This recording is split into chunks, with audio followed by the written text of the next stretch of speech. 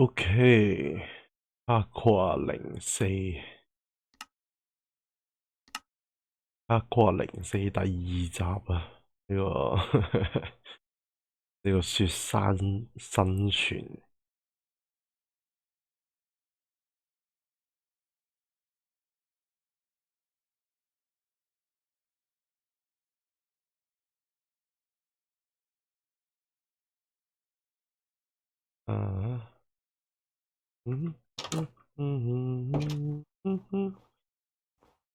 我哋去劈啲木先。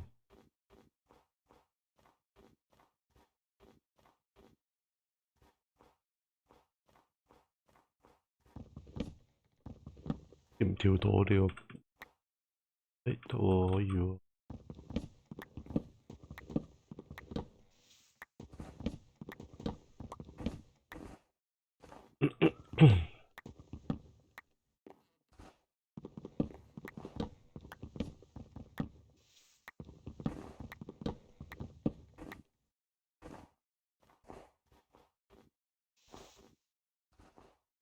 我哋有好多木斧，我哋用晒啲木斧先。呢個鐵斧我哋應該係攞嚟進行呢個戰鬥用嘅。雖然我都唔知點解我要整咁多木斧，唔好問我，我都覺得好奇怪呢一件事。但係有可能係某種信仰。我哋要大老遠攞啲牛過嚟，如果唔係我哋撫摸唔到，好煩啊！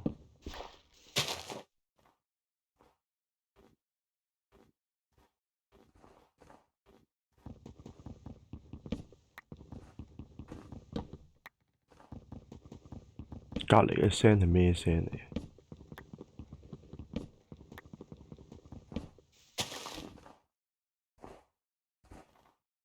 咩聲？哦，啲樹葉爛摧毀係嘛？跟住上面嗰啲雪，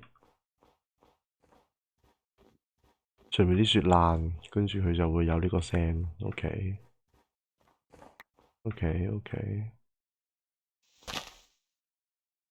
哇，入唔到去。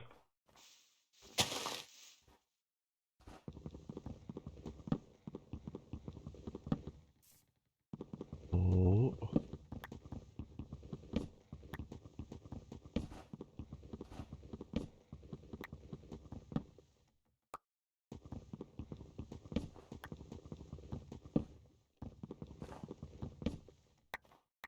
呢度落雨係咪變落雪啊？佢會唔會積雪嘅？定係啲雪就係咁多就唔會？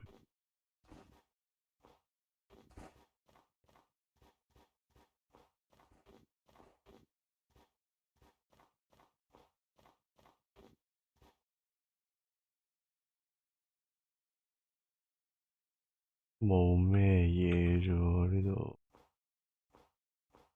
我真係揀咗一個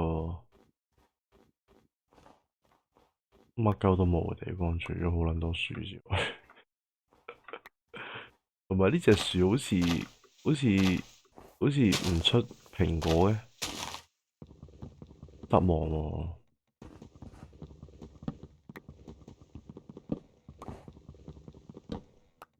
話説要唔要搞合一合先？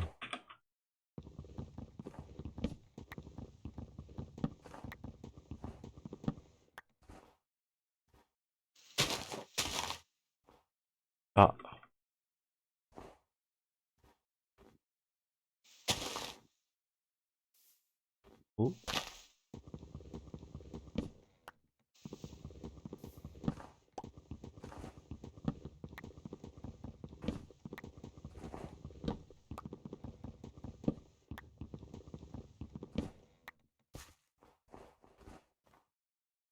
好，落雪啦。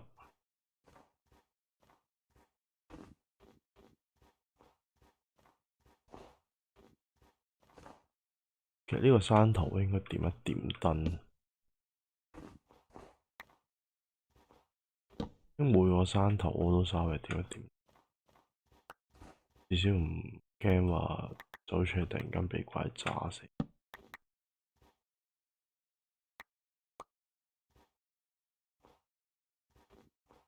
之後我哋暫時都仲係好脆弱。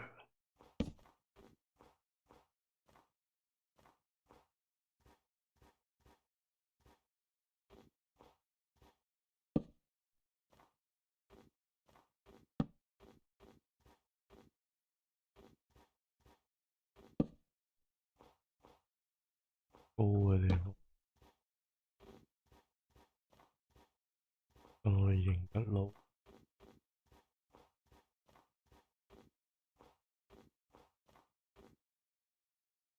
有啲難度，好。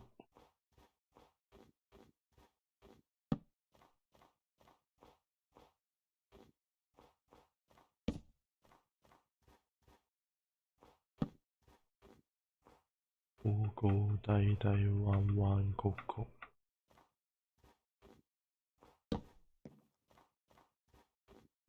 我哋求其對一對啦。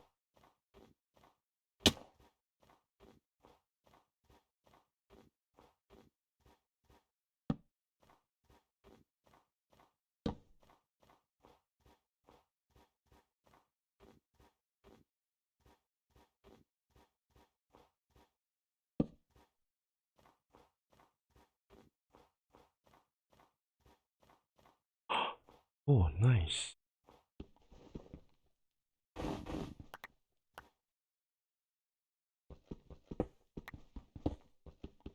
哦，我哋齊啦，我哋齊裝啦。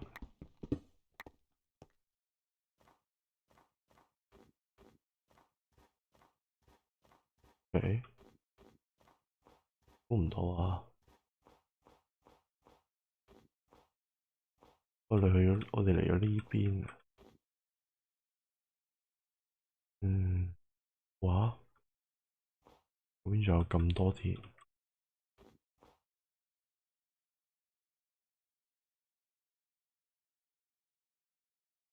睇下先，我哋過去掘埋嗰啲鐵啦。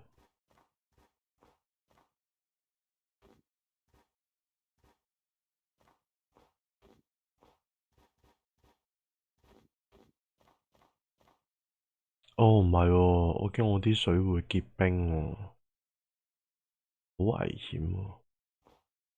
結咗冰我上唔返嚟喎，煙抽上唔返嚟喎。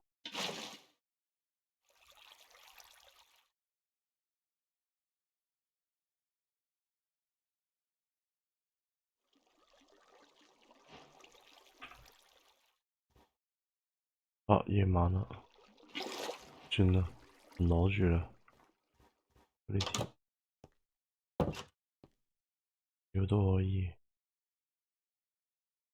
少少先。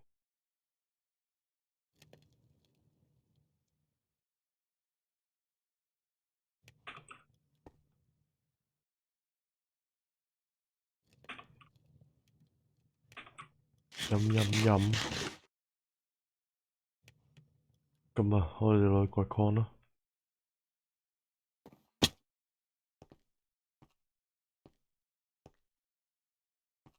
我哋繼續呢條不歸路。我哋而家嗰個高度勁高，呢條不歸路咧，等陣先，我要戳一戳個頂先，個頂好頂頭啊，好唔舒服啊！呢度由邊度開始頂頭？呢度開始頂頭。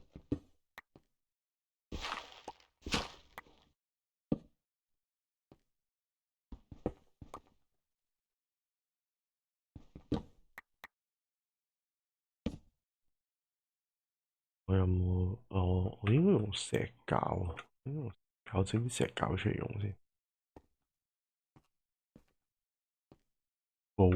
石膏，因為我哋其實唔係好 suppose 咁樣浪費。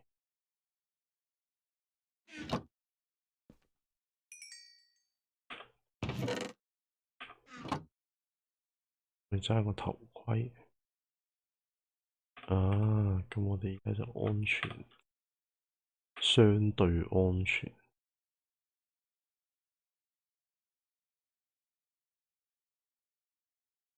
開晒佢啦。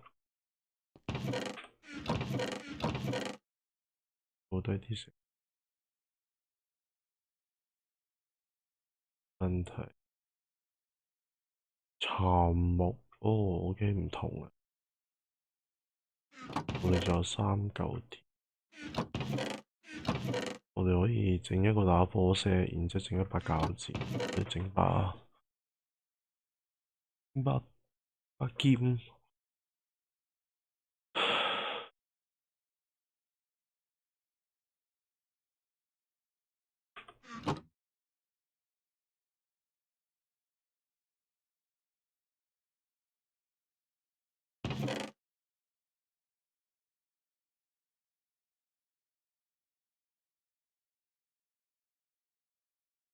就咁先。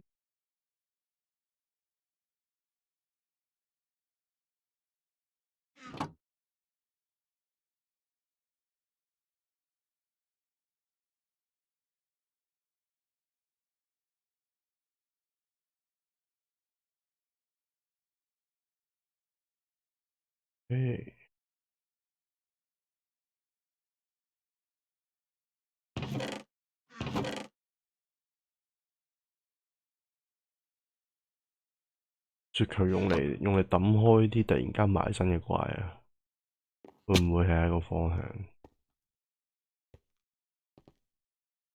係啦。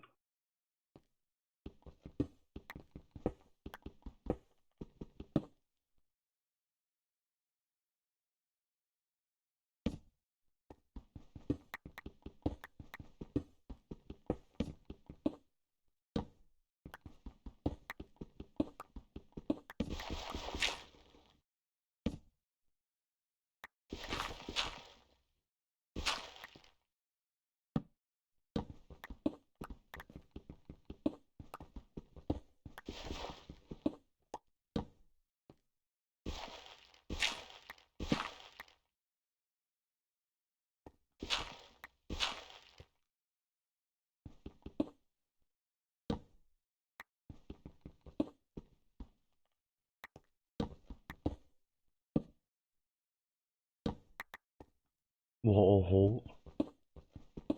好怪喎，點解係咁放風爆？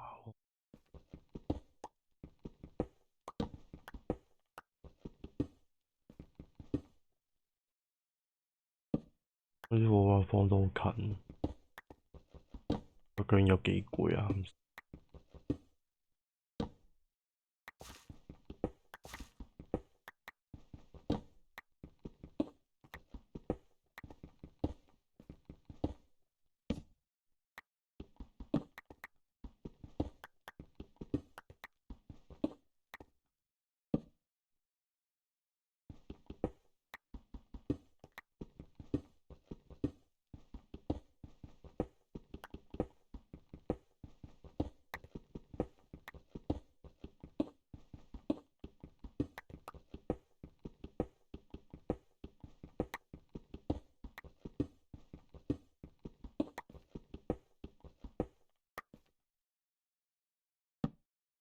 攞返個礦物表出嚟睇下先，我唔係好記得。新版有新礦物表啊嘛。Minecraft 礦物分佈，礦物分佈圖1.18 Google 圖片。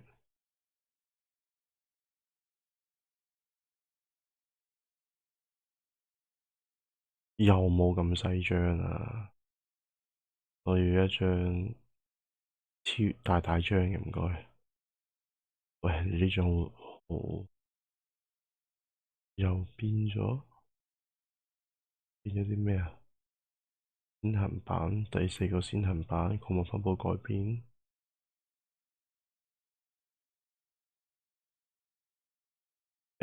我唔想要片誒，係啦，官方啦，Wiki 啦，自己睇啦，係咪先？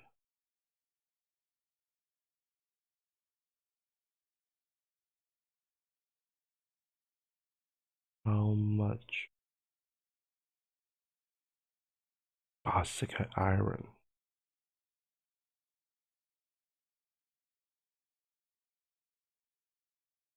喂，睇唔到個層數啊！你個圖係蒙到咧。Check here 啊，睇到啦，睇到啦。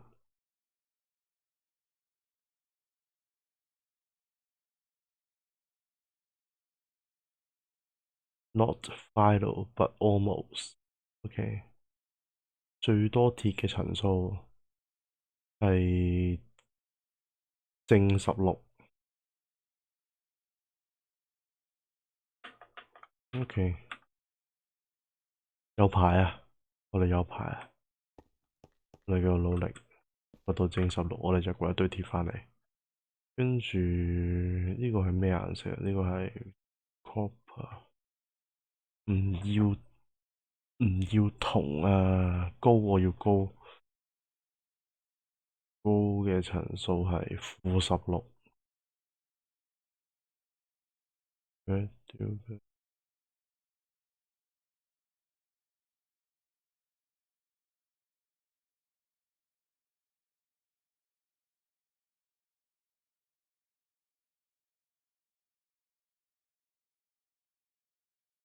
紅色係咩啊？Redstone。碳呢？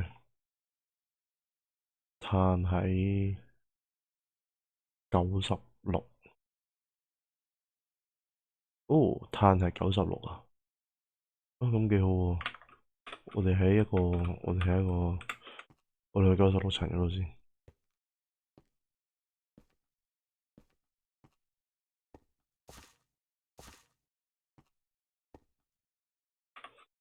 OK，我哋腳底呢格就係96，我哋向下行一格，跟住咧，哇，好，我哋左右開弓，跟住我哋返去攞個牌，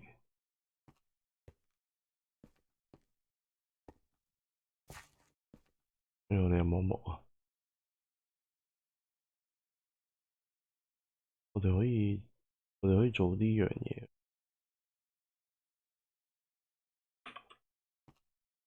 咩啊？可以啊。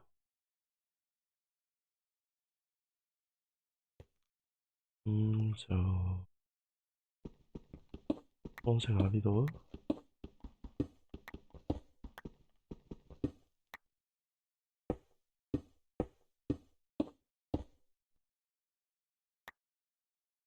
邊度係？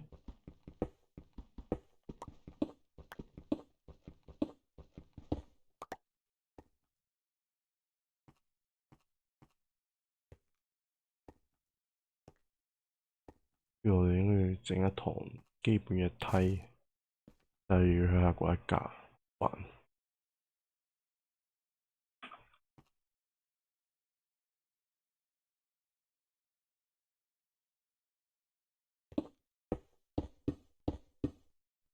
好，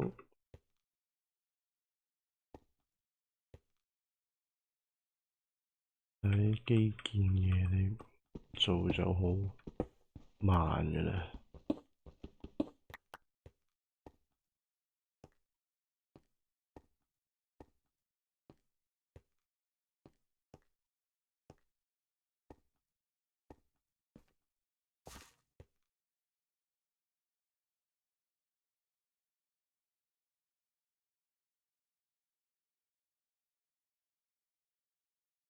好，又慢慢鋪，反正又唔會浪費，都係啲鵝卵石。呢度呢個位要大執啊！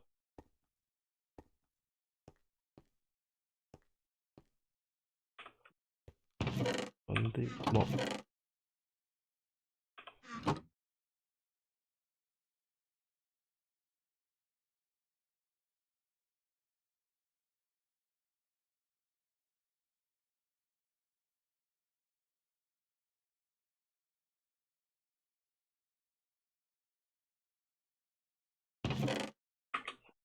跟住鵝卵石。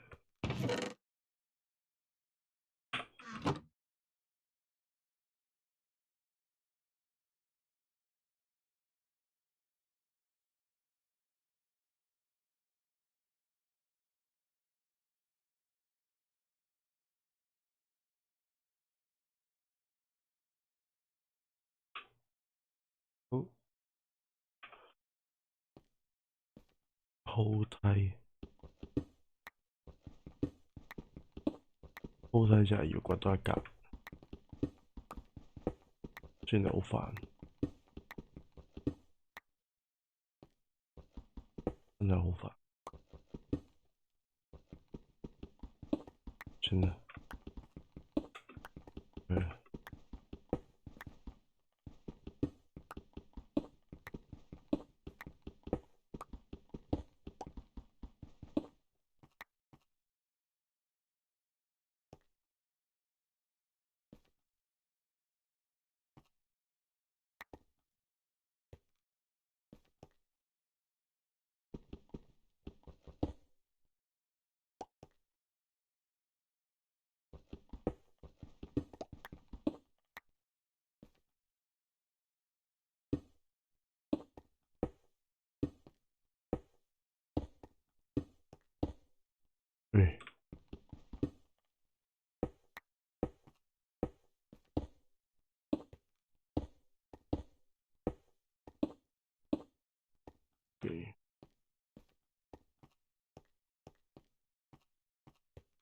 樓梯用了。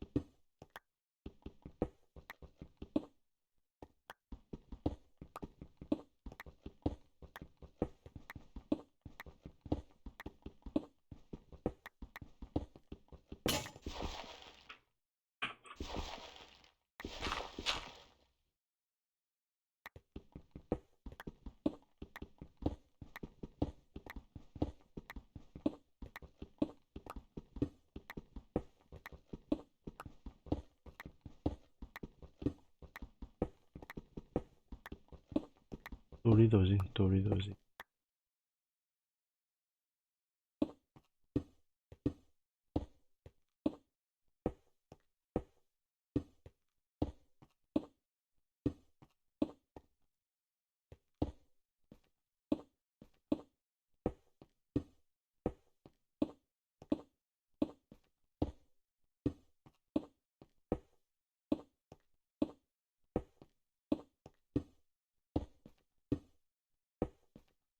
嘅要跳啊，咁煩啊！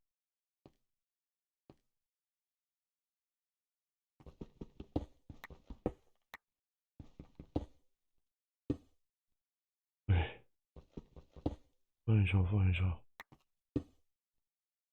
得啦，可以啦。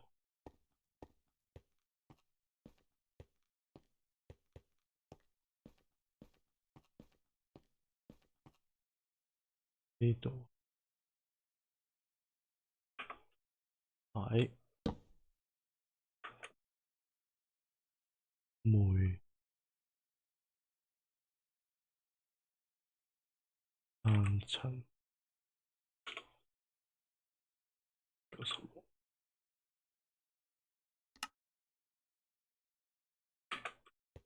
OK，我哋繼續下一個高度係我哋要去到6。哦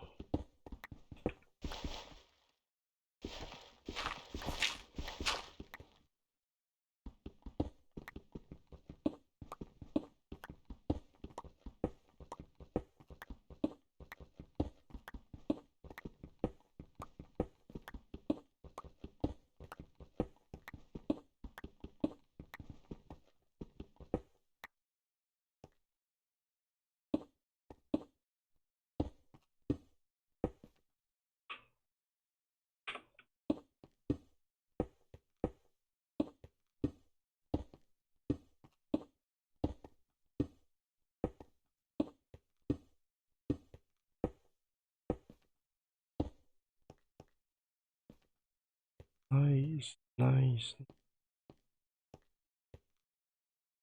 可以过了。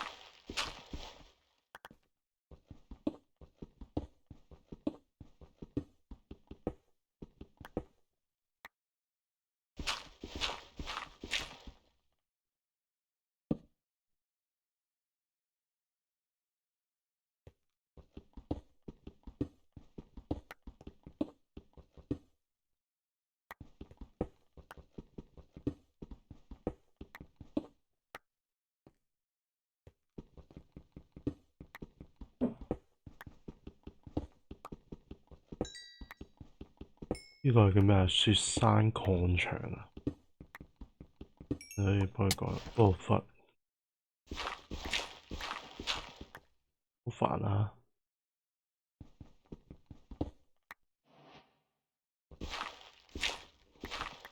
你跌落嚟之前，我刮咗你。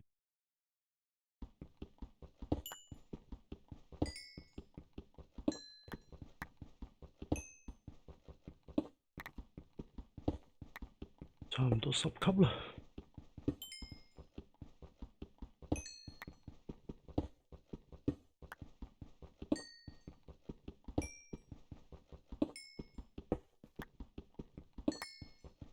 我覺得 Minecraft 地獄，你冇全身30級嘅附魔，你都唔安全，都非常唔安全。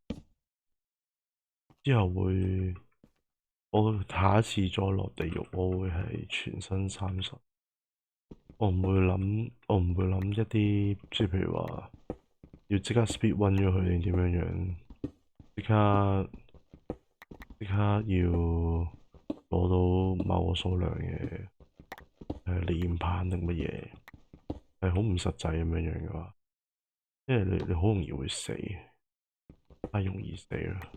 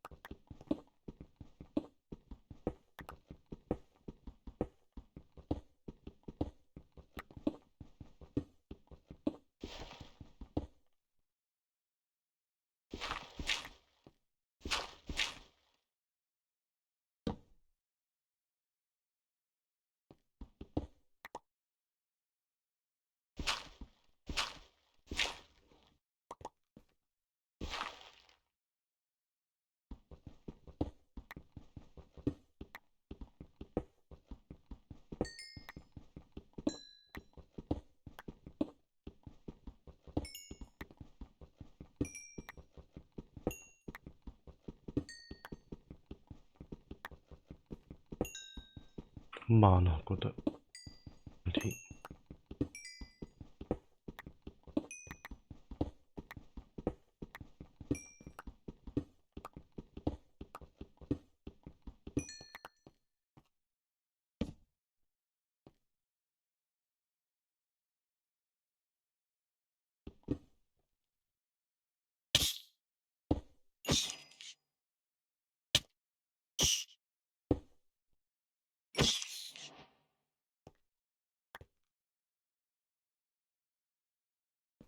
又會消失咗，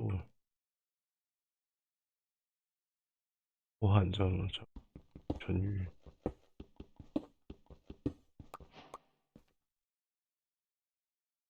呀，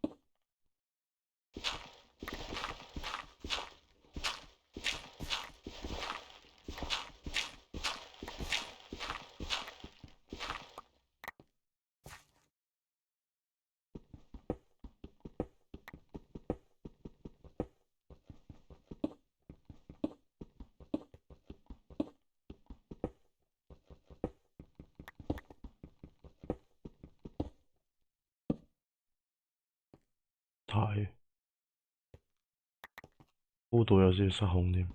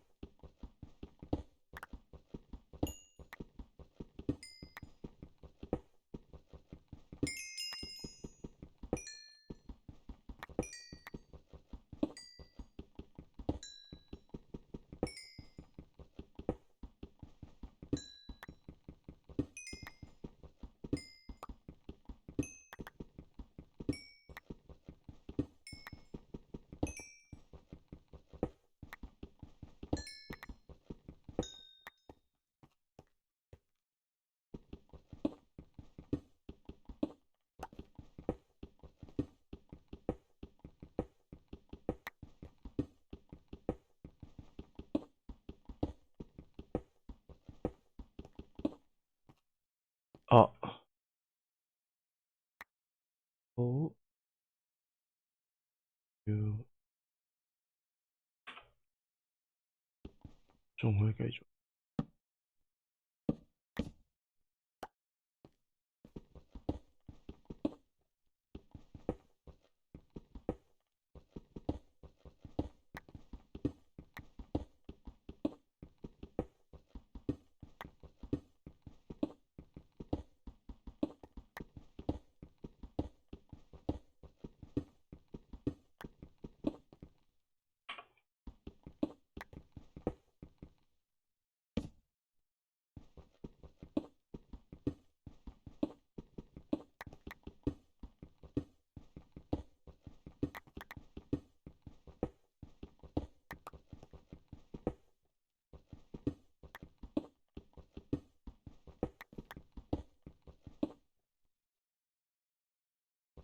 差唔多啦。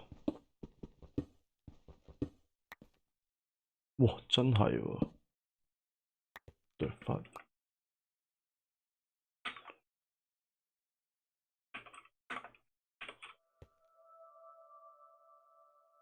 真係喎，真係呢個層數多，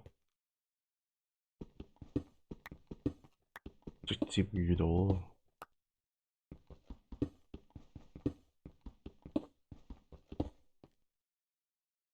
但係我冇嚟飲過湯啦。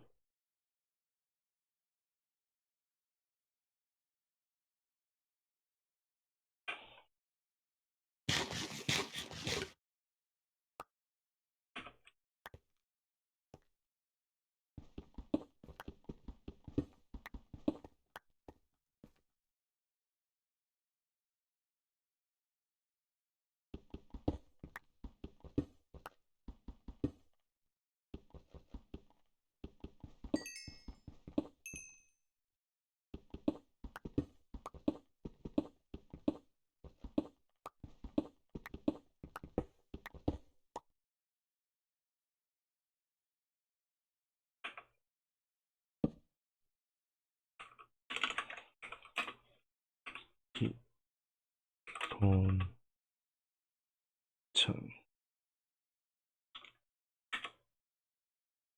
16。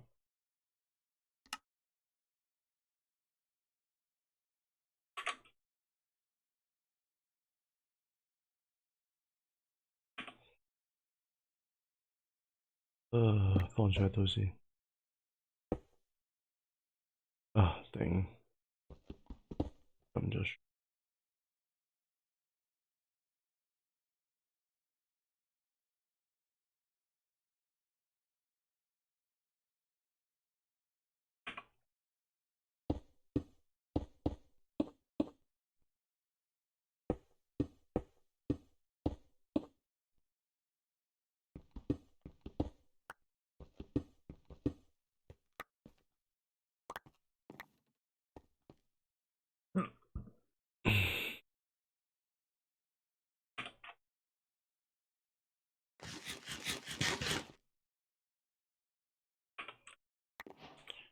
飲埋。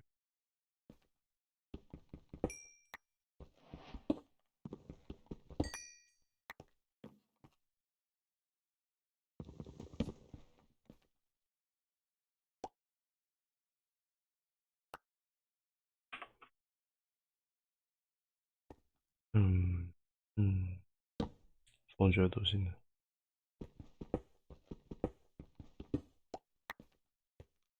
哦。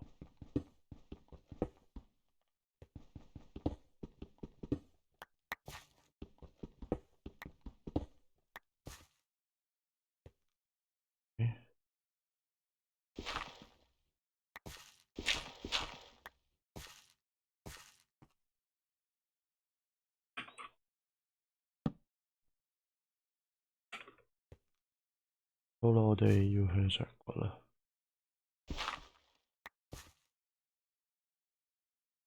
啊，唔係喎。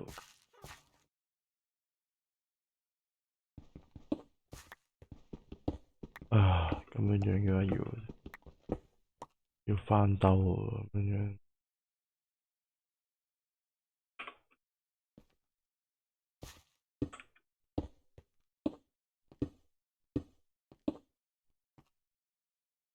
我唔想翻兜，我哋上翻去先，跟住由上面再掘落嚟一次。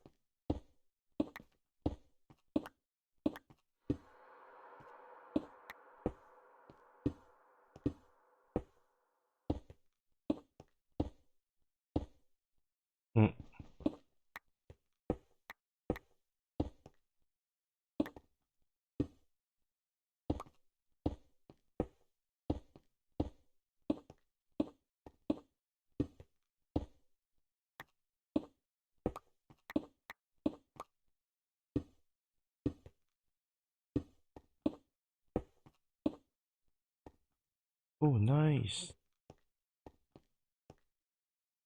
Nice. 就入唔到去啦。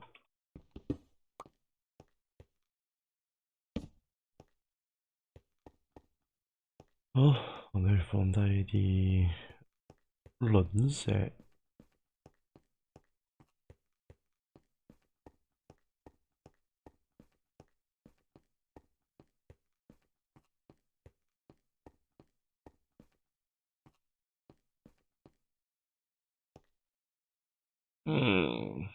呢度咧，算啦。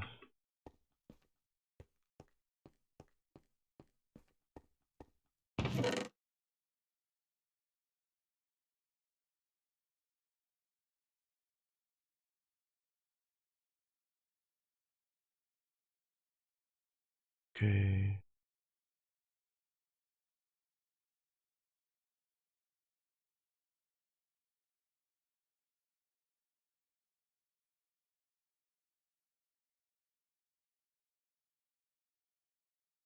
好，燒啲鐵佢先。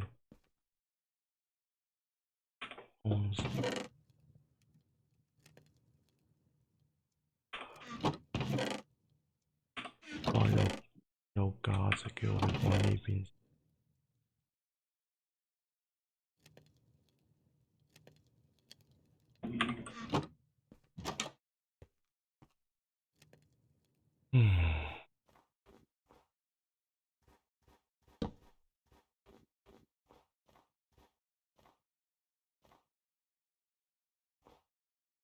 咁嗰啲鐵都唔使攞啦，我哋直接喺嗰個鐵礦場度慢慢掘啦。我哋呢啲鐵夠，我哋一路生鐵鎬用應該。好，我哋直接用鐵鎬。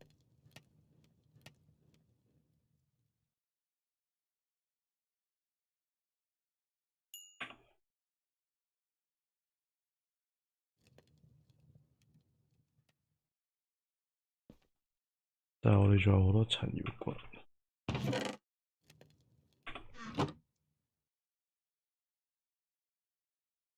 我哋要掘埋黃金層，-16。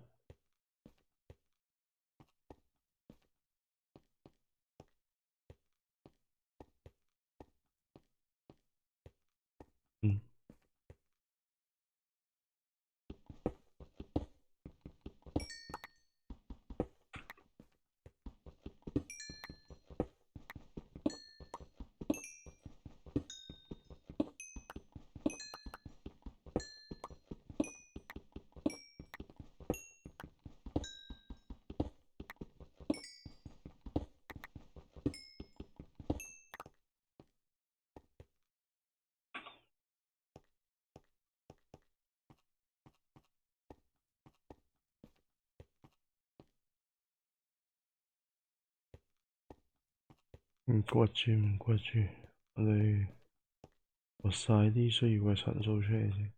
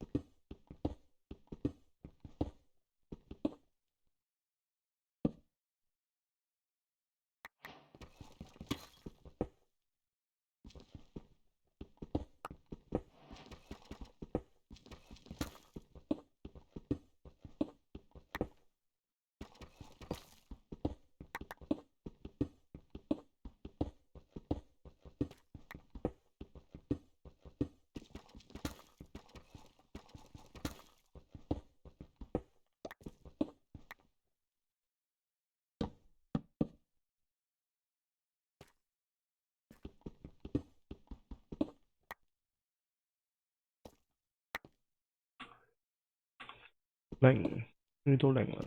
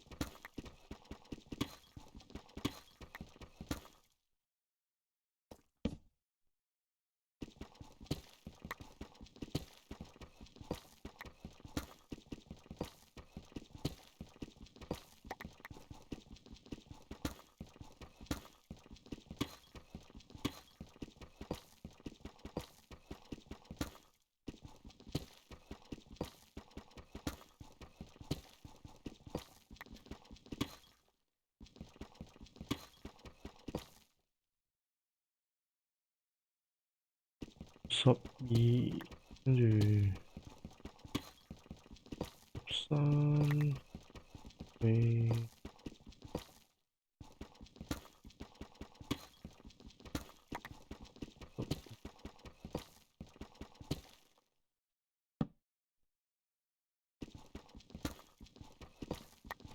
好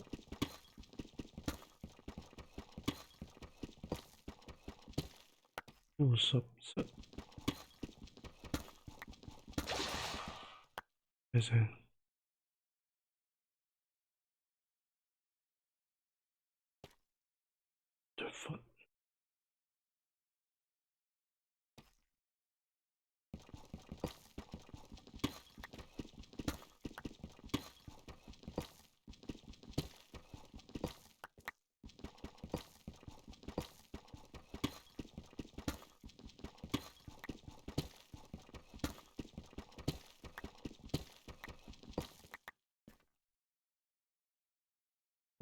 好，落牌都係咁寒塵16。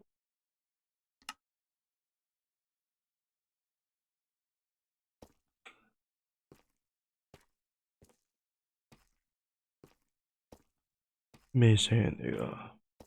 依家 Minecraft 食埋晒啲咩聲落去 game 度？咁怪嘅。係喎。係喎。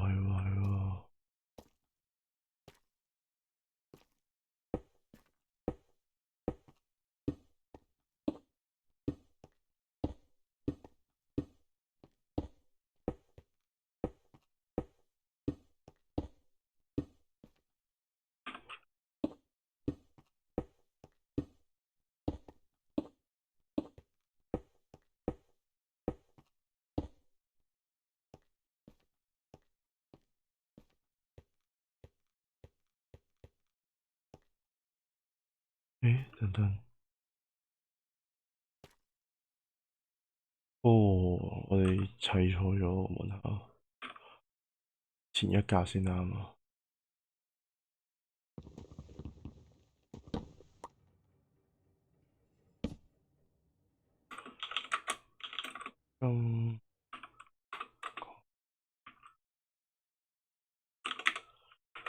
16。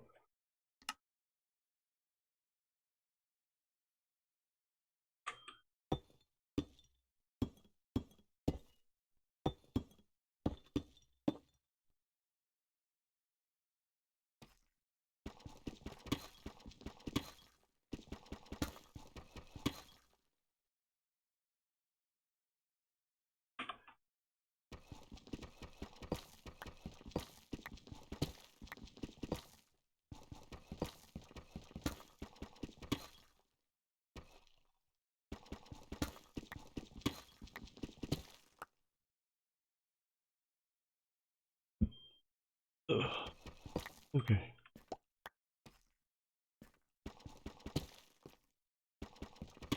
跟住下一個礦層，我哋要開嘅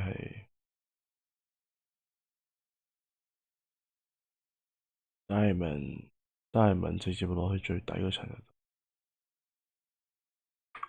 呢個都落，唔使攞咁多。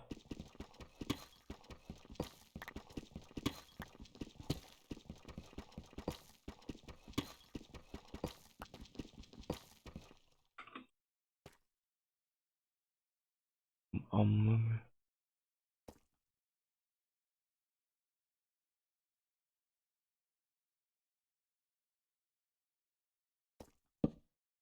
要下一個。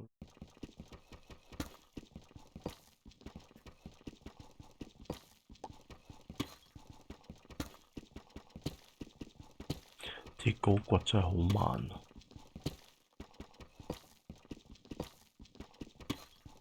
要等到有呢個鑽石附魔，先覺得順暢。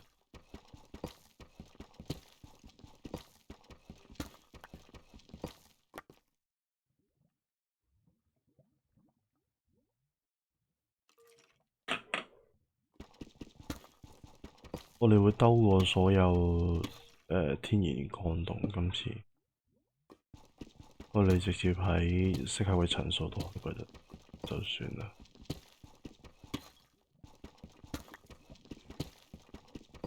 因為我哋會特登去揾，哦，已經有啦，唔知幾層啊？9。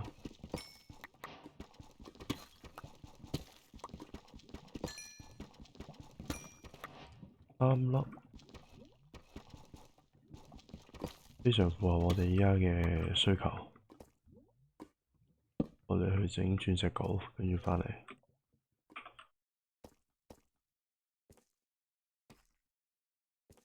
啊！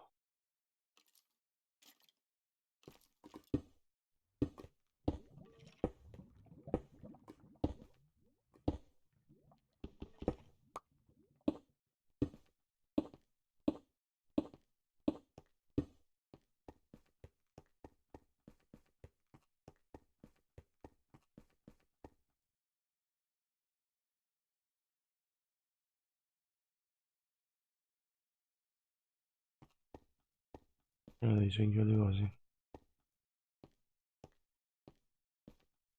啱啦，啱啦。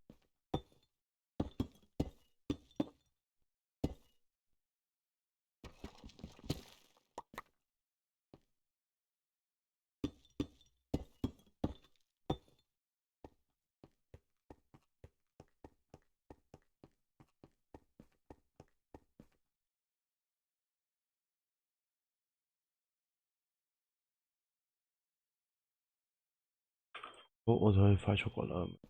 Nice。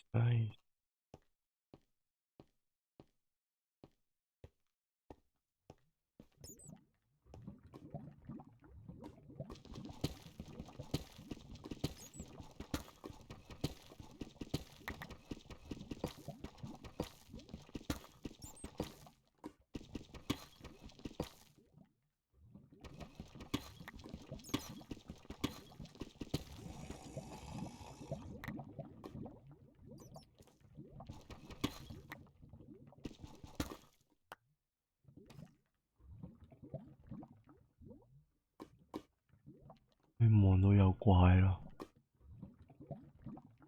但我唔打算。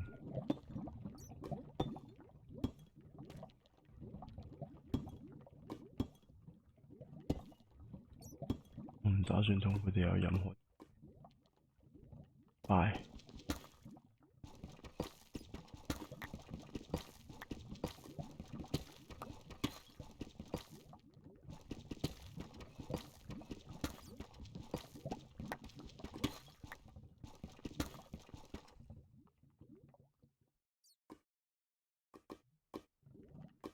嗰啲水嚟嘅，原來唔係腳嚟嘅，而係隻腳喺度。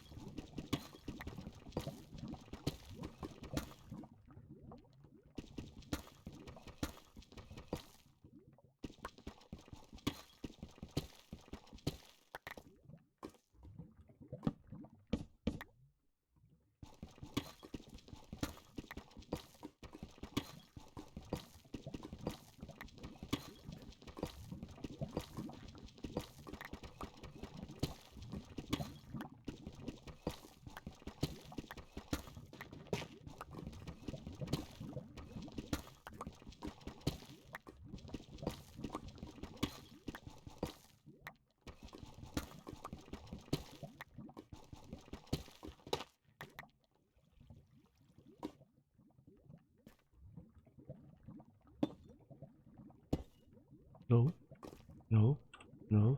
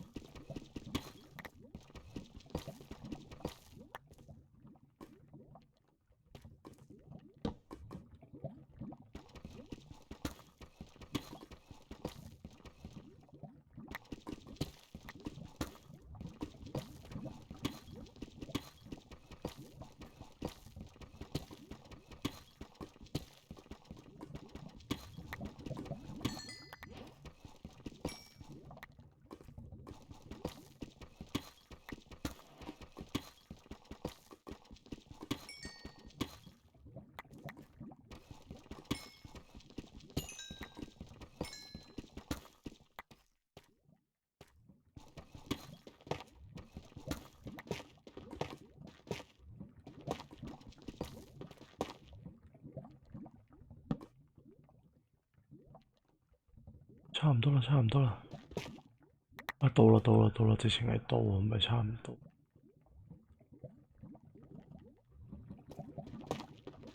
誒，好前面有個坑啫，什麼鬼啊，不怕。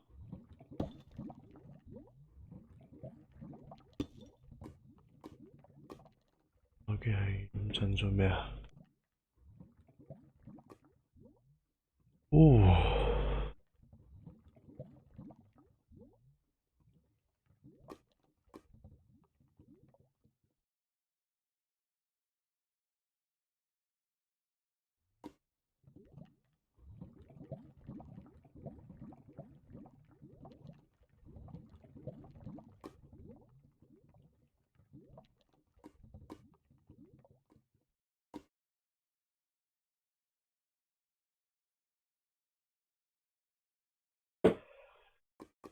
OK，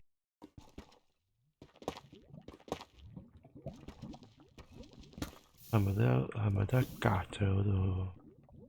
唔係喎，好多格喎嗰度。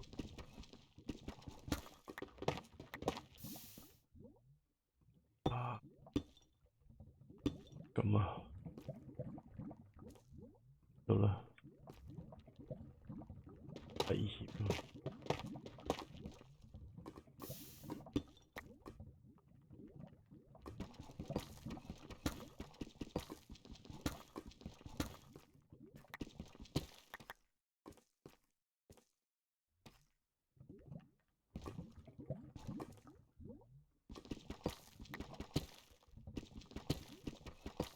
嗰格啦。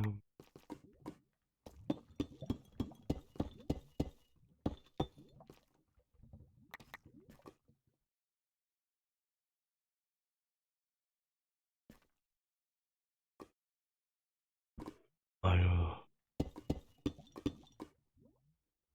你睇先。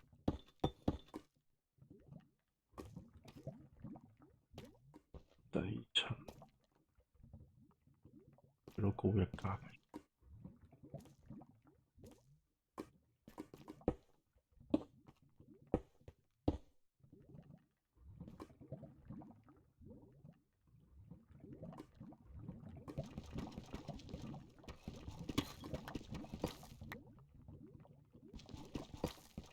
係咯，係高呢格嘅。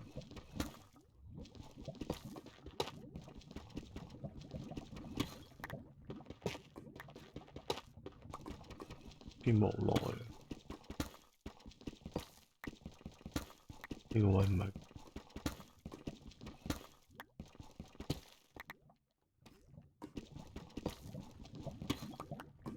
我諗點調整先。有。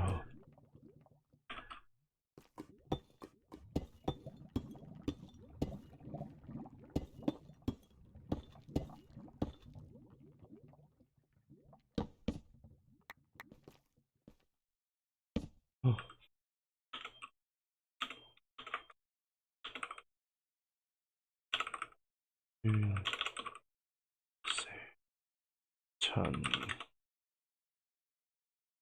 最低。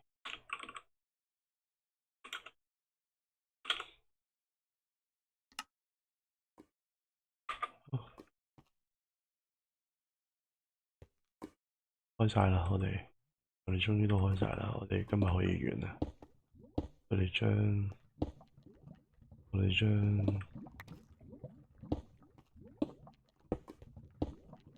需要用到嘅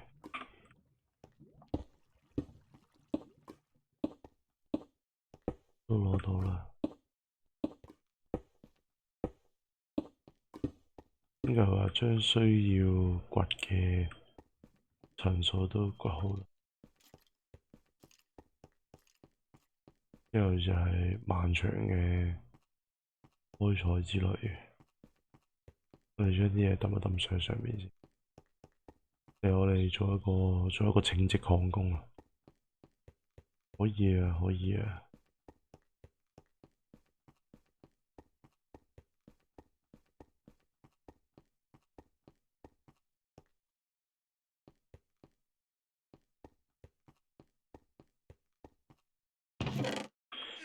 首先就係呢，我需要有食物。呢幾嚿菇係唔夠我哋用嘅。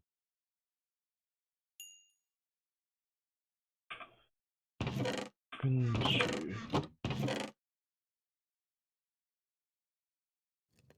要開多幾個箱出嚟裝啲原料。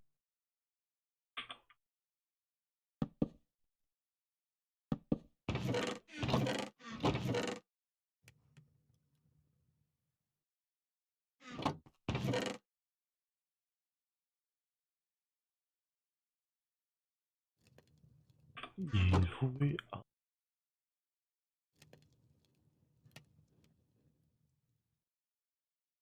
乜都做唔到，係啊！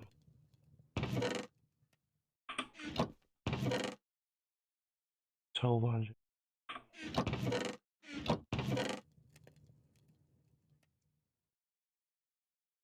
鵝卵石同砧板呢啲係有用嘅。啊！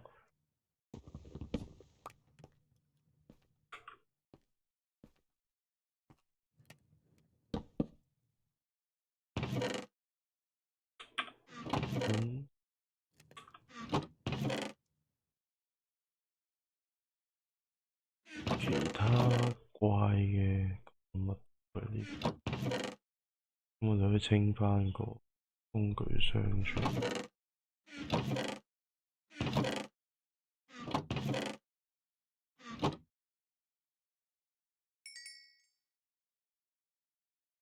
好，13嚿鐵，16嚿鐵，好啦，我哋已經有足夠多嘅材料。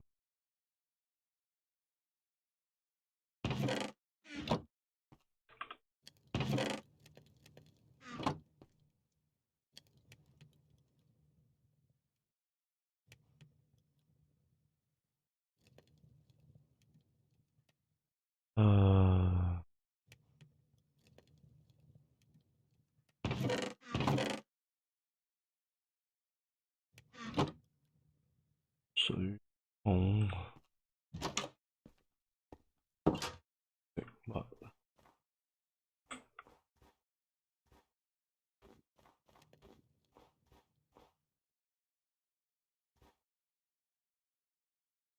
要方圓幾百公里都冇食物㗎，我哋要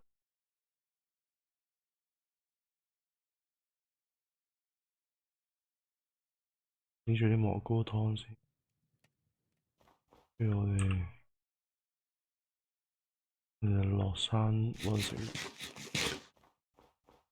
揾足夠多嘅食物，跟住我哋就可以，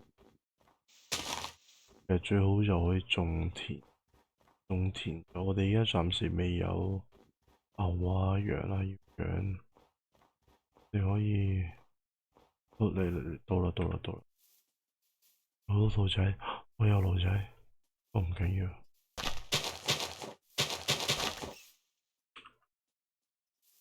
我哋有。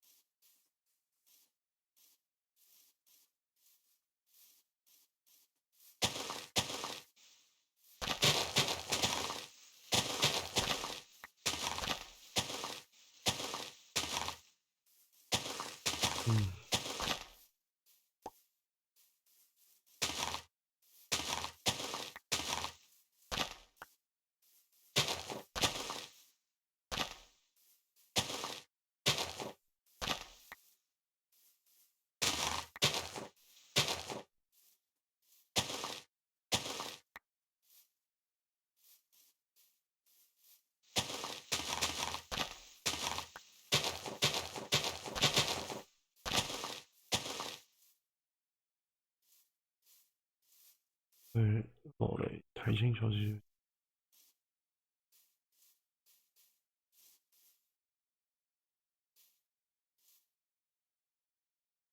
呢度中間夾咗一個，夾咗一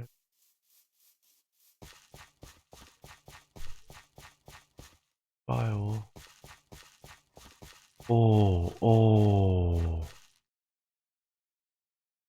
Oh my god！ Perfect。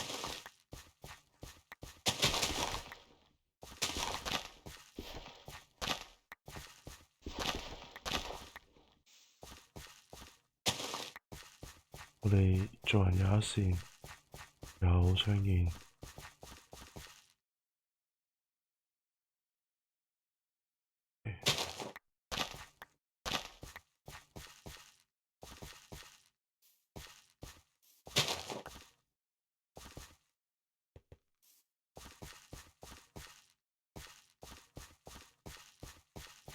正喎呢個擺喎，I 我應該話。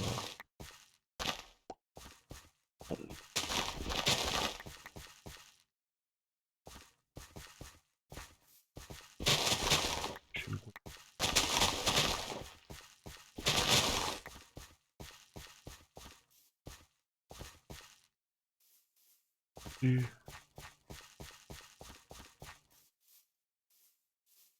呢個包完啦。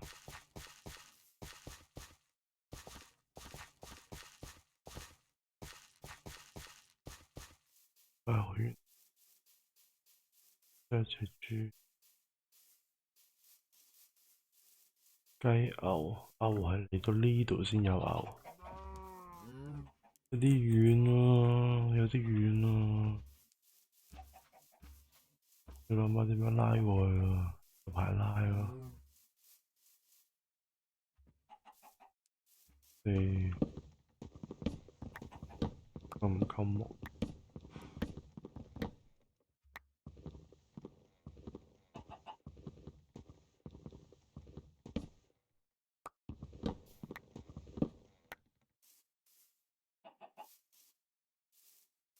好啦，翻去啦。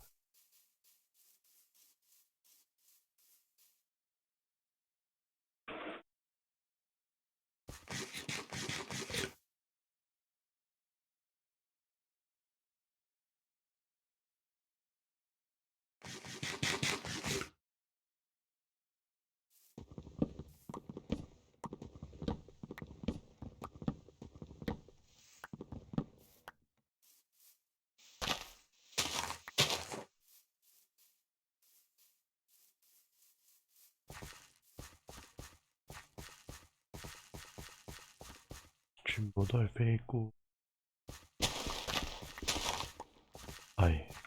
夜晚啦，哇，好夜啦，冇留意到時間添。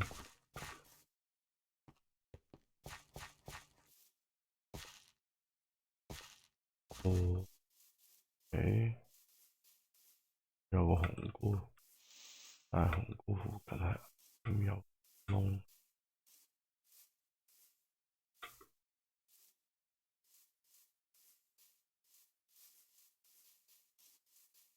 翻嚟啦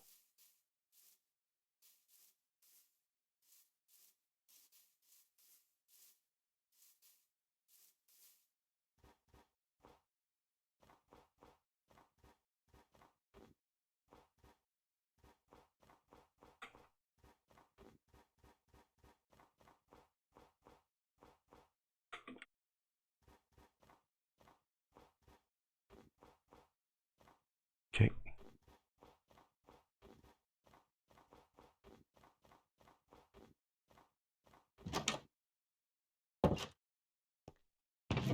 好，17粒種子。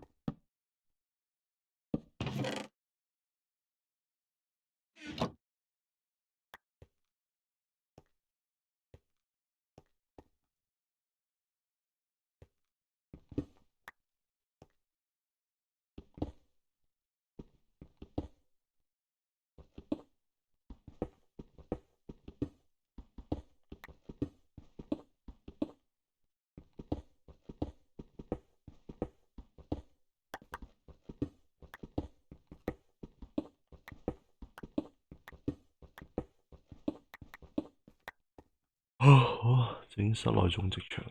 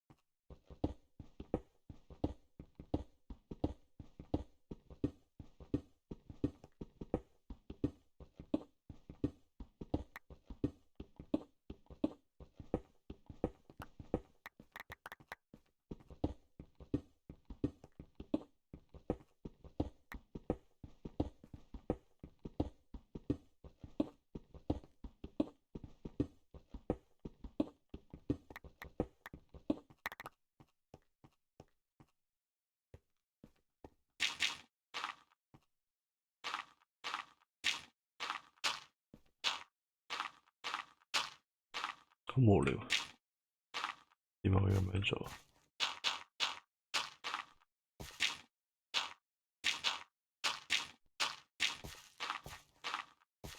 水流嗰邊呢？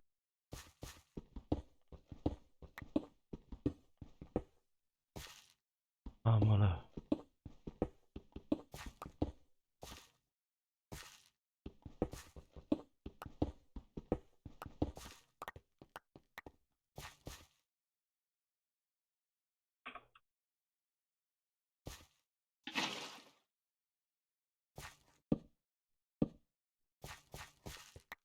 超簡。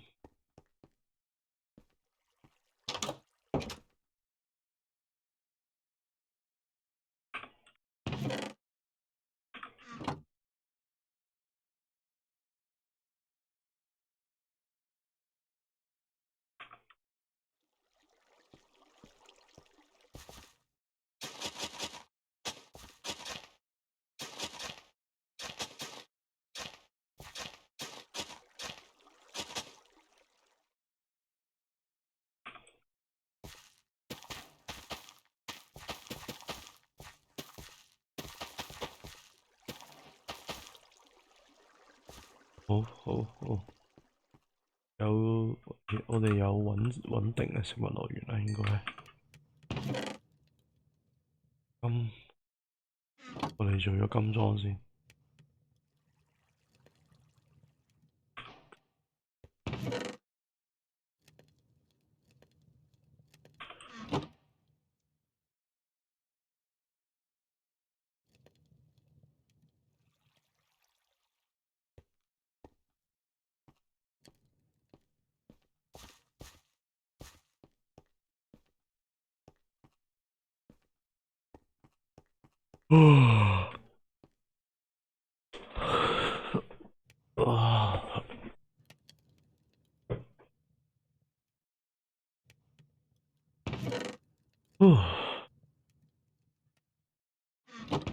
放低啲嘢先，價值定冇價值低，價值高，作用建築材料，我哋放喺呢度。真係之前就已經整好，要換好嘅建築材料，我哋放喺呢度。告示牌，膠紙用放好。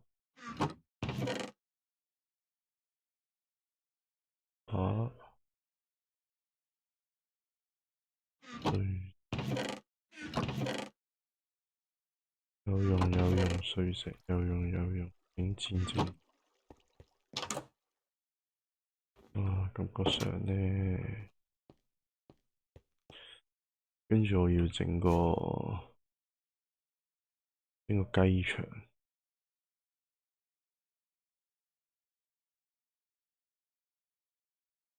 養雞，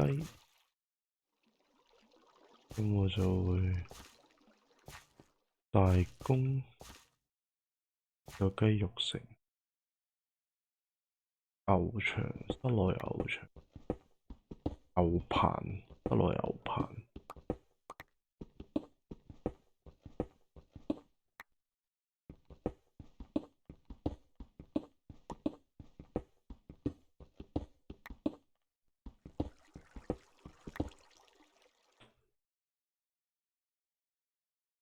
揾個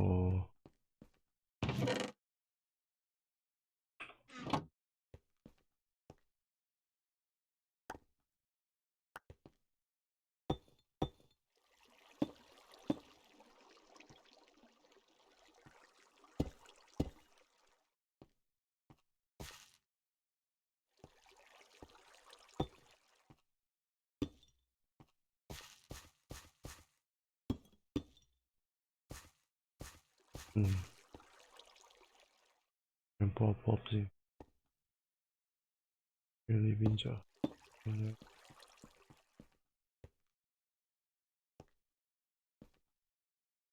好石咁樣。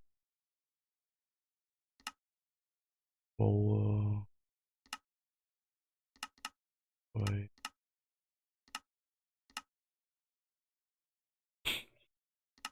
得個木欄門。喂，可以。要黑橡木。fuck this。屌，整咗4個不能出嚟，好啦，戇鳩，好啦，戇鳩。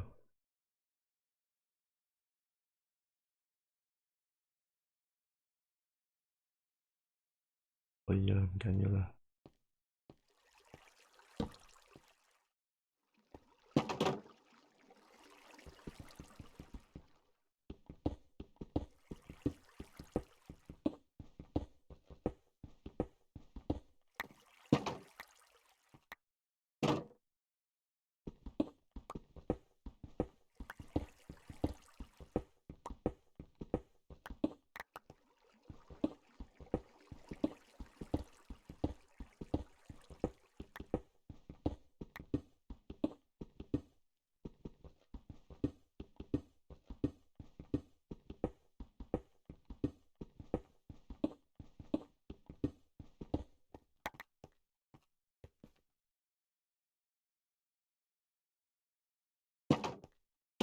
嗯，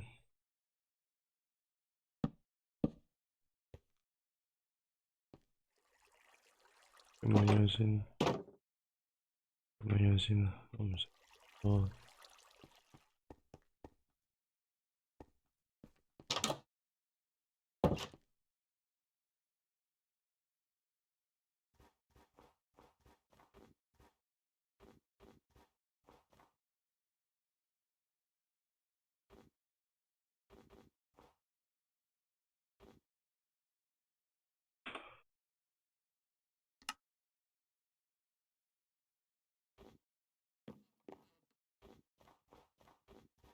好咯。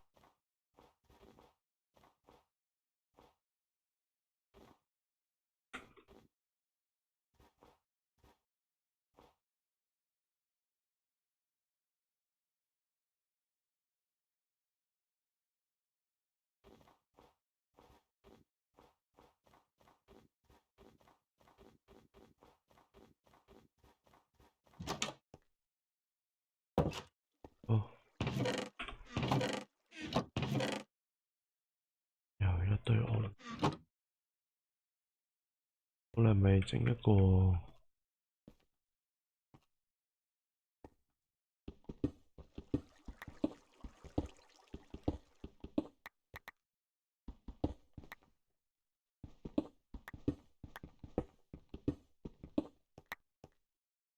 我哋開個爐房啦。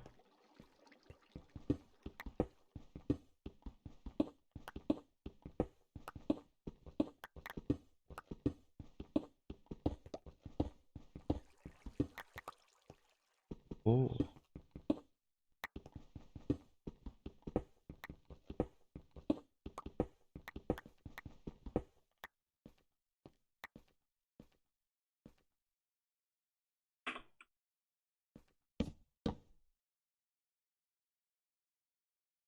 嗯。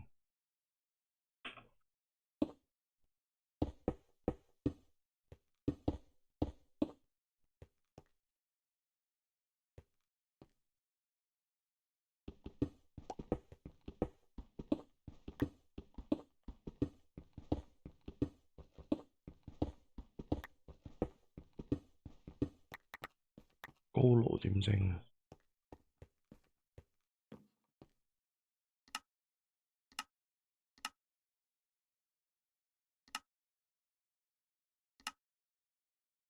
嗯，等陣先，我睇下合成表。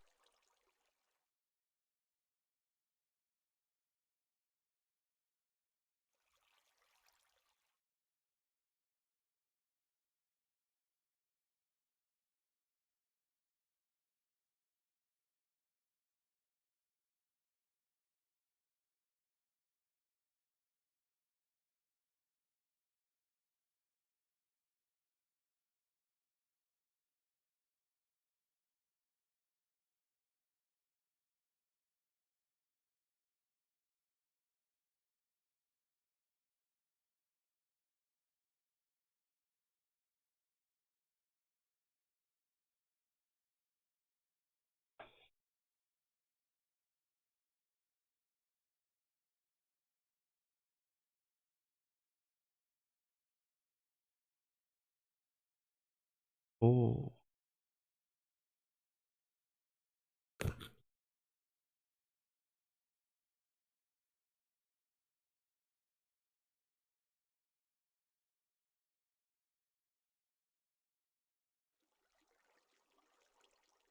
哇！佢改咗唔少嘢，我見到更新。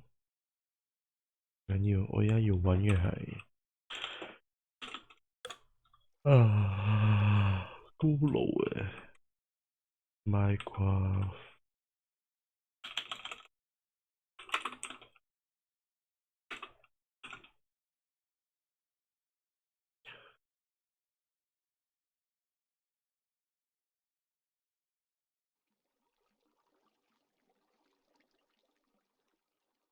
哇！會唔會太貴啊？高爐真係唔用住啦，橫掂都係照盒水嘅啦。應一堆普通爐先啦。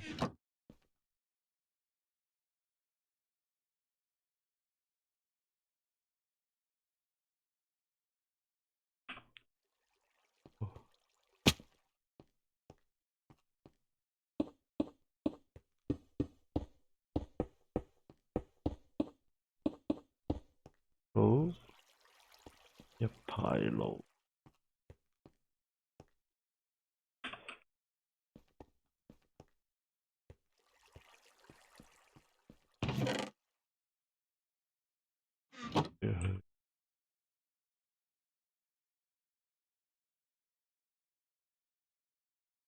阿梅頂頭。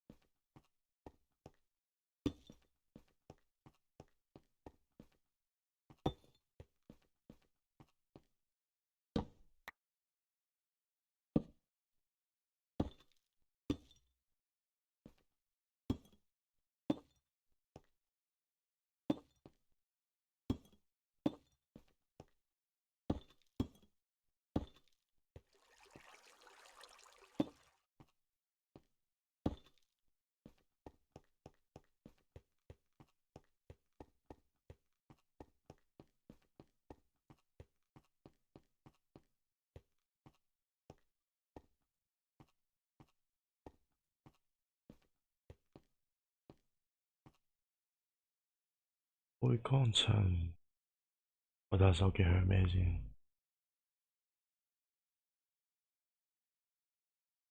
OK，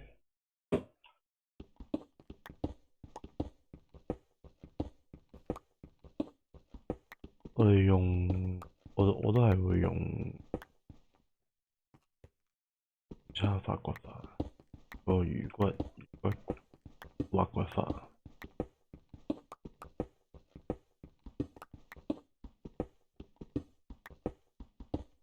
馬床咁咩？哦，揾到啦已經。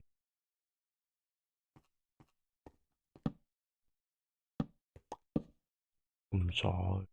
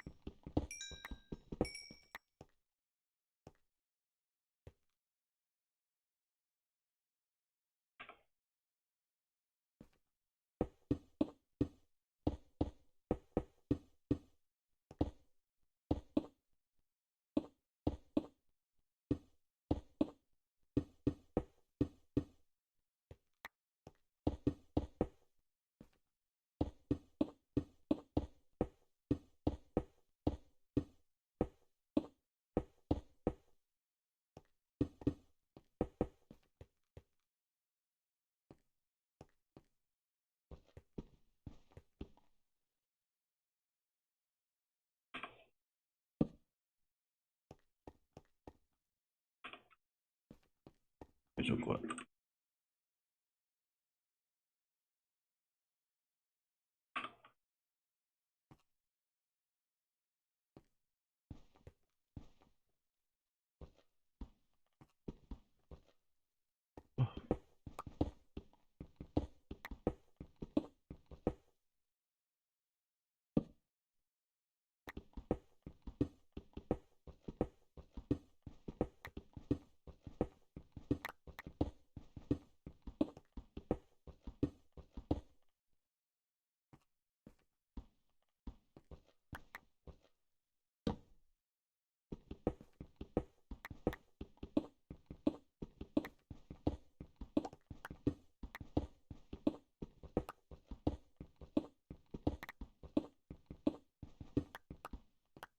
哦，唔得啦，我頂唔順啦，我要聽電台玩啦。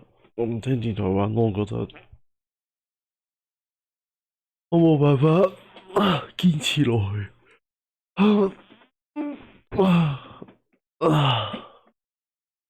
我應該要瞓覺其實而家，但係唔得，因為我嘅愚蠢令到我嘅黑框03冇咗。我一定要盡快將成個進度推返過去地獄嗰邊。等陣先，搵啲嘢聽先，搵啲嘢聽先。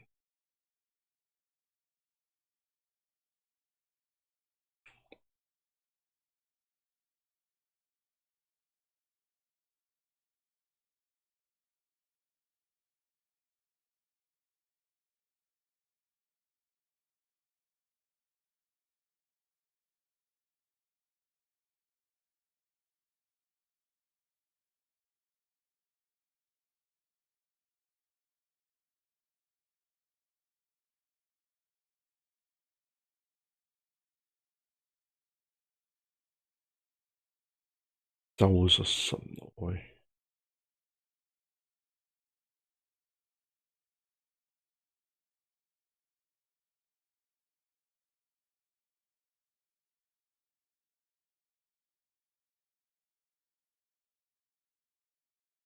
救命啊！好多偽科學嘢啊！Critical Role 係咪咁嘅？ Thanks for a good story, Matt. Pretty good. Yeah, it was. Let's do it again. Yeah. From the top. Yeah. Reset like Mollymock.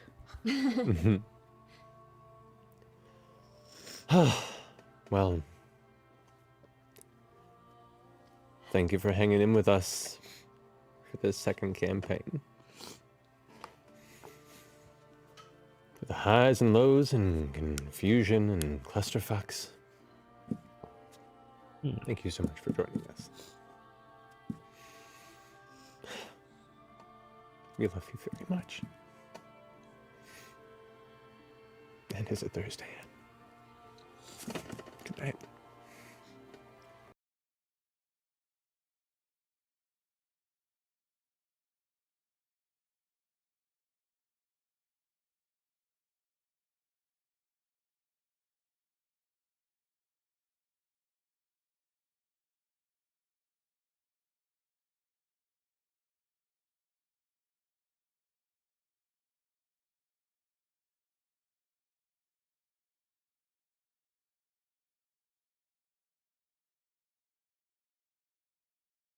Whoa.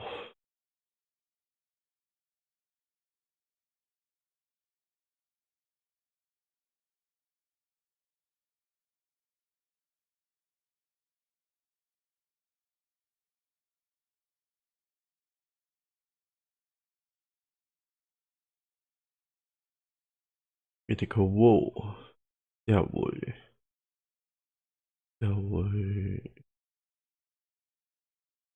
自己另外睇電台啊，有咩電台聽啊？有咩電台聽啊？我想搵啲電台聽。嗰啲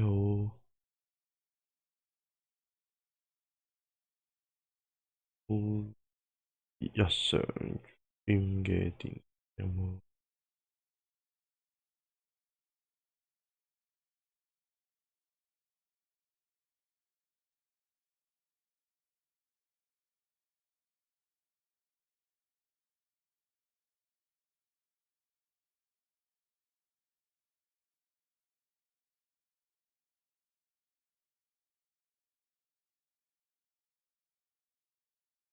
哎呀，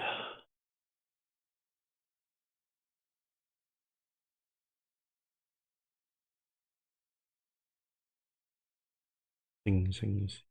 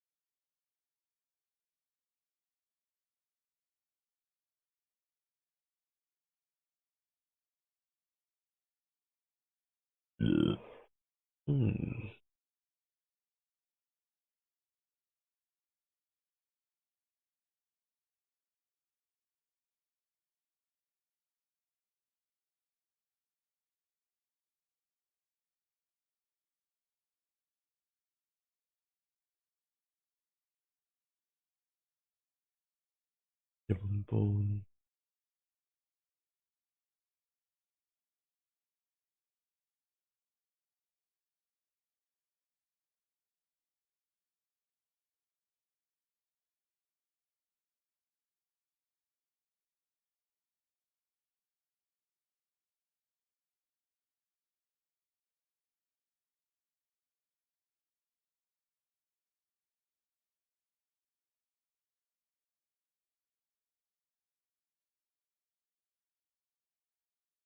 And the same thing goes for quarterly reports. They are unreadable. They're just numbers and boring and blech. So what I was thinking is that maybe we should have some sort of graphic, like if we have a bad quarter, put in a storm cloud. And when we have a good quarter, fireworks or a race car. Doesn't have to be a race car. Use your imagination. There's this cube on the screen, and it bounces around all day, and sometimes it looks like it's heading right into the corner of the screen, and then at the last minute it hits a wall and bounces away. And we are all just dying to see it go right into the corner. Pam claims that she saw it one day when she was alone in the conference room. Okay. I believe she thinks she saw it. I saw it. I saw it, and it was amazing. Who said I didn't see it? Did Jim say that I didn't see it? I saw it. We have a lot of colored paper here. Why, oh, why do we keep printing this on white? Ah, come on! Yeah, I know. I know, it's bland. It's never gonna happen. So here's what I was thinking. You gotta believe. Maybe we could have some sort of riddle, Wait for it. like something that you have to look for. Sort of a Where's Waldo?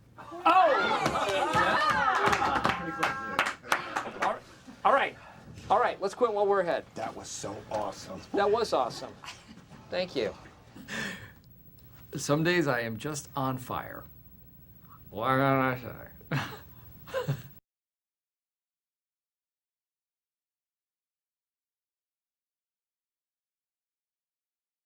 大家都可以得到佢想要嘅快樂。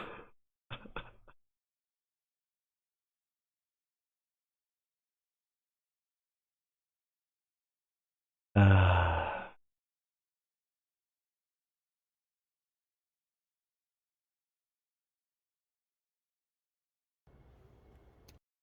！Asmom 高啦，睇下佢啲 reaction 咯，我哋 random reaction。Well, new way is so bad. Asmom go just create. We add to and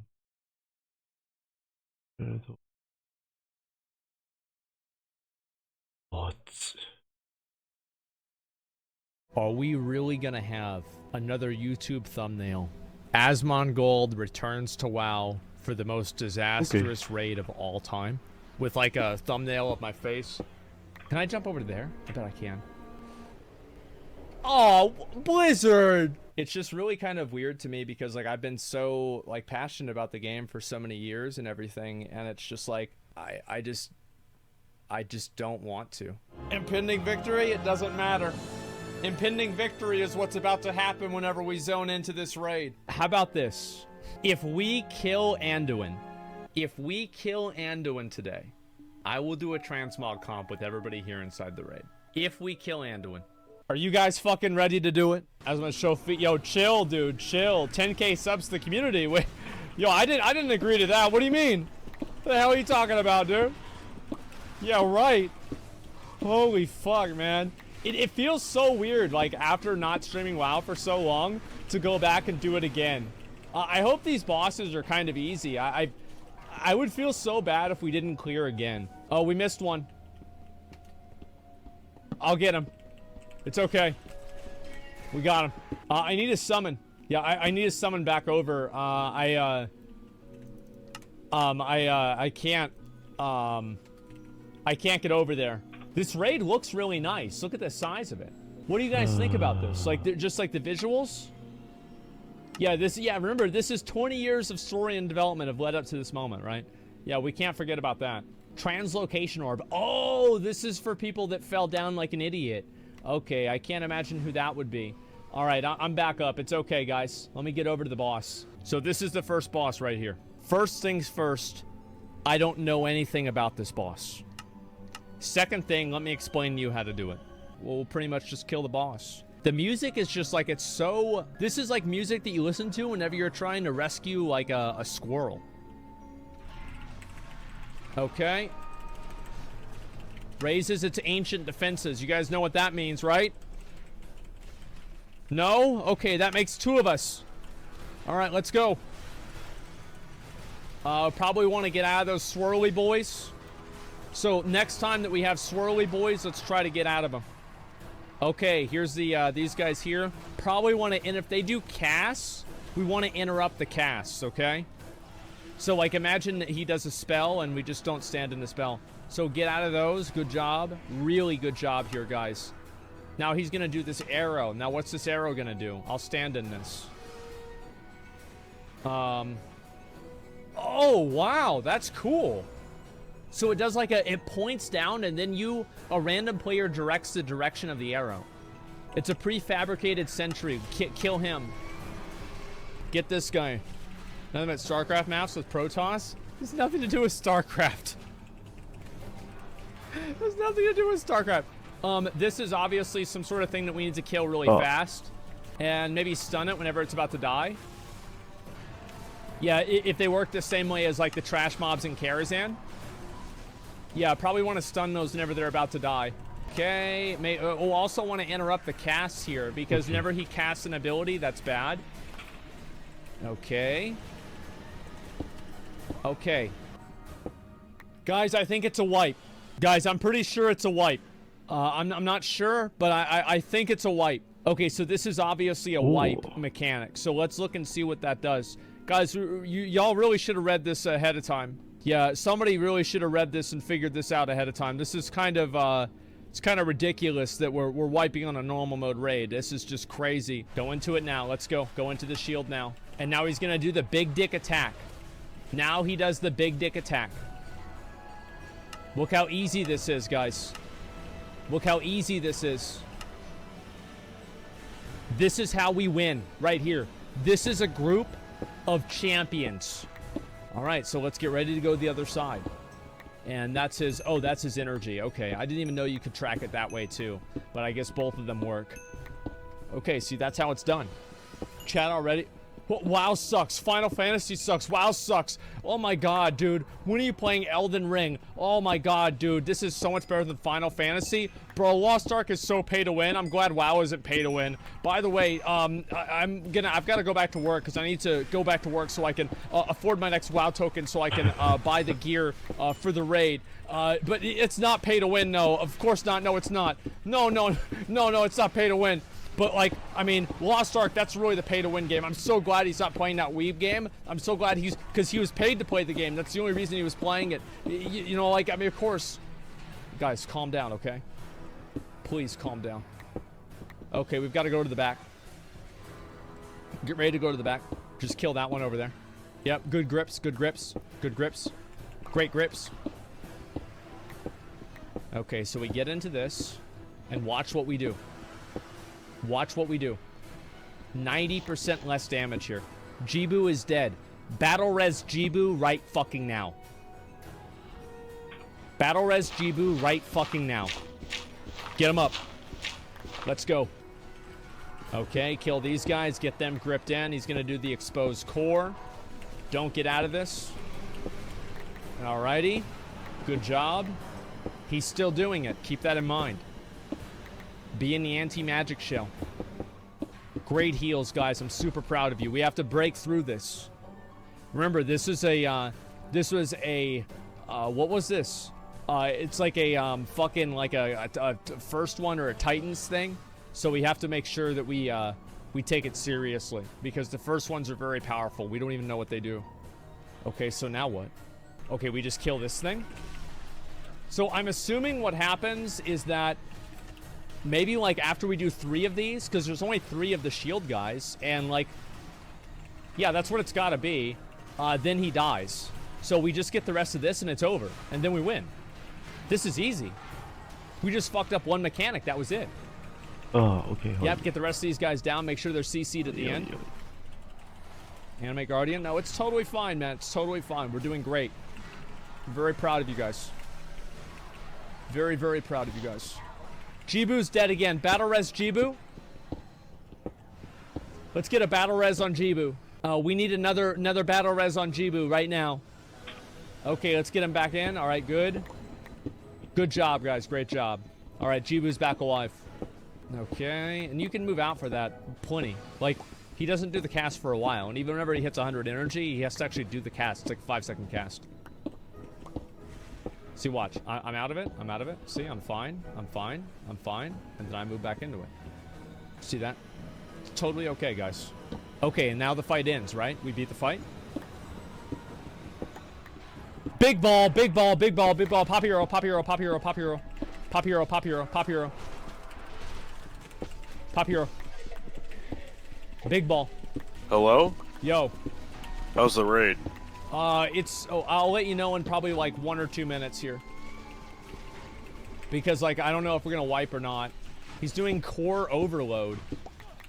I'm like really worried that this is gonna just one-shot us.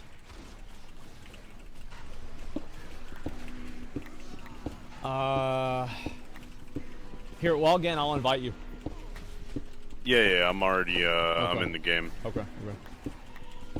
So the first boss, basically, it was a bunch of ads, and like we actually wiped on the first boss. Any good loot? I'll let you know in a minute. He's almost dead. He's just fucking around right now. I don't know what this is supposed to do, other than just like fucking take a long time.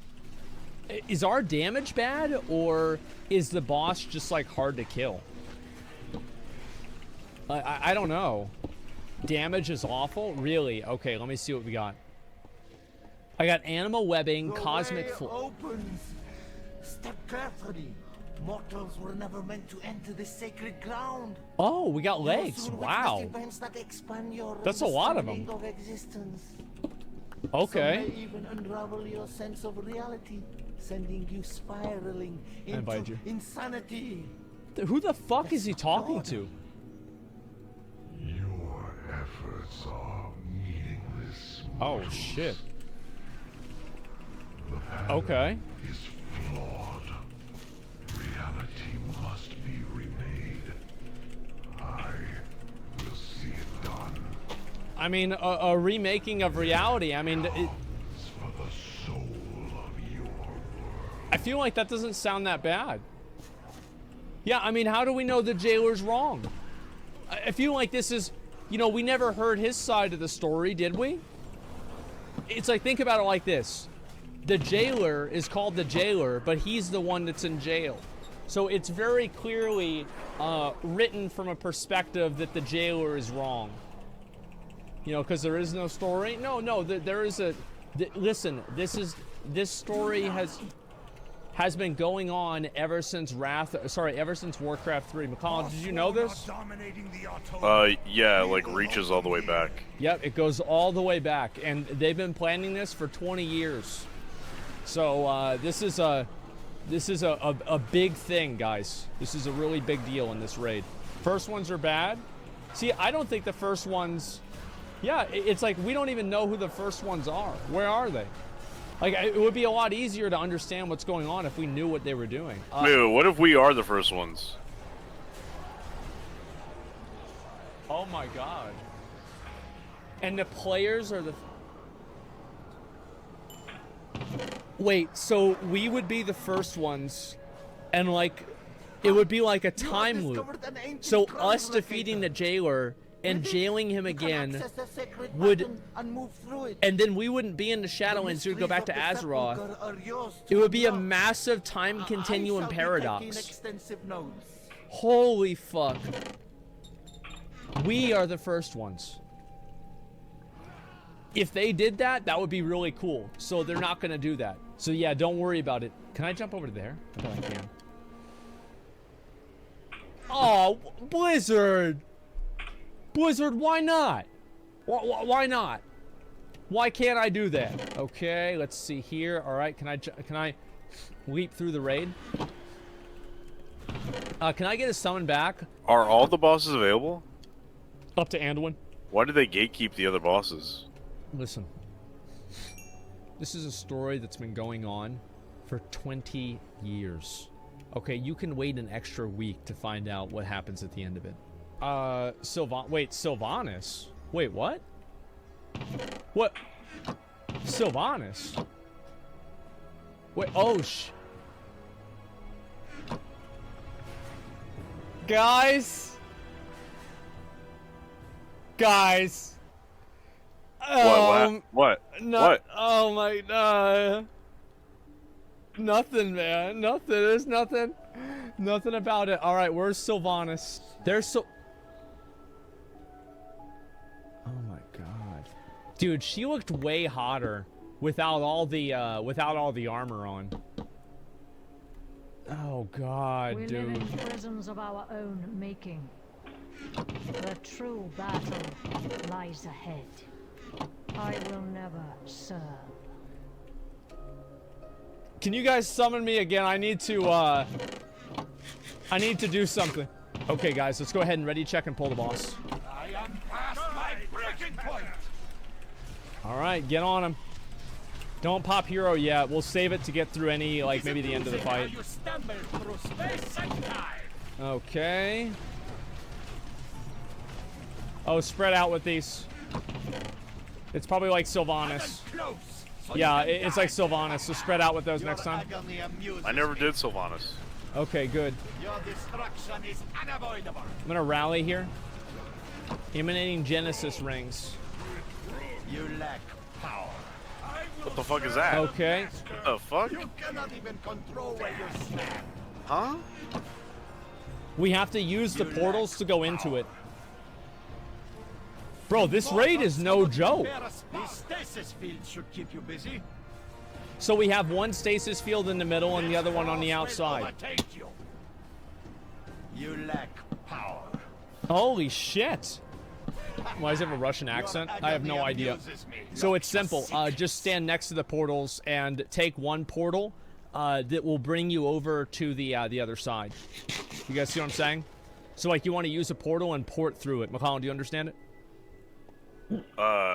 Take a portal to the so like, you know, like the big line, right? Is like you want to use the portal where like the portal takes you from like one point to the other point, so you never go through the line. Okay, so like, so you have a circle, right? And like there's an inside and an outside of the circle. So you want to use the portal whenever you're on the outside of the circle to get to the inside of the circle. Yeah, what's the portal look like? It's a port. Looks like a portal. Like a mage portal? No, like a fucking portal. Like a teleport portal. A game portal? Like it's like a. Like Portal 2? No. It's like a fucking Dude, what a weird word, portal is. Like, just say it, portal. It just loses all You gotta meaning. say turtle, like just Portal. Portal. That's true. Secret. Holy shit! As a normal mode fight, this is. Oh my god.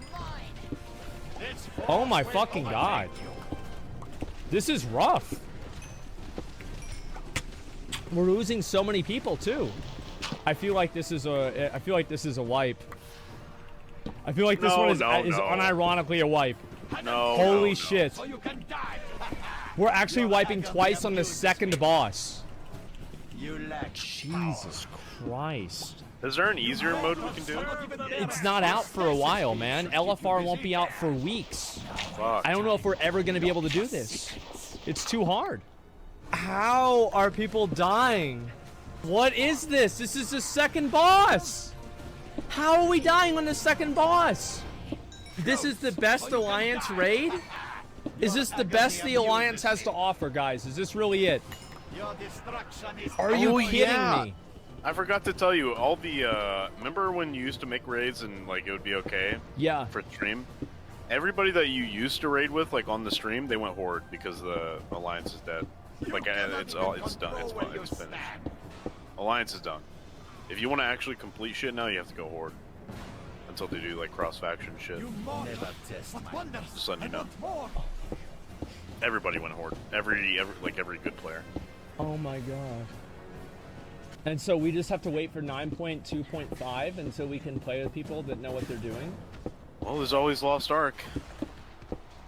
Oh my god. There's no way. Guys, there's nothing that can hold us back other than ourselves. Alright? This is not gonna be... I'm not faction changing. I really mean this. I would rather quit the game than go to Horde. And it's not because I don't like Horde, it's out of principle. If I have to transfer factions in this game because one faction is so dead, I would rather... Wait, these guys, we don't even have these guys. This is insane. How are we losing this bad? We're getting destroyed. All I'm saying is you, think of the view count if you switch to Horde and all the subs you would get from the Tribalism Andes. There'd be a lot of people that would be like, finally, man, I'm glad that you decided to... If I went to Horde, wouldn't that just be like the final nail in the coffin to the Alliance? Like, that would be it. It would be over. Honestly, yeah, man. I mean, the only reason I'm Alliance is to play with you. That's actually the only reason I'm still Alliance is because we do raids on the stream together. Yeah. And how about those raids? Those raids are pretty crazy, huh? Those are some really great raids. This is our World of Warcraft for Alliance. Oh god. Oh god, guys. This is just depressing. I'll be honest, it's just fucking depressing. Guys, listen up. You have two options right now. Alright? Option number one is that we don't kill the boss. Option number two is you turn on your monitor and you watch what's happening on the screen, and then you kill the boss. Please, everyone, please turn on your monitors. We need everybody with their monitors on. It's option one.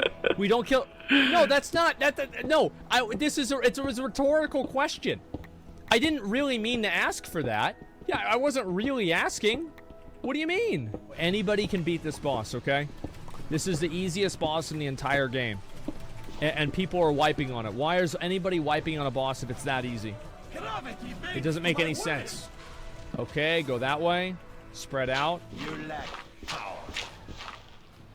You mortals cannot even bear a stasis field should keep you busy. I ain't getting no heals, bro. What the fuck? You're dead.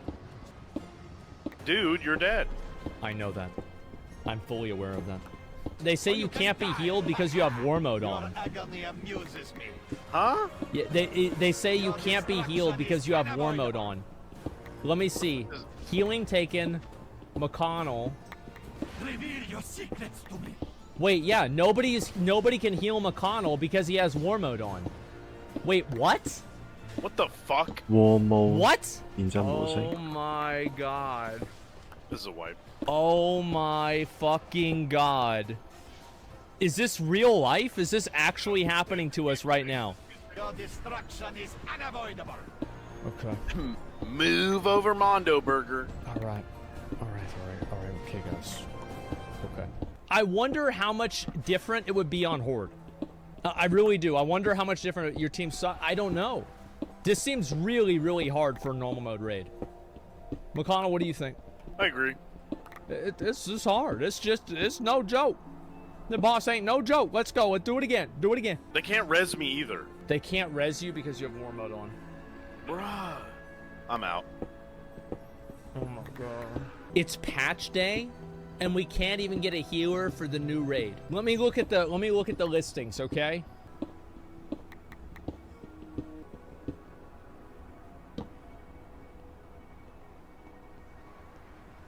Oh my god.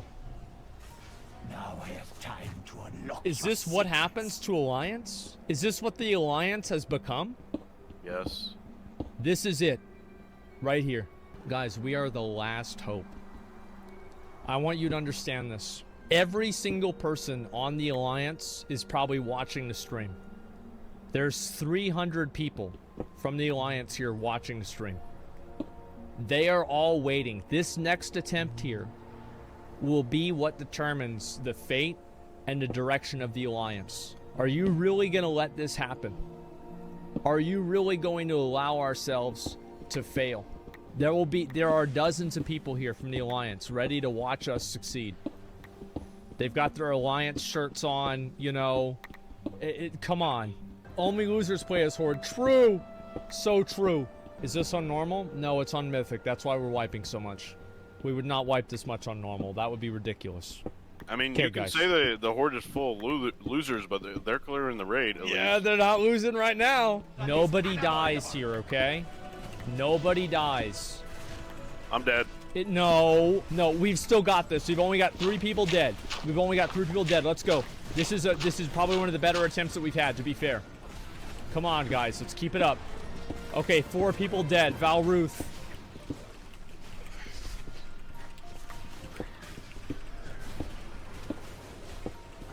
Am I being troll-lol-led right now?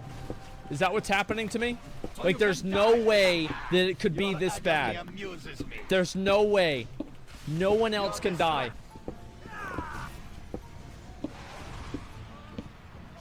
You mortals cannot even bear You're dead. The stasis field should keep you busy.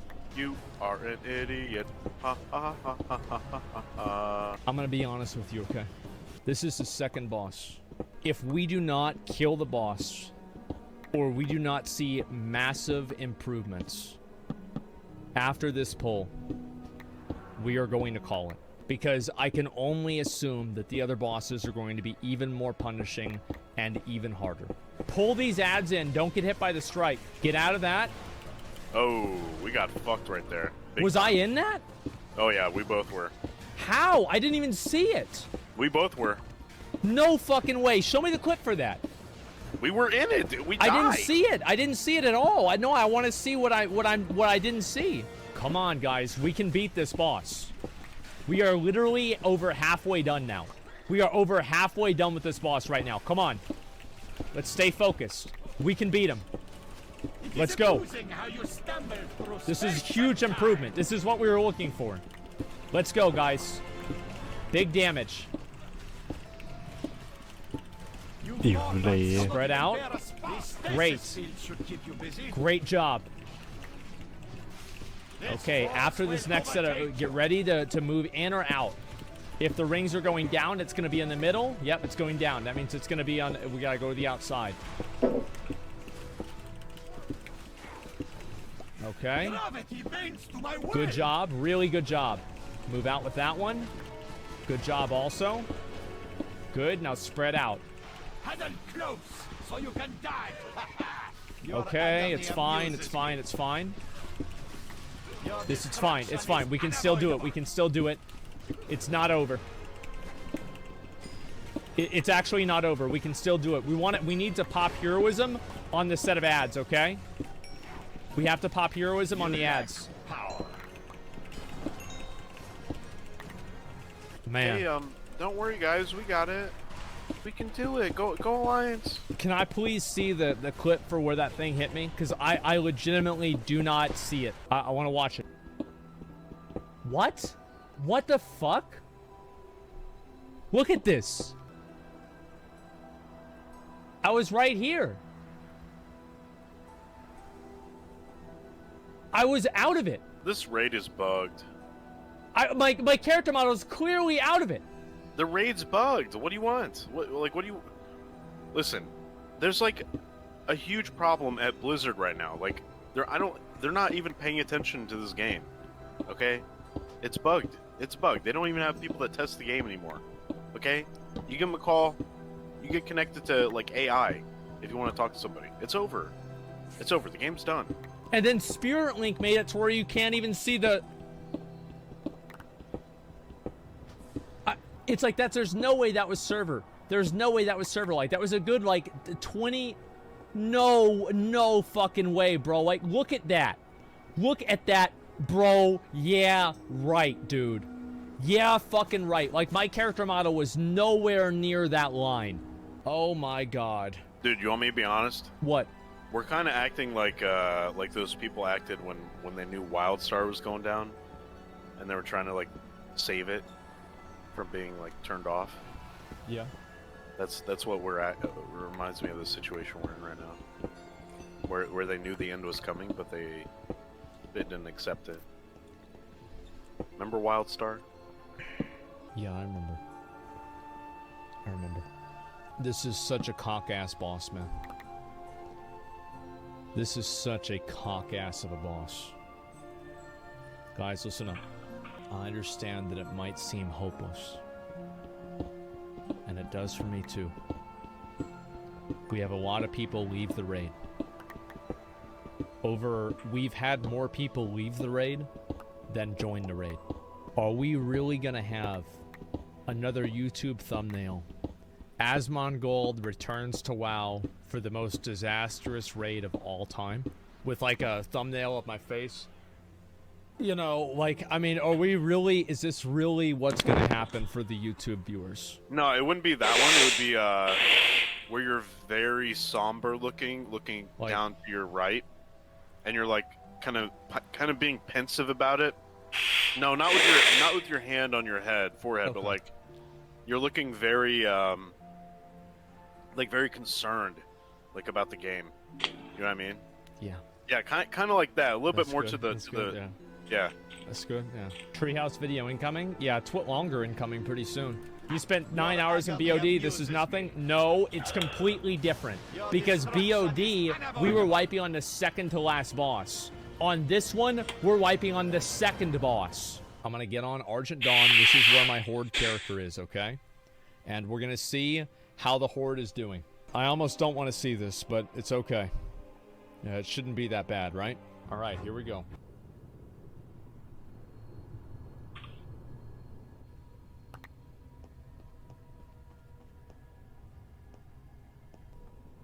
As I said, it's over for the Alliance. There's nothing even Blizzard can do anymore. It's over. I just don't know what to say. I just don't know what to say. And they're all like they're all better geared too. Listen, I know you want to stay Alliance. I know that. I do. But at the end of the day, is it worth throwing away your entire, like the way you do things, the way you operate, my way of life, your way of achieving things? God knows what you could achieve if you were actually Horde. If you were a big fucking Chad like Horde, and you could play with some of the best of the best of the best, sir. Those kind of people. How are there this many? How is it this bad? How 163 people? I'm just astounded that this could even happen. So I have to go and play Horde if I want to raid seriously. Not even. What do you mean? Not even if you want to raid seriously. What do you mean? We're just talking about you making a stream pug so you can clear normal. That's not raiding seriously. We're talking about a fucking pug. We're talking about a pug. We're gonna have to switch. No, I don't. We're gonna have to. We're gonna have to. Listen, I guarantee you'll like some of the MOG. I've been Horde myself, dude. It's not bad. It's really not bad. I've been Horde. Yeah. I've been on the other side of the fence when you were still Alliance, and I had to sit there and watch you do all the raids with these people, and you know I wasn't able to join because I was Horde or whatever. It's not that bad, bro. You can transfer. You can go Horde. It's not the end of the world. And at the end of the day, if Blizzard ever fixes the imbalance and buffs the fuck out of the Alliance, and then people start switching back, then you can do that. But you know, if you want to stay on top of your game, yeah, you're gonna have to go Horde, man. And that's just the grim reality of the situation. It's just like, it doesn't have to be like this, you know? Like, look, yeah, the Swifty gear looks great, but let's be real. Yeah. You don't wear that anymore. I can't remember the last time you actually put on the Swifty gear, man. It's just like the graphics on it are so bad. Like, but I mean, it's not a, it's, but I could have. But you don't. You could, but you don't. You don't. And you're sticking to this like idealistic thing where you think you could do something, but you never do. You never do. And the Horde doesn't have bad transmogs either. In fact, almost every single transmog comp you do, guess who has the better transmogs? It's always the fucking Horde, Is that true, man. guys? Is it really the? Is it really what that is? Remember the one shaman that showed up with like 3 or 4 different transmogs? You were in the Horde garrison, yeah, and he showed up with like 3 or 4 different transmogs, and they were all fucking 10 out of 10.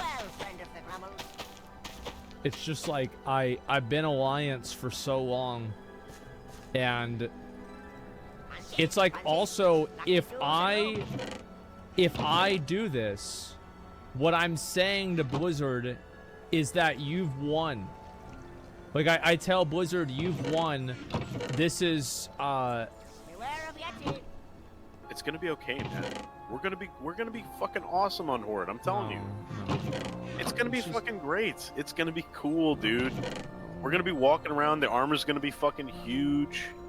It's gonna be great. I mean, like remember the tabard I would use with this set, dude. Remember that this was, oh my god, dude. And I got this tabard and vanilla. Remember the vanilla WoW, dude. It was so. I know. But listen, you gotta listen.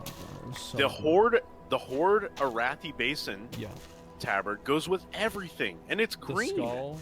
Yes, Yeah. dude. That was one of the sickest tabards, and it came out fucking 17 years ago. It's amazing. It goes with everything, dude. You will find new transmogs to fucking dress your character up as. You will find success on Horde, but Alliance just ain't it. It's not it anymore. It's just not. You're gonna have to accept that. But I have all the Alliance transmogs though. You'll have them on Horde. They're just gonna transfer. Just create a real raid group. We tried, man. We tried to make. And that's another good point. You're not having fun on Alliance. You have fun big dicking bosses, killing all the shit, getting the gear, forming up big dick raids, doing PvP, True. and you already know all the fucking best PvPers play Horde. I mean, that's a given. I mean, at this point, it's like, oh, and don't forget, you get to play with Limit. Limit? Listen, the Alliance can do it. Or Liquid, alright? sorry. the Alliance can do it, man. Like, the thing is, like, this raid right now is genuinely making me question a 15-year allegiance. This is a 15-year investment. I have played, that's how long I played it. I guess we'll invite this guy too. Probably need 3 healers for this boss. It'll be okay. Well, we have a great group right now. Okay, like we have such a good group. What were you investing in? What do you mean investing? You said you invested all those years. What were you investing in? Alliance, man. I know where all the NPCs are. I know where to talk to the transmog guy. I know. I mean, come on. You know the shit on the Horde too. You have Horde characters. Oh my god.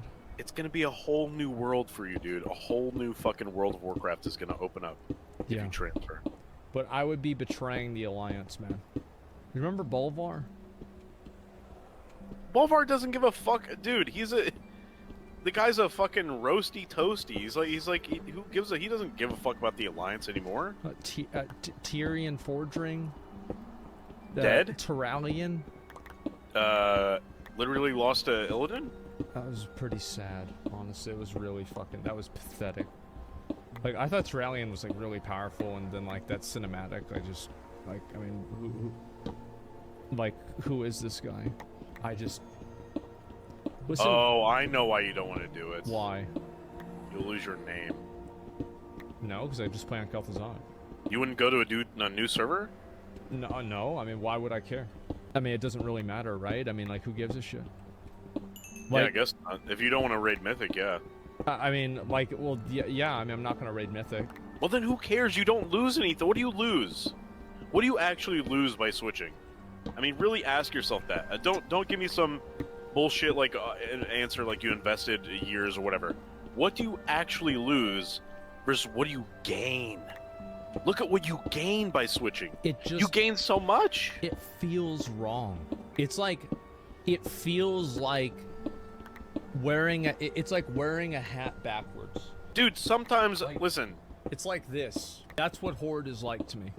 Sometimes, if it feels wrong, yeah, it's the right. It can feel right too. I mean, just look at, you know. Look at what? Yeah, you know, anal.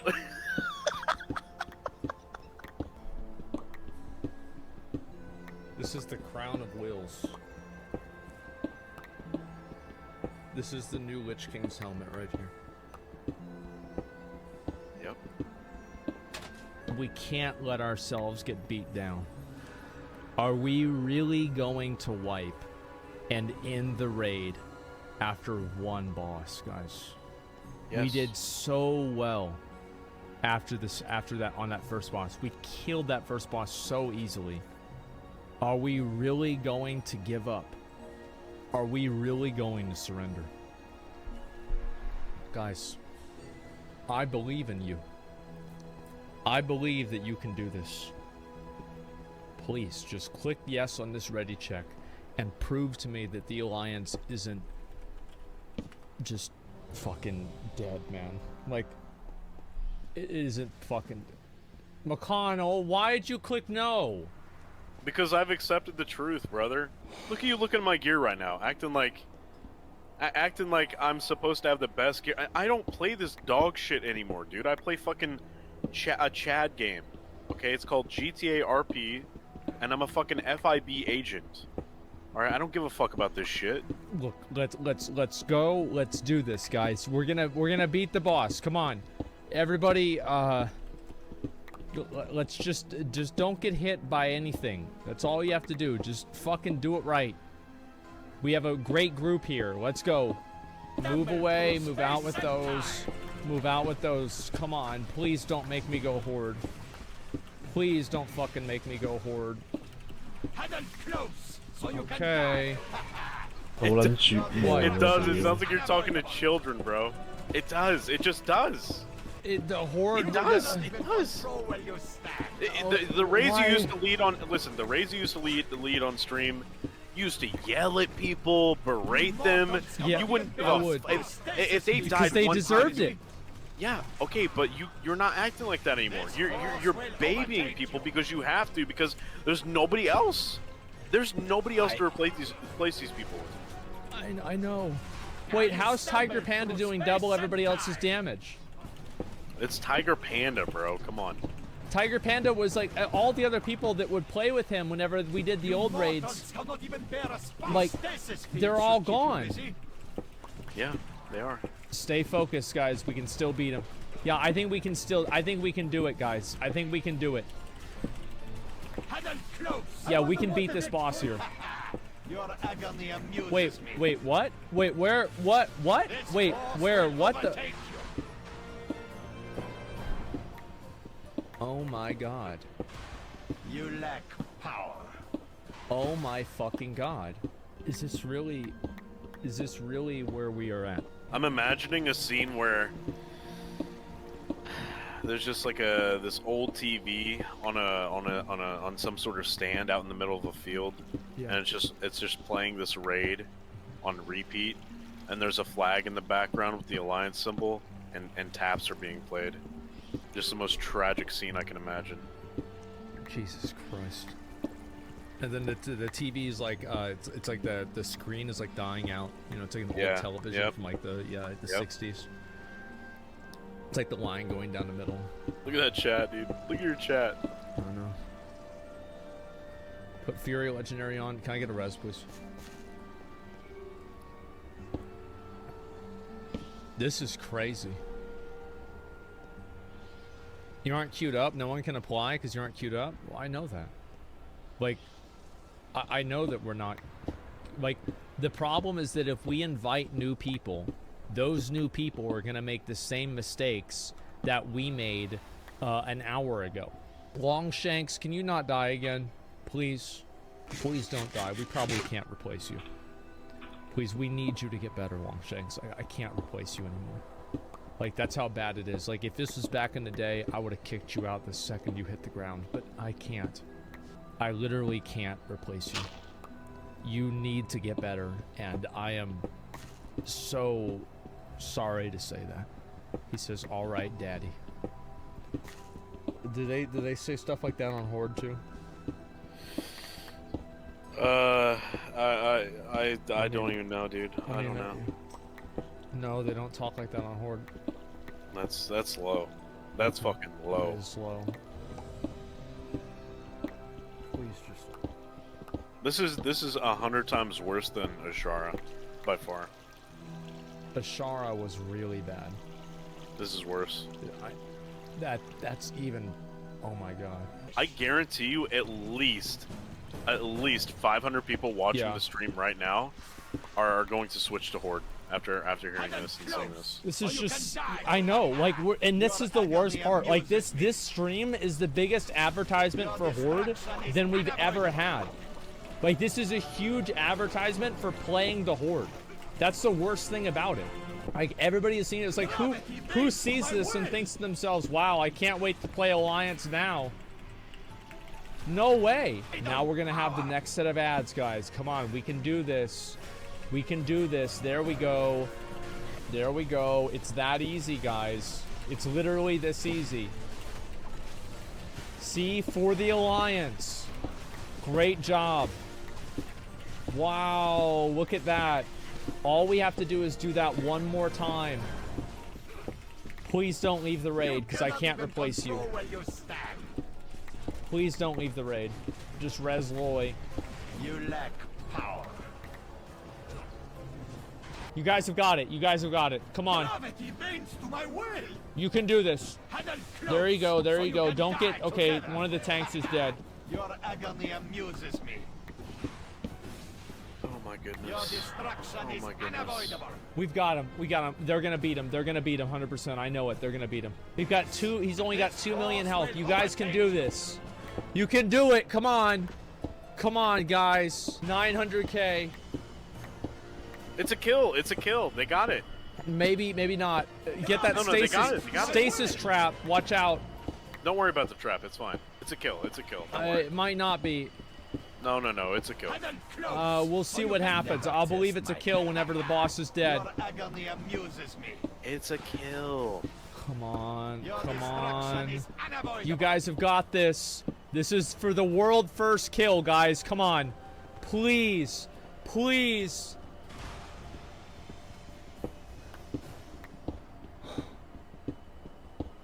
Oh, wait. We can make a deal. We fucking did it. That is how it's done right there, gentlemen. That is how it's fucking done. Look at that. For the fucking... It was the flags, guys. It was the fucking flags. Let me get a res. And I want to see if I got any good loot. They did, not me. I died for a good reason. Why did I die? Oh yeah, I had a debuff. Oh, I get... I didn't get shit. I didn't get shit either. We spent all this time, we didn't get anything? Whew. Alright, that's probably enough raid for me. No, no. Alright, listen. You literally doubled your DPS by switching legendary. Listen, guys, every other boss is gonna be easier than that boss, okay? You know what? I'm not even gonna say what a day. It's not even worth it. That's what a day is for good days. This is a very terrible day. I hope you Horde guys are happy with how everything turned out. I hope you're you know, for real though. I do hope he switches Horde. I think that'd be good content. That'd be really fucking good content. Where's the next boss? Skullx, the insatiable Ravager. What do we have to do to beat him? Wait, why do we have trash mobs following us? Wait, what's happening? We're all dying. Wait, why do we pull extra? Wait, why are we wiping on trash? I got hit, dude. What's going on over here? I got shot by the Vagos. Dude, guys, come on, guys. Like, what's going on? Get the ads together. What are y'all doing? This is a trash pack. We're dying on trash packs, boys. Come on. The hell is this? Wait, why y'all aggro extra shit? We lost to trash. Who pulled all that, guys? What is this? Turn into the spermy wormies and let's get back over there. Guys, this is just sad. Is this really the best the Alliance has to offer? Yes, literally yes. You already established that.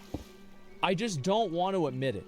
I don't want to admit it. This is not as good as it gets. We can play better. It's not a big deal. We're gonna go around this way. Wait, what? The fuck? Why is there a wall here? How the fuck is this working? Wait. Maybe Trump was here. I just go to...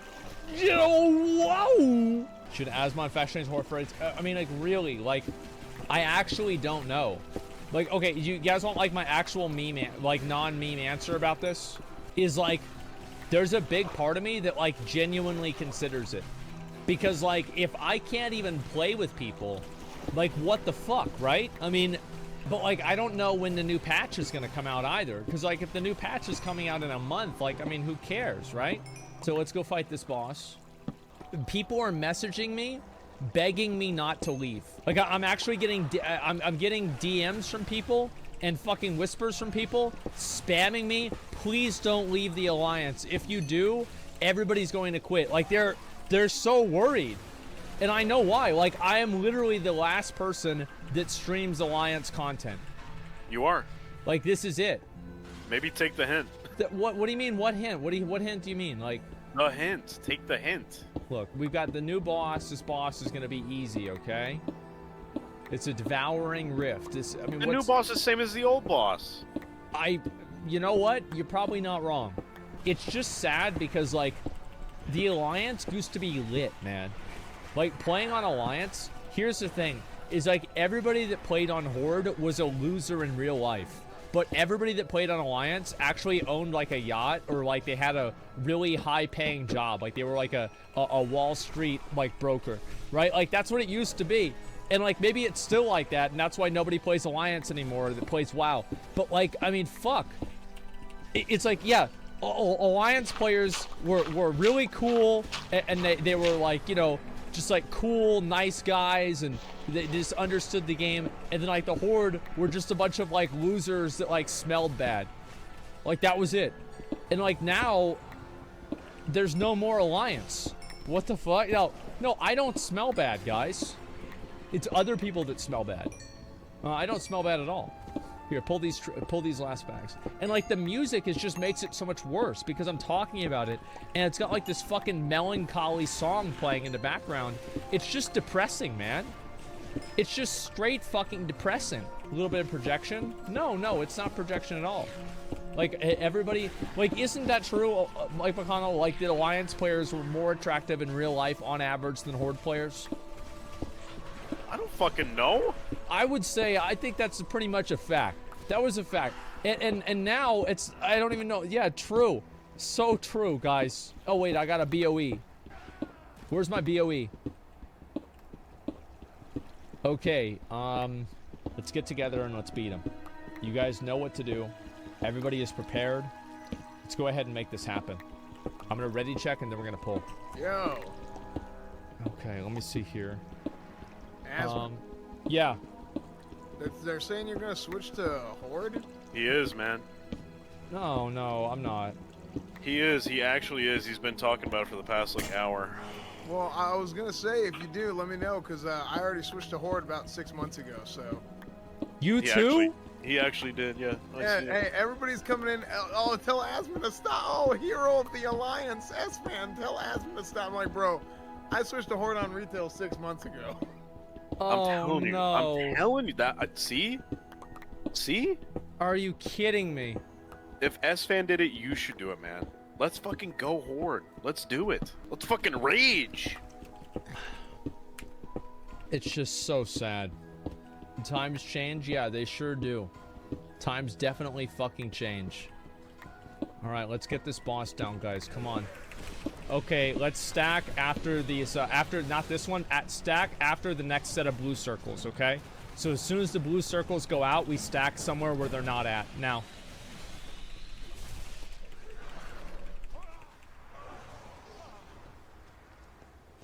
You're dead. I know that. Oh my god. You need to get out of range to stack? Yeah, let's try and maybe do that. Don't let Tauntaun die. Tauntaun's dead. I don't know, man. I really don't. I don't know what to do. Oh my god, dude. It's just so much. Work. SM work. SM work. SM work. It can be hard, but last boss was hard too, and you killed it. Just go. All right, guys, we're gonna keep going. We're gonna try it again. We're gonna do what we can. All right. I'm not gonna give up yet. We're gonna give it another attempt, and we're gonna see how this goes. I'm not worried about it. You already killed Anduin on Horde at this point? Probably, yes, I would have. What has happened over the years? I feel like every single raid tier, we get worse. I mean, we kind of do, though, right? I mean, like, whenever you think about it?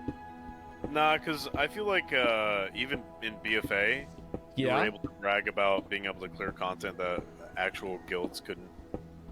Like, I specifically remember a few brags like that where we would kill content on stream that people hadn't killed in their own guilds. Yeah, and like Crucible, etc.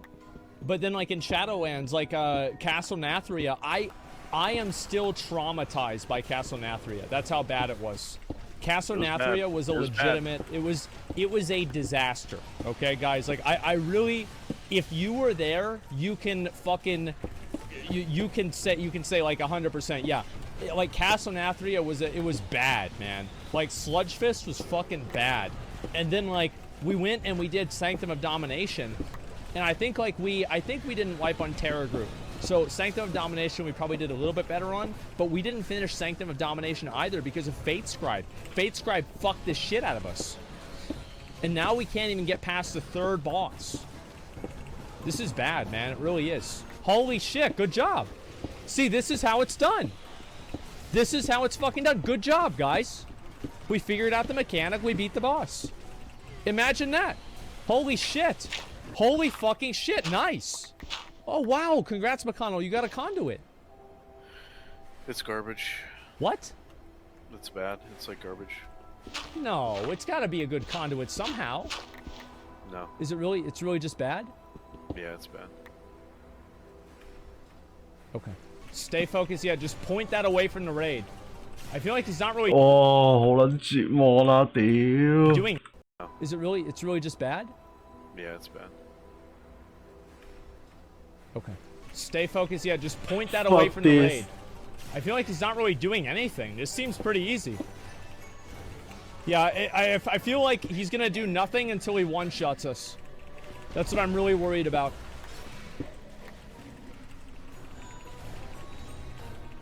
Okay. Good job. Oh, we probably should move out of these. Yeah, it does like a reverberation. Probably should move out of that. I'm guessing. I'm not really sure. Oh, these are the balls. Don't let him get to the Don't let him get the fucking balls. Okay. Fuck. Just what I thought, man. Just what I fucking thought. God damn it, man. Holy shit. Holy fucking shit, man. Still wiping. Yes, still wiping on normal. I am just so... It's so fucking bad, dude. This is just so bad, man. Like, it's just... This is gonna take forever. Why is your HP so low? Using Mayhem engraving? No, I'm not. Like, I almost want to just go play Elden Ring. To be completely honest, like, that's the way I feel. Yeah, that's kind of how I feel. Yeah, it's going on for like quite a long time. Yeah, I mean, we could just go and just play Elden Ring instead. Oh my god, you know it's bad when your chat is just like... Dude, you know it's bad... Yeah?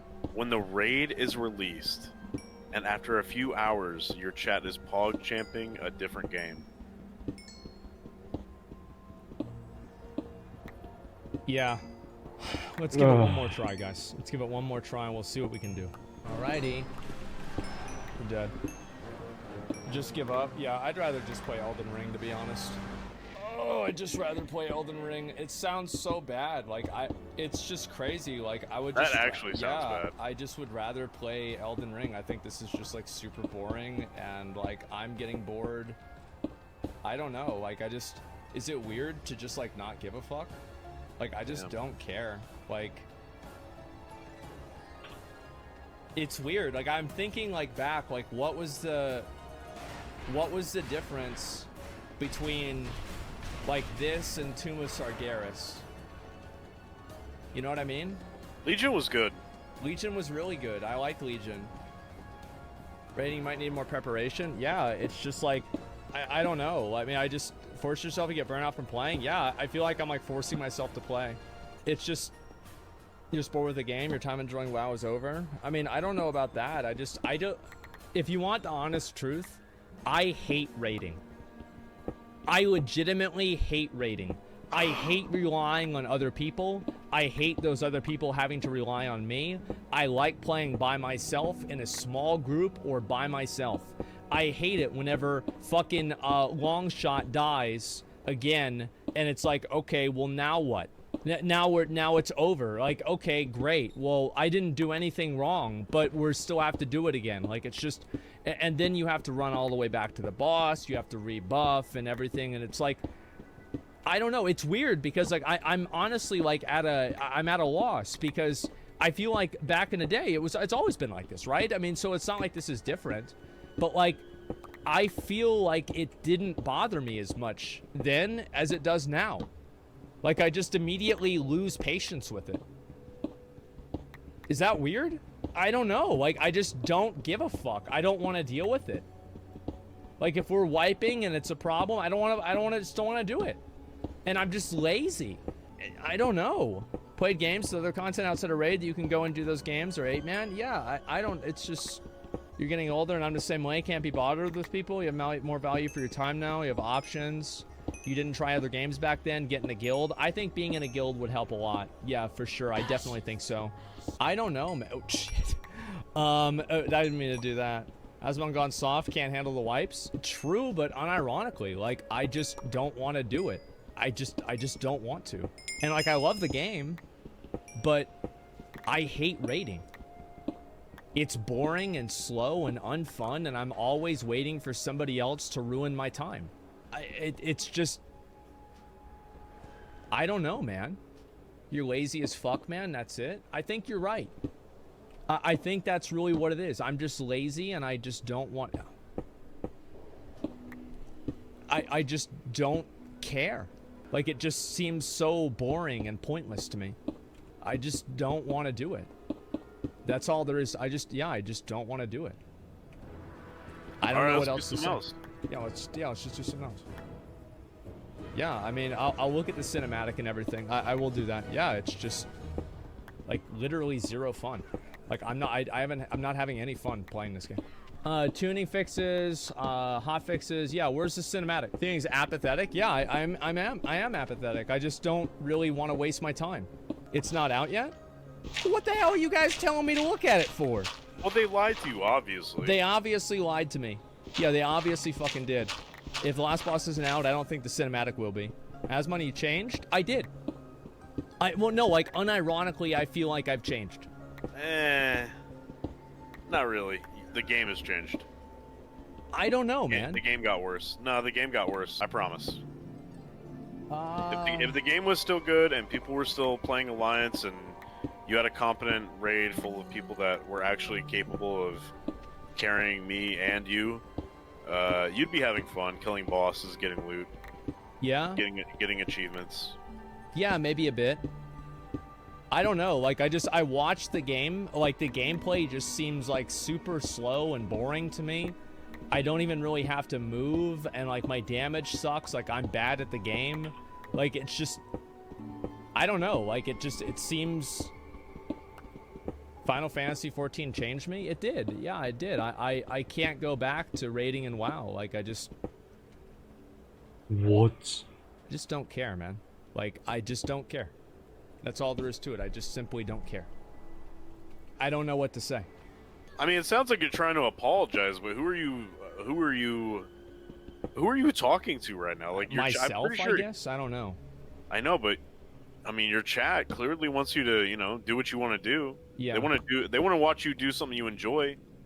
You know, you're really the only one that's hung up on it. I mean, you could just switch to Elden Ring and have a, you know, grand old time going mauled on bosses. Yeah, I guess you guys are probably right. I mean, like, yeah, I mean, it's just tell yourself not to play, go play something you want to play, it's not your fault, I'll change for the worst.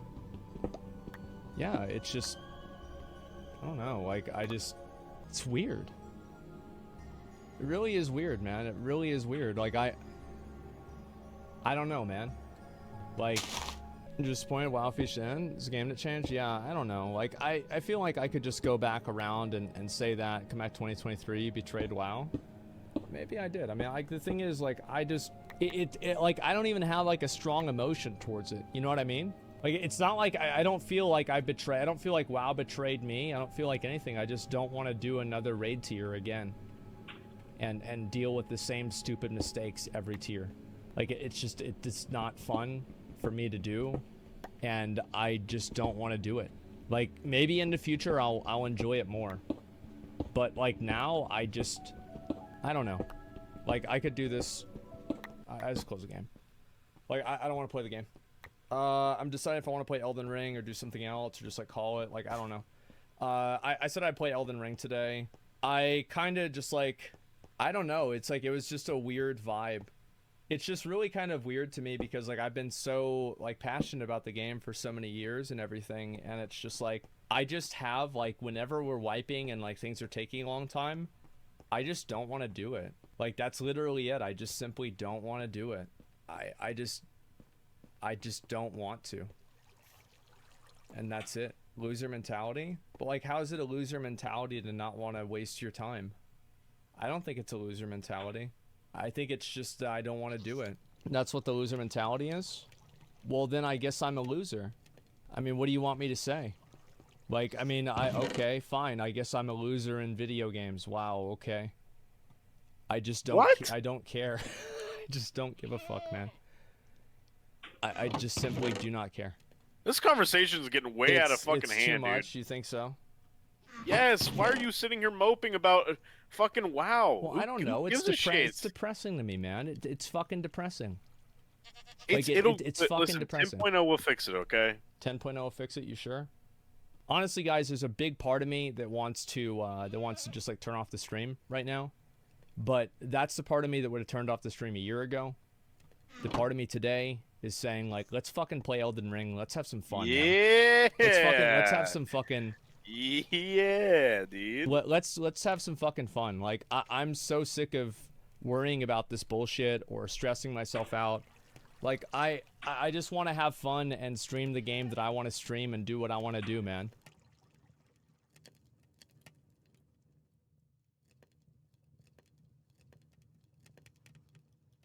The death of Athene. He didn't actually... Did he die? He has been called the best gamer in the world, hands down. He's raised more than $15 million. He works very closely with Save the Children. Oh. That's done. What? Deleted, finished. Today, Athene got his YouTube channel banned. Wait. Everybody in the comments of every section is going in there saying that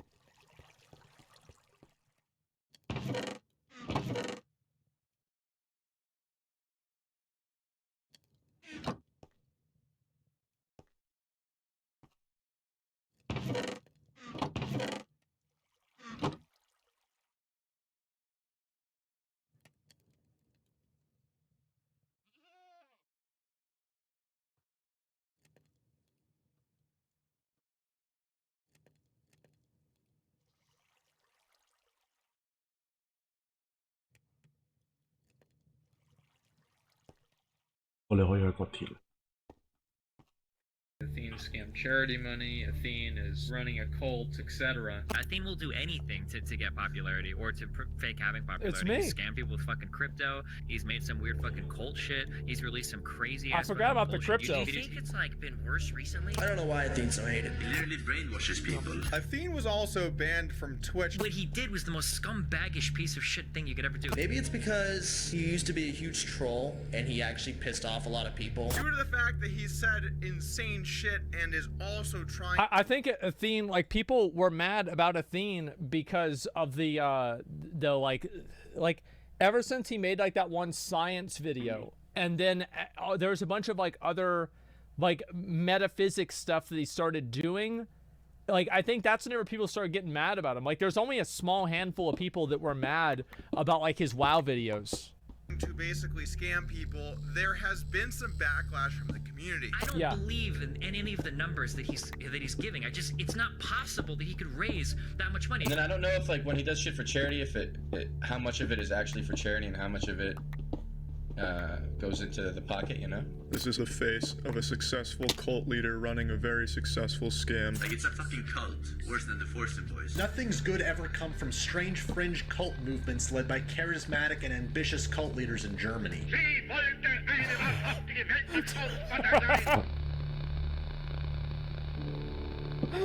Jesus. Wow. That's a lot, isn't it? I don't know, like, really, if all of that stuff. I don't think that he scammed charity money. But people think that. And the reason they think that is because other people have made videos and they've talked about that stuff and they've made this guy look like a jackass more than he already is. That's true. I always thought the cryptocurrency shit was, that was really sketchy, man. I always really thought that cryptocurrency shit was it's not for me. But, like, the other shit, yeah, 100%. Yeah, like the cryptocurrency was, I can't see how that wasn't some sort of a fucking scam, especially the way they were selling it. I remember watching it. By far, I was the most intelligent person on the planet. More intelligent than Einstein, than anyone on the planet. That's the thing, right? Is like, well, he literally thinks he's like the smartest person in the world. He actually thinks that. He literally thinks that he's this generation's Einstein. But that's because you play the act that you have to play. Actually, he's really not that bad. You can't say that because now they will think that I'm maybe brainwashing you. I almost think he like might be mentally ill, like in a really scary, like self-deluded sense. One could definitely argue that it is partially Athene's own fault. Like self-deluded sense.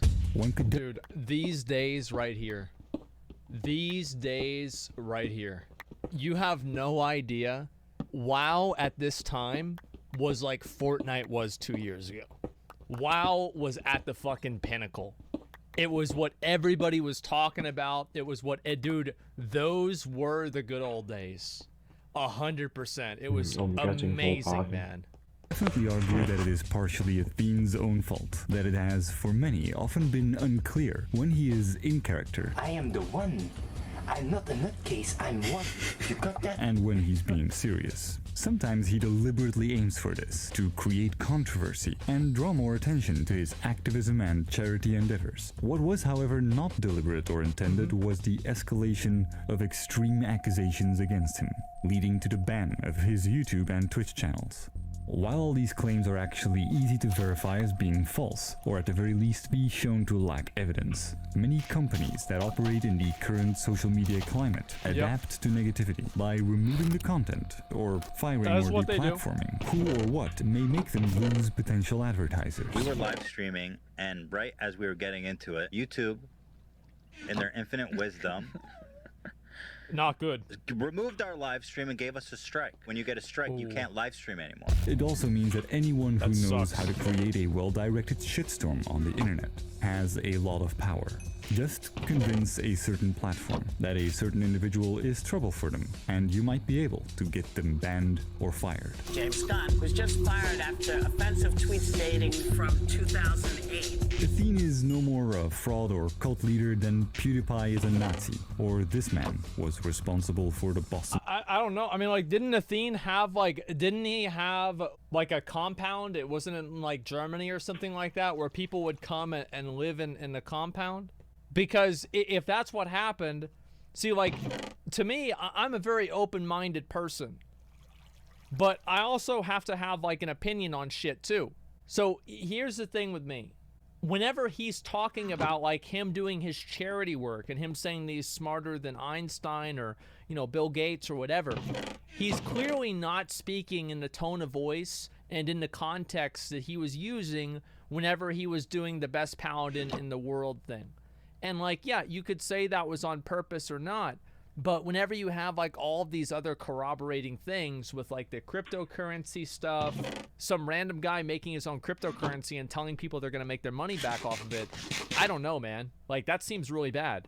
And on top of that, you had this compound, and there were, like, there's this girl, I think, that left the compound, and she was crying about it all the time. And then I think she made, like, a video correcting what she said, but, like, I can't imagine that that wasn't made under some degree of threat or something like that, right? That's what's really confusing to me. And, like, what's the problem with me is that I don't really know what's real because I wasn't there. But there have been a number of, like, weird clips and, like, weird things that have happened that absolutely do have some impact. Logical clicking cult? Yeah, the logical clicking stuff. And, like, I think that was kind of like, yeah, the logic cult and stuff like that. That's really what I believe kind of turned public opinion against him much more so than the videos themselves. The negative videos. Bombing. On Reddit, there was a lot of speculation about certain suspects who turned out not to be suspects. Well, they were swearing and saying, Reddit screwed up. You can't be talking like this.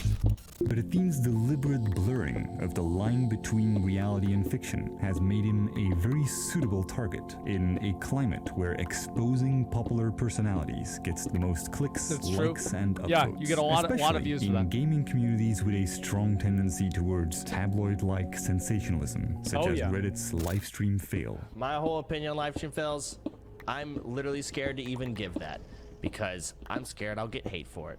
That's my opinion. It's fucking brutal. I was just scared to check it. I was just scared to open it. I was like, I don't know what's gonna be there. That's how I get every time I turn my stream off. Like, who knows? If I checked right now, is there a hate thread about me? Am I getting hate? But it's like, if I said or did something bad, it's like, I've always known he was a scumbag. I'm unsubbing from this loser. I'm never watching him again. I suggest all of you do the same, and it's always the top voted comment. And, you know, it's always negative shit like that. It happens to me too. I get that. I mean, I used to really care a lot more, and, like, it sounds kind of bad, but, like, I've just gotten so much hate over the years, especially in the past, like, year and a half, I'd say. I don't care about it as much now. It doesn't matter as much. Like, if I see a bad thread about me or something like that, it is what it is. Comment like, well, hey, guys, you know, it wasn't that bad. It was just whatever. Downvoted. Get out of here. That doesn't fit our agenda. You fucking idiot. LSF used to be a lot worse. This is why the old Athene persona had to die. Because you guys tried to do character assassination. I'm gonna have my lawyer talk to you guys because maybe you guys don't think that I'm too credible. Before making a name for himself in gaming, Athene was a political activist in Belgium as early as from the age of 16, and in 2000 became one of the youngest close elected of the Green Party. A year later, he managed to become part of Belgium's Big Brother TV show, and used this as a platform to raise awareness around racism, which also led to a TV talk show confrontation with the country's most notorious right-wing nationalist. In 2005, he founded a political protest party by name of Nay. Despite not having any budget or resources to speak of, our extreme dedication and work ethic landed us tons of media attention. While seemingly physically almost impossible, Athene and Ian personally visited every single house and apartment block in all of Antwerp. Inspired by how far we were able to take things nationally, we wanted to go global. YouTube had only just become a thing, and Athene was determined to find a way for us to establish a massive global audience on it. I had a genius plan. World of Warcraft, most popular game, 9 million people play it. I just play the game. That's a long time ago, as you guys can see. Yeah, remember back whenever 9 million people played the game? Dude, that was crazy. Remember that? Those are the days. He was always exceptionally good at video games and was one of the most feared players of Ultima Online, the first MMO of its size and kind. I never so played he got this the one. idea to capitalize on what was becoming insanely popular at the time. The world of Warcraft. And so the idea for the Athene YouTube series was born. Hi everyone, this is Athene, best paladin of the server Battle I think this is a bad strategy, by the way. I want to say this is a bad strategy. The reason why I think it's a bad strategy is that it's the same thing. It's like basically you're using entertainment content as a Trojan horse to push an ideology. And like this is the same stuff that people complain about with like game developers and like people like that. So it's no surprise that people are gonna be frustrated or get mad at Athene for doing this kind of stuff, because if he literally made the channel and one of the intents of the channel is to establish an online presence to further whatever his ideology is, of course people are going to resent that because they're not there to be a vehicle to further his ideology. Does that make sense?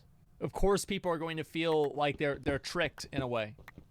But also the world. Videos featuring an extravagant, bizarre caricature of a gamer who sort of became the Borat of World of Warcraft, and while clever viewers would be aware that it was all a show, his in-game rankings and achievements were verifiably real. Today we're featuring a fella from Belgium who thinks he's the finest paladin in all the world. Belgian Shirin Boumaza is a 28-year-old internet star known to millions on YouTube and to international MMO gamers as Athene. He plays World of Warcraft religiously, even breaking the world record for speed power leveling of a character to level 60 from 4 days to just 1. The internet's going nuts about me. More episodes were released introducing his shirtless friend Furious and a gorgeous and apparently mute girlfriend known only as My Bitch. People from international. Those are the good days on the internet, man. Let me tell you that, dude. Ooh. Mute meta from 2007. Yeah. So yeah, Athene, I think the best thing, so this is why everybody liked Athene. I think one of the big reasons why everybody liked Athene is that Athene was all of the worst stereotypes about being a gamer. He lived with his mother and all he did was play World of Warcraft all day. But he was still obviously he still had, you know, his really cool best friend Furious. He still had a cool, like, charismatic personality. He had a hot girlfriend. And even his mom was cool too. So Athene was like, he was what every guy that played World of Warcraft, including myself, wanted to be. I think that's what was so compelling, is that the fact that the fact that wasn't that he had like he was weird or anything like that, but he actually was rank 1. Now at that time, like, people didn't know, like, people say nowadays, oh, he got carried or bought the account or whatever. It doesn't really matter, right? But back then people believed that he was. And so he was all of these negative stereotypes while simultaneously having all the positive things that people wanted in life, and he had the bona fides to back it up. Like, it was the perfect character. They come to me, look, the paparazzi. Shoot them. You see the paparazzi, they just come, they saw the clip on the internet, they saw my bitch. You shooting? Game is gonna start in 1 minute. For a long time, the Athene Wins YouTube channel was in the top 3 most subscribed worldwide. Yeah. And we were the It was first huge. popular YouTubers to focus on gaming. Learn to play the kite. Yeah. In those first few years, there was literally no money to be made. Live streaming and donation platforms didn't exist yet, and YouTube did not have an international partner program either. You don't have to pay. You don't have to send me gold in mail. Yeah, that's the difference between me and Athene right there. Yeah, back in the day, like, there was no real money to be had. Like, the videos just existed on their own. I don't think I can really explain and express, like, how impactful this was for, like, players, especially WoW players back then, because, like, Athene was, like, the thing that was happening on the internet. Everybody would watch the new Athene videos, etc. They were fucking amazing. For those tips, I just give them for free. While we continued to push the limits with the Athene series, even going as far to make a full-length feature film, and much later a Belgian television series around the character, the first glimpses that our audience got into the real intentions behind it all was through our net neutrality activism. something we were heavily focused on. Well, I think people were pretty much okay with this because it had to do with gaming. So I think this, people were all like on board with this. Fortunately, a lot of websites and communities are focused on fighting dangerous new internet legislations. True. Back then, we were pretty much alone in this. Yeah. Which, grand as it may sound, sometimes made us feel like the future of the internet somewhat depended on us. Especially as we personally often successfully lobbied to raise awareness among members of parliament and significantly impacted the outcome of votes on laws in both the EU and US. That's really cool. Yeah, I think that's really cool. We also started a weekly series called iPower, discussion videos on important topics that we wanted to raise this I want to say, like, all of that stuff that he was doing was really cool. Like, I love this. Awareness about. But even as we became more and more known as really being activists, not everyone liked how we were sometimes gaming the system. Yep. He is getting fucking views for this type of shit. Nothing has changed. Nowadays, I guess Tanya would have to get in a fucking hot tub. It's been the same shit. The same shit back in 2006 and 2007. It's the same shit. Put misleading titles and get half naked bitch in the middle of his videos so that he can help more people. Fuck you, man. You're not that cool. Scratching out her boobs. Oh my god. Kick your fucking ass. God fucking damn it. It worked. That's why they did it. In 2009, we went through a lot of transitions as we were trying to figure out how to fund what we were doing and depend less on our parents. Athene began to dedicate his game-breaking mindset fully to online poker, confident that he could dominate it just as much as he did with online games. Turned out he was right, and literally managed to turn $5 into $300,000 in less than 1 year, which became our main source of funding for years to come. We even did a range of Athene videos that focused... Shit, sorry. Did that happen? Because, like, yeah, it did. Because, like, with all this stuff, like, you never really know, and so that's why I wanted to ask you. Of course it did happen. That's nuts, man. That's absolutely fucking nuts. Even became PokerStar's partner. Okay. Just on his poker career. Come on, give me some hands. Give me some hands so I can own it up. I remember watching some of these streams, yeah. I didn't hit it, I bluff. You wanna go to the river? Go to the river. You wanna call me down? Shipping the dough. That's how I roll. I'm 24 table and owning it up. I made my own program. Better than that Table Ninja crap. I made my own Table Ninja. You gonna bluff me out of the boat? Oh! Oh! Little bitch trying to bluff me out? Oh, are you trying to... Look what he's trying to do. Trying to bet against me? Shut up, bitch. King against him. Like... Oh, bringing the dough.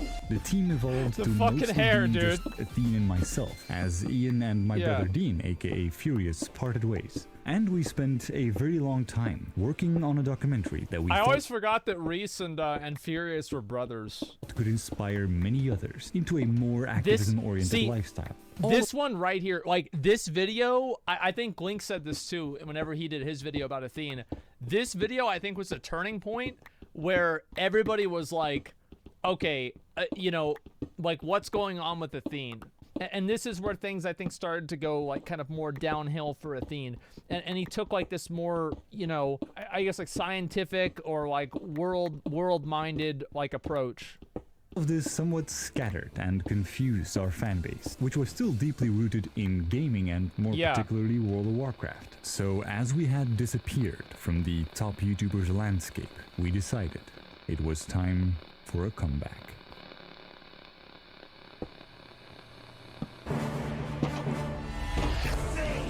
Athene is alive! Many people go viral because they're lucky, or because they're already connected with other popular phenomena in some way. That's Most true. of the time, in everything we did, we had neither the luck nor the connections, and a lot more trial and failure was involved than most people are aware of. But we did have the absolutely insane work ethic that we had built up years before as idealistic political activists. He's embarked on a very ambitious project. He's helping us all, you know, together to the top, right? Getting other YouTubers to list you in their recommend. Dude, I forgot all about this, dude. TTTT. It was like, remember, it was like 4 T's, and he would do videos where he would watch other people's together to the top videos. Oh man, it was so good. Fred, yeah, those were the I would say those are the good old days, but those were the old days. Box on their own channel was a popular strategy at the time, so naturally, Athene had to break that game as well. It was smart, yeah. Hi, Aaron in real life. France619. Upload one video an hour. Yeah. He's very dedicated to what he does. I do every single personal video. He embarked on a journey of making a private personal video for each and every person who would list him on their channel. Even if you're not really a YouTuber and you didn't have any videos. Holy shit. Instead of spending an inhuman amount of hours every day playing poker, he now spent them in front of our camera, personally thanking and inspiring that is really cool, man. One by one. Many of which ended up uploading their personal Athene video on their own channel, as our channel once again skyrocketed in popularity. See, this is like back at, like nowadays, all you have to do is you want to play, you want to get in a lobby with Pokimane. But back in the day, you just had to follow Athene, and Athene would make a video about you, right? Like this is what it used to be. This used to be networking back before people had like the idea of networking nowadays. It was like, you're capitalizing on it, and it was so organic. Like nobody ever thought. I remember whenever this happened. Very clearly, I remember whenever this happened. Nobody ever thought that it was it was like anything other than just like Athene trying to help people out, and he did. He did help people out. Like even if there were selfish goals, people did get helped out indirectly. We focused hard on lifting up small YouTubers who were doing great stuff, but just not getting a lot of views. At the moment, he's promoting my videos on his channel. I just want to show my appreciation because he's helped me out enormously. I just got to thank the man, you know? In one of the videos we made about this, Athene uttered the phrase, "Together to the top." That's how we go together to the top. I used to watch all of these, man. I do it together. We're a fucking team. This became a sort of mantra for a lot of YouTubers. This is like at the 2010. Time, and it gave a big somewhere push around to there. some who are nowadays among the biggest stars on the platform, and who still sometimes mention they'll never forget how Athene helped them grow. Oh man. For many people, when they talk about old school Athene, they actually refer to this era of Athene videos rather than the real early days, because from 2010 to 2012, these were the days of all our crazy travel videos. Where we, for example, did E3, DreamHack, BlizzCon, and Gamescom, and it was also the Athene era of great collaborations, such as those with the Yokescast, Mia Rose, and the legendary videos with Swifty. They were so good. Like, I'm telling you guys, like, they were, dude, Total Biscuit. These videos were amazing. And it was so cool to see, especially, like, back then. Like, the reason why, like, me and Cody and Jeff would make videos that were like the Athene videos back in the day, man. The only problem is that we didn't have the hot girlfriend. We had all the other boxes locked down, but we didn't have the hot girlfriend. There was so much more that we did in these years that it is challenging to summarize this time period. There were Athene's StarCraft stunts, the $500,000 product sponsorship with Razer, which all went to insane community giveaways. I'm gonna hook you up! And further internet activism in the form of an all-out assault on the SOPA and PIPA legislations, where rather than having people post hashtags, we took a more effective approach. And we heard back from senators saying our efforts to have people personally contact them really made a difference. Talk to the manager. We also took Together to the Top far beyond just promoting great smaller YouTubers. We worked hard to lobby behind the scenes to try to fix the broken YouTube partner landscape, because countless YouTubers were getting tricked into rotten. Oh, bro, dude. Like, I remember, do you guys remember back if you played, I remember, I think it was Brain Deadly, a hunter. He posted a video how he was gonna quit making content because of some fucking, because of fucking machinima. And I don't remember, like, back then, like, I didn't even know this was a thing, okay? Like, I just, you know, back then, like, I was like, the thing I was like, I might just scam him, man. Just scam him, bro. I didn't realize it was like a whole contract and shit. I didn't know you could even do that online. I had no idea. So it was completely fucking out of nowhere, man. deals with networks such as Machinima that would hold exclusive rights to their channel in perpetuity. We eventually consulted for Curse, which is now part of Twitch. Free of charge, we helped them set up the terms for what we advised them to call Union for Gamers, a new YouTube partner network that was the first to offer high CPMs without strings attached. Back then, YouTube partners were locked in with their network, legally and often even technically unable to leave when they wanted. We changed this with Union for Gamers. Look at that. And as if all of this isn't enough of a showcase of our over-the-top dedication, we were only just getting started. Because in 2012, we launched Operation Sharecraft. See, I don't remember this. What was we this? realized that making videos about leading a more proactive lifestyle is this for the kids? In terms of inspiring people. And since actions speak louder than words, Athene came up with the most ambitious idea we had considered in years.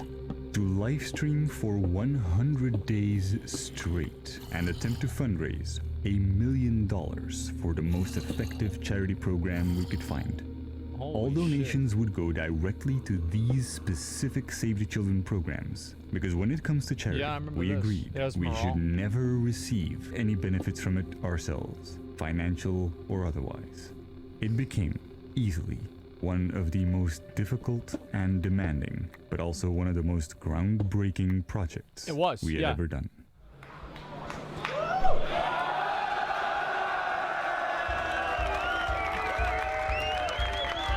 Like, this was like back in the day. Like there weren't really a lot of charity initiatives like what we have now. Like it was a big fucking deal that this happened. And on top of that, like he was able to raise a huge amount of fucking money. Like it was crazy. Hi Green, hi Sweden. Yeah. Athene's Sharecraft project is the most ambitious charity event in the history of esports. Yeah, it was huge, man. WoW was so popular, dude. It was, you guys have no idea. You have no idea. It was fucking beautiful. It was the best fucking time ever. 18 days and clear every single day. It was gonna be a challenge. We're unlikely to make our ambitious With the live streaming and with how things have been evolving, basically almost all donations have been coming from you guys. This entire event has been carried by the shoulders of our community. I've just been thinking like, what can we do in order to spread awareness around this matter? What can I do? I've done research and it's gonna be done in a very responsible way. I'm gonna go on hunger strike.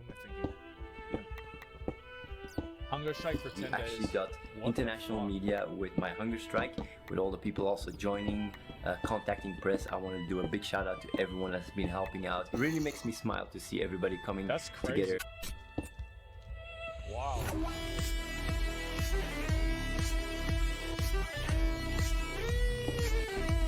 Oh man, dude, I remember watching this. Didn't this have like 200,000 viewers?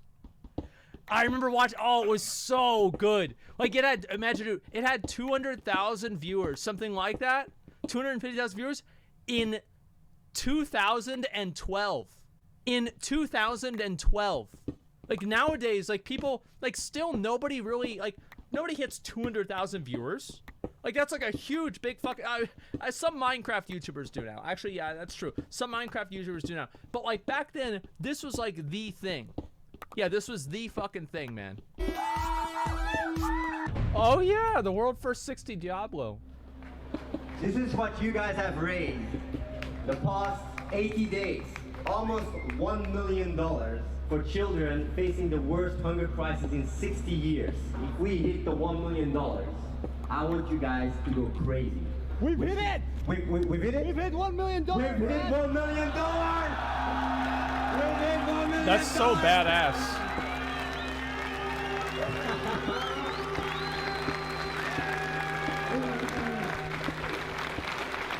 Yeah. Thank you so much, guys. Thank you. That's so much nostalgia. During this time, Riot Games updated League of Legends with Athene's Unholy Grail, an in-game item named after Athene because of the amount of referrals he brought to the game. Sharecraft had taken its toll, and we were exhausted. But now, we had a strong sense of direction and continued our efforts to not only raise funds, but also to give insight into the issues and what can be done by documenting our visits to the programs in the field. Yeah, I remember this. Moi, c'est le Major Georges Arbi, commandant de brigade gendarmerie de Djema. Major Georges Arbi. I'm a theme, best gamer in the world. I thought it would be a cool idea to give them the possibility to do a Reddit AMA. This takes like the satellite connection through this. Dude, all right, we got it live, guys. For a second there, I thought the guy was trying to take a picture of how much hair he lost on the back of his head, man. Yeah, it was... The thing is, like, you say it was cringe as fuck or whatever, but, like, at that time, like, Athene probably had more... Like, he had more records and, like, crazy shit that he had done in gaming than, like, really any other notable person. Whenever you think about it, right? I mean, because this is... At this time, he had gotten, like, multiple world firsts with, like, getting level 60... Or, like, level... I remember he got level 80. Well, they stopped him at, like, 79.5. I remember this video very clearly. And it was not cringe. It was epic back then. Yeah, it was so fucking badass. Like, there was no cringe at all about this. We moved our livestream to Twitch as Zone3D was shutting down, and we set up a unique agreement. We would never make 1 cent from our Twitch ads or even subscribers. And with full transparency, Twitch coordinated with Save the Children directly to make sure all subscriber revenue is donated to them and specifically goes to the highly effective programs that we agree upon. We also launched the first version of Gaming for Good, a simple and sort of never-ending humble bundle-like website where developers would allow us to distribute keys to their games in return for donations directly to charity, with no cut going to anyone else. With this additional tool at our disposal, we continued to hit milestone after milestone as we pulled off one crazy stunt after another. And I do want to say also, I wanted to pause this real quick and say another thing, is that a lot of people do these things. Like, there are a lot of people that raise money for charity and do these things, and they do get something out of it. Even though you're not getting money out of it directly, you're getting exposure and you're getting goodwill and you're getting something out of it, even though that something isn't tangible. Whenever I do a charity stream, I don't make a lot of money, but I do get a certain degree of goodwill out of it or something like that, right? But, like, of course, even if you're not making any money off of it, you still do gain by raising money through charity and things like this. So, of course, this is a selfless act to a degree, but there are advantages that you get out of it too. That's all I'm really trying to get at. we did several events in collaboration with game developers such as Blizzard and Hi-Res Studios. The main driver of donations remained our wacky livestream rather than game keys, but some of the events we did involved an entire lineup of additional streamers and personalities to help fundraise, of which in 2013, I wasn't around then. CivHD did by far the most. Yeah. By the end of 2013, wait, who is this? CivHD did. That's wait. There's no way. That's Civ, dude. We had Civ on Allcraft. What the fuck? Holy shit! I didn't even know he was around then. By far the most. By the end of 2013, we were mind blown at the fact that we were about to hit a total of $10 million That's a lot of raised, fucking money. leading to the story of gaming for good going mainstream. That's big money. You have raised, in concert with Razer, $9.4 million to save the children. That is a lot of money. Gaming for Good, it's called. You're literally helping save children in Malawi, also Indonesia, Bangladesh.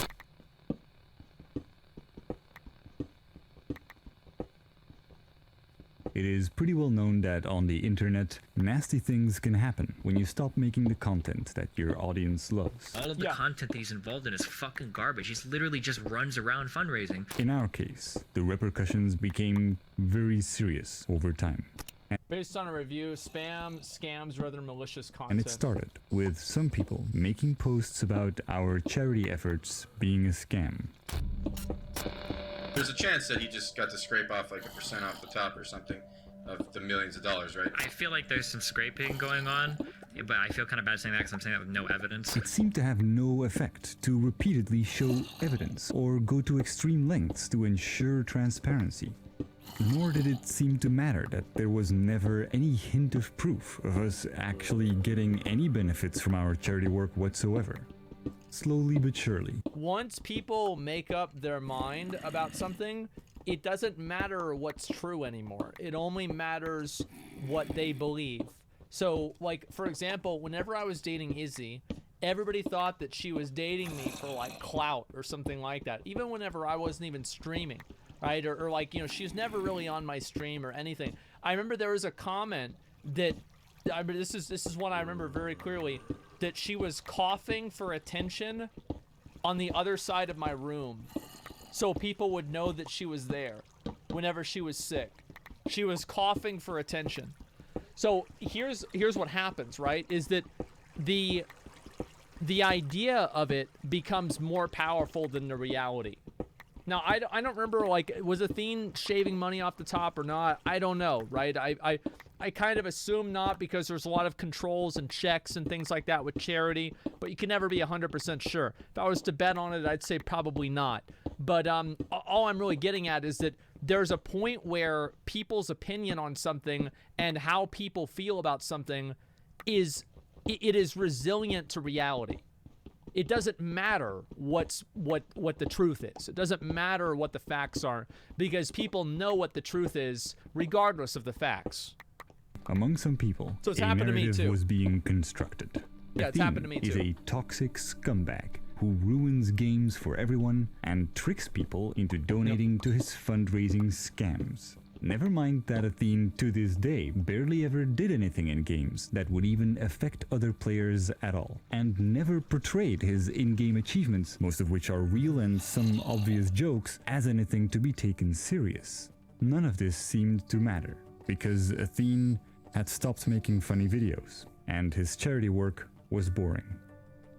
This laid the groundwork for false allegations that one day reached a tipping point where they convinced even YouTube and Twitch to ban. That definitely happens. Like, now, regardless of like what happened with him and like if there's anything else behind the scenes, like I know there's like some other random shit that happened back then. I don't remember really what it was, but like what I'm saying is like I don't really want to just like say he didn't do anything wrong, or I also don't want to say he did do something wrong, because I don't really remember it very well. But like I'm not going to be convinced either way from somebody in chat, so don't bother. What I'm saying is that it does happen. Once somebody stops making content that people like, people learn and they begin hating that person because they don't like the person. They don't like you, they like Athene. So whenever you stop being Athene, then they don't like you. So this is what happened with Athene, is that Athene stopped making the content that people liked, and then he started making this other content. And there's also a certain degree of, there are people who do charities all the time, and because a person does charities all the time, that person is regarded or revered as some degree of moral paragon or some sort of great person or something similar to this. And then after that person stops doing it, and people, there's a certain degree of resentment that creates in certain types of people, that they see a person out there getting a lot of recognition for being this good person, and they're looking and waiting for that one thing that makes that person not who they really say they are. Because, and the reason for that is because I think those people feel like no person could be, you know, selfless in that way. And so they're waiting to find out the way to rationalize their worldview by learning something about this person that turns out to change, you know, how they feel.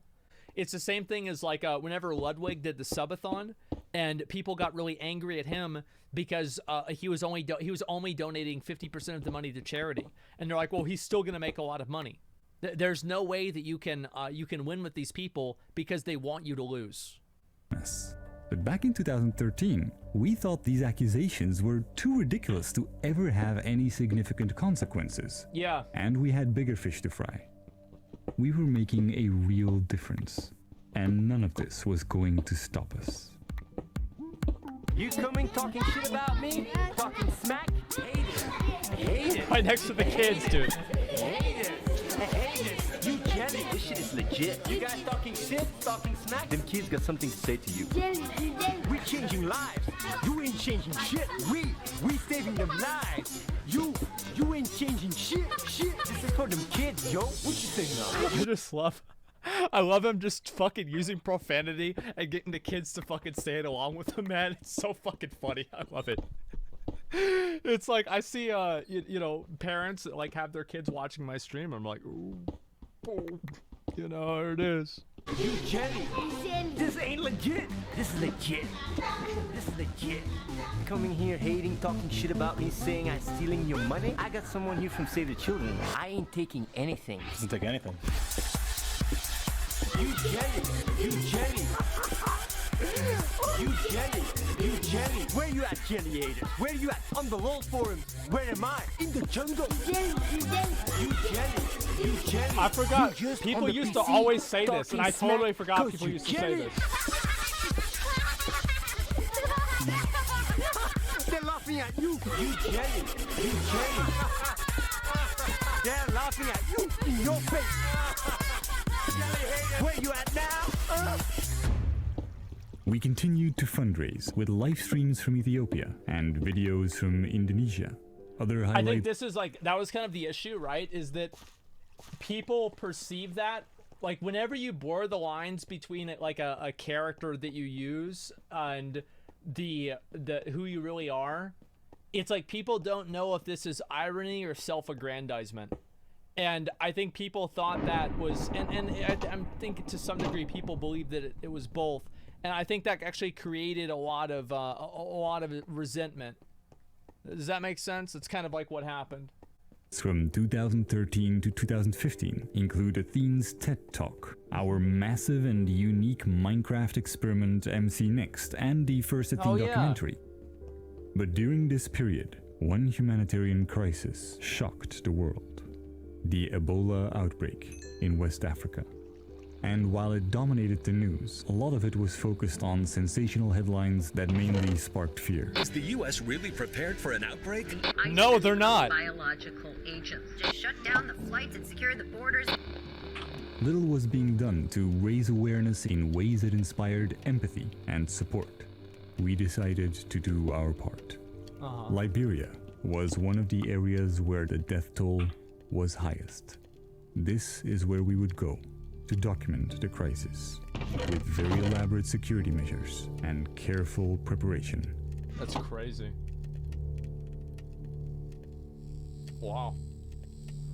The only areas where Ebola is still really present right now in Liberia is actually where we are in Monrovia. I saw that they shoot people that try to cross the border. Yeah, because we have a lot of movement still of refugees and a lot of gangs in the area. We have anti-government groups operating in the area. Obviously, Ebola outbreak has been significantly affecting operations. So let's say someone goes to the bathroom and has Ebola. You go to the bathroom afterwards. Like, do you have a chance of catching Ebola then? Yeah, small chance. You would have a small chance. It is important. We don't want dirt and Ebola in our office. All right. That's good. Same. Yeah, same, dude. People living in these three most affected countries. The result was a full-length documentary. It was widely reported on and enabled us to raise $100,000 for Save the Children's efforts. That's good. That's big good. Right now there is a patient coming in and we're not allowed to shoot anything, but we will shoot like the way they are taking precautions and putting their suits on. See, I think like the whole, like the fucking, the macro idea behind this and like why people were like angry about Athene and this kind of, you know, the negativity was it's a shift in content.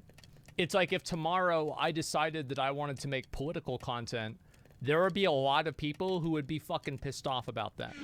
Now, I talk about politics regularly on my stream, and I never really am afraid to talk about it, but it's not the primary content that I do. But if I moved over and I started doing that, and like this is even the case with like working out or something, like let's say politics is much more divisive. Let's just use something that's much more, you know, universally accepted, like working out or exercising. Let's say I wanted to be a fitness channel. there would be a lot of negativity behind that because I changed the content that I was doing. Does that make sense? It's just it's what happens with everybody, because again, people don't care about the person, they care about the content. Because of the stigmatization, we're not allowed to shoot even the car that comes in and drives him in. By people, I don't mean everybody. If you're not like that, great, thanks. We have our There are a lot of people who are. overalls. We wear 3 pairs of gloves, 1 nitrile and 2 surgical. We wear a mask, we wear an apron, and we wear a hood and goggles, so no skin is exposed. This protocol is that we don't allow any skin to be exposed, just in case of any splash. Fuck. Almost all the gear that we use for PPE will be incinerated afterwards. Only a few things are washed and oh, they're gonna reused, burn it afterwards. such as aprons, goggles, our boots, and scraps. So then when I gotta take a piss. I'll be right back, boys. I'll be right back. That's crazy. whenever we are ready, whenever we are completely dressed, we have our safety monitors, making sure that we are doing and following the right steps. We'll go in, and maybe in like 15-20 minutes we'll come out. Okay, just going to admit the patient, and assess him, and all. Okay. Thanks. When we came back from all the US media appearances for the documentary, that's when our group started to grow. Athene's new podcast resonated with a lot of people who wanted to help out, and thus we added a volunteer application process. We began work on a massive new version of Gaming for Good. And with a growing team of now around 10 people, our little apartment was no longer sufficient as a makeshift headquarters. Once in our new location in Germany, the team continued to expand. I basically quit my banking job and then came here. Before I came over here, I studied nanostructure science. We've grown so much. I mean, we come from Belgium with like a really small room. A year ago, I was in a tiny apartment with only Reese, Athene, Tanya, and then Ricardo. My skepticism was like washed away when I was there. The feeling you have is when you want to make a difference and you work together with those guys. I mean, you just make a difference. There's no bullshit. Gaming for Good was reborn as a hybrid donation platform for streamers as well as for charity. Dude, people used to use this. I forgot all about this. Holy fuck. They only bring up the good stuff in one angle? Of course they're gonna bring up the good stuff. Like, what do you think? He's gonna make his own video talking shit about himself? Like, of course, yeah. Wow, Athene made a video, and Athene said that Athene didn't do anything wrong. Whoa, wow. I would have never expected that. No shit. No shit he did. I always take into account the source. Its and what first you get your big information. milestone was our Avengers event, where this time, by far, the star of the show was Zerator and his team. Gaming for Good was taking the live streaming landscape by a storm, and our fundraising events remained a success. Even when we fundraised not for charity but for ourselves, so that we could pay for our new location. We were on a course of becoming an ever larger and more capable team of activists.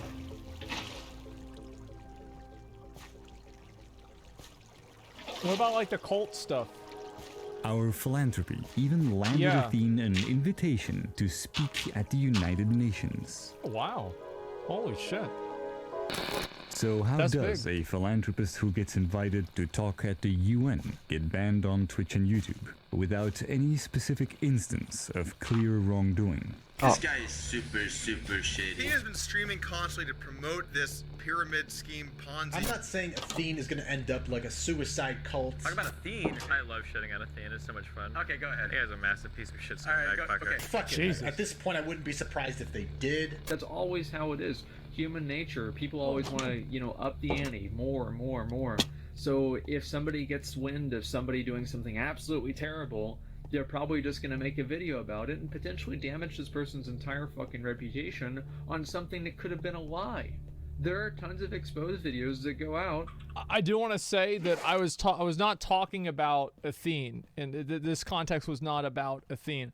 But yeah, everybody knows this, right? Like people, there's no accountability online for publishing false information, especially about like other content creators.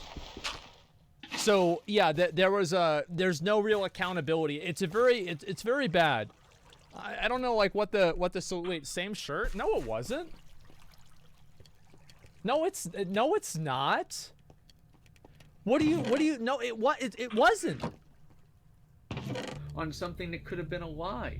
There are tons of exposed videos that go out and they're fucking lies. It's not even true. Clickbait has existed for about as long as the internet has been around. But in the past years, every corner of the web, from Reddit to Facebook, and from NBC to BuzzFeed, has been affected by an escalation in these regards, with results like the Boston Bomber witch hunt and Pizzagate that sometimes have serious real-life consequences. I was so disappointed whenever I found out it was the main one, I think, is that it creates a monetary incentive to create more fucking exposed content. You guys ever notice, if you go and you look at these exposed videos, they all have ads on them? What do you think, this guy's doing it because he's some noble fucking Batman? No, he wants money and credibility and recognition. That's what they want. They don't care about the person. They don't care about the idea. That's why these clowns are making videos on YouTube and not talking to the fucking police. Yep. The last thing that they're doing it for is because they're trying to be a good person. Absolutely. So these videos and the success of the videos breeds more of them. Even with our relevance fading. It's definitely I think it's not as much of an issue. Like, I made that video in like 2018, I think, 2019. I don't remember exactly. And exposed videos were worse then than they are now. I think that now there's a little bit more accountability in it because you have like a lot more traditional, like protections that people have with like, being able to sue each other and different shit like that. But even now you see exposed videos that go out and these videos are made and it's very clear that this video has an intent to damage a person's character. And because videos, here's what the problem with it is, right? Is that exposed videos are more popular the more extravagant or the more controversial the thing that happens is. So, for example, somebody calling somebody else a retard is not going to be as controversial as somebody calling somebody else the N-word, right? Because they're just worse. So what does that trend to? Controversial content makes people want to click on it. So the more controversial it is, the more money it's going to make, because the more people click on it, the more people see the ads. The more people see the ads, the more money it makes, and that creates a profit incentive for people to embellish content. And whenever you're talking about embellishing negative stories about other people that can impact their real life, that's really scary. Making controversial statements about Athene and what he's been up to continue to be something that draws a lot of viewers and attention. I watched the Glink video. Knowing that our transparency and factual responses don't tend to make much difference, most of our reactions to these kinds of occurrences were satirical, which made it simultaneously hilarious and shocking when our over-the-top satirical responses then got used as evidence of us really being an evil cult with nefarious schemes. And in 2019, it got us banned from fundraising for Save the Children. Jesus. That's crazy. Although we had faced many obstacles before and were well aware of how controversial Athene was, we had never imagined that our unconditional philanthropic efforts would become the target. The relationship we had actively built with Save the Children over the past decade had made us highly efficient at having the biggest impact we possibly could. We were able to raise funds for the most effective child and newborn survival programs, and by doing so unlock matching grants for these programs from governments and corporations. It was heartbreaking to see Save the Children be forced to shut all of this down due to the pressure that was put on them after another viral Athene hit piece. I mean, like, yeah, that definitely is true, but like there was also the whole thing with the girl that was crying and she said that like she was like abused. Like it's like they didn't talk about like the compound shit. They didn't talk about like the logic cult.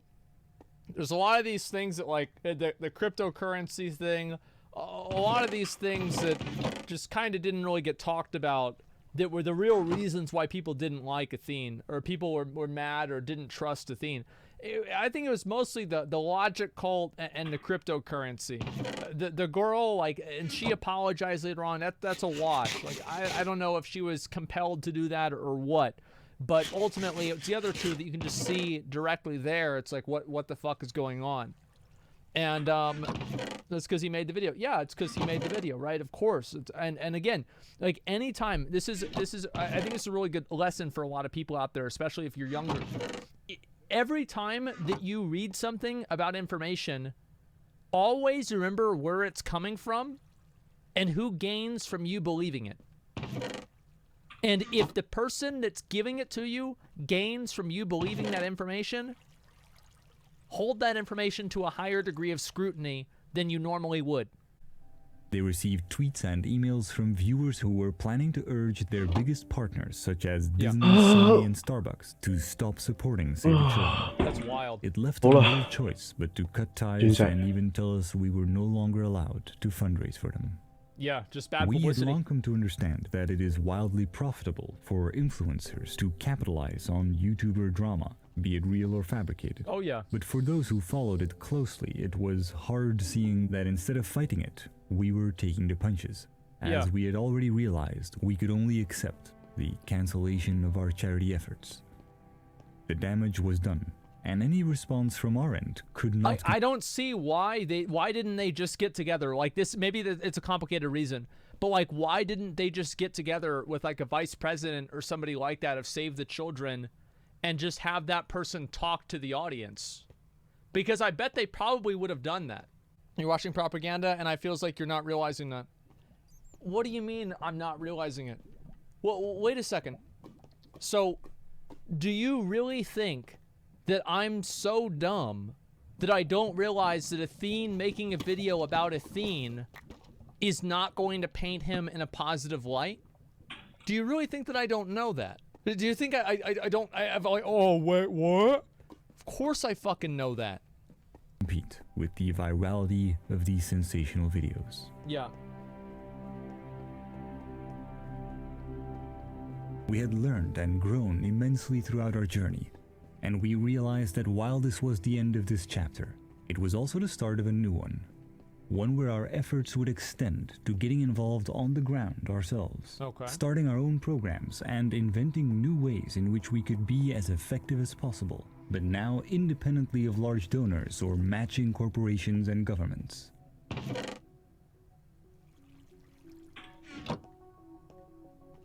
Our projects have always been focused on raising awareness, challenging individuals to think for themselves, and inspiring a more proactive lifestyle.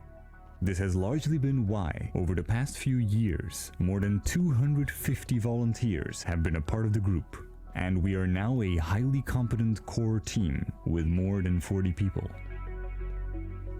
With such a large and capable operation, it was only natural we would start working on a new project that would drastically amplify the impact we had had thus far. But the internet had changed, and the time where great TED Talks went viral and charity projects would often galvanize massive communities had kind of passed. I don't think so. Everything, including gaming. Yeah, remember whenever I did my charity thing? It was like maybe like 2 months ago or something like that. I don't remember when. But I did my charity thing, and it was incredibly popular. I mean, like, tons of people watched it. We raised, just by ourselves, I think it was $372,000. And then I contributed $10,000 of my own dollars. So, yeah, we raised a lot of money on our own. And I think that was just universally positive. Everybody was happy about it. Also became more mobile-oriented, and whether you liked them or hated them, casual games with in-app purchases began to crush even the biggest AAA releases in terms of revenue. Yeah. That is why, a year and a half ago, the team started working on Athene's next ambitious project that would aim to become a top-earning mobile game, as well as establish a new and much more high-profile platform for our charity fundraising, and reinvent gaming for good. That project became a strange little game called Clash of Streamers. Oh There are yeah, he similarities messaged to me other about popular this. mobile games, but Yeah. rather than collecting, for example, Final Fantasy heroes, Did they the finish characters this? you I don't collect even know. are actually Twitch streamers. There is Yeah. even blockchain integration that allows players to export their progress and trade these characters independently Was this of an our ad? servers. This makes use of our own custom blockchain tokens, which were distributed but never sold, and despite some claims that they were going to Yeah. be a scam, are actually fully operational and integrated as a core feature in the game. Yeah, this is why people don't like Athene. This is exactly it. Like, this is the exact reason. Like, I don't know why this is it, right here. Like taking a video and then making it all about how you were unfairly fucking treated and how people gave you the wrong idea and everything like that. It's for charity. I'm sure there's something that they'll get something out of it, right? But like what I'm getting at here is that this is just the wrong way to market a product, because if you do that, what you're going to end up doing is you're going to end up alienating people, because it's a different message.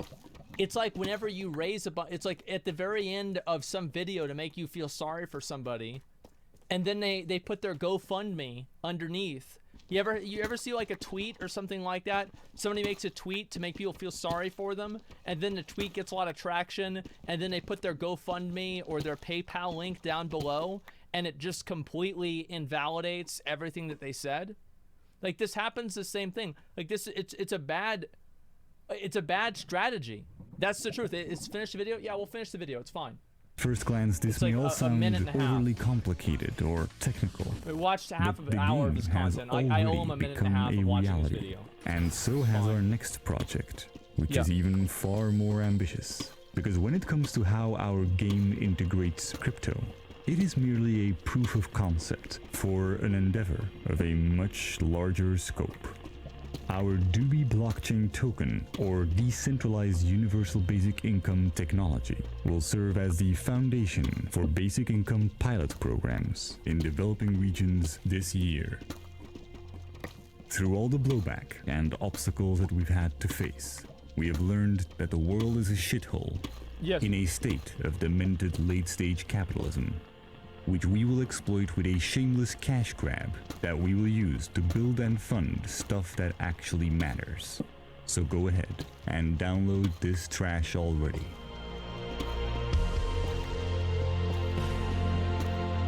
So, I think that's probably the best way you can market it.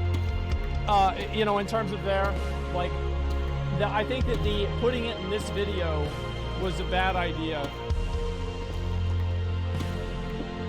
But overall, yeah, I'm a little bit confused. At least they're being honest about their game being a cash grab. Yeah, it's hard to say. 40-minute ad? Well, the thing is, it's not just it's a 40-minute ad or whatever. That doesn't really matter a whole lot to me. It was a good video, I would say. I mean, of course, he didn't touch on a lot of the topics that I think if I was Athene, this is what I would do. And I don't know, maybe he did do this and it didn't work. I can't really say for sure. I haven't paid attention to every video he's ever released. But what I would do is I would do even almost a post on Reddit or something like that. And I would say, come at me with the main accusations that you guys have of things that we did or anything like that. And then go through and try to disprove as many of those as possible. With actual analytical evidence, not you jelly or anything like that, but with fucking financial reports, analytical evidence, and things like that. Because those are the ways that people are really going to stop believing it. That's what it is.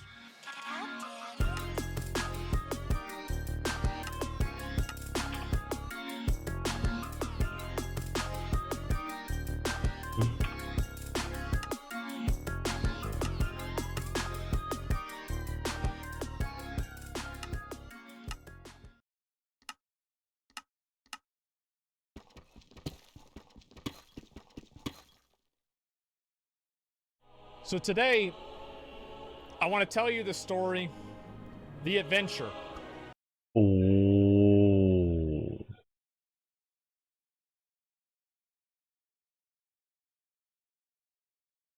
OK 啊，等陣先，我要行開。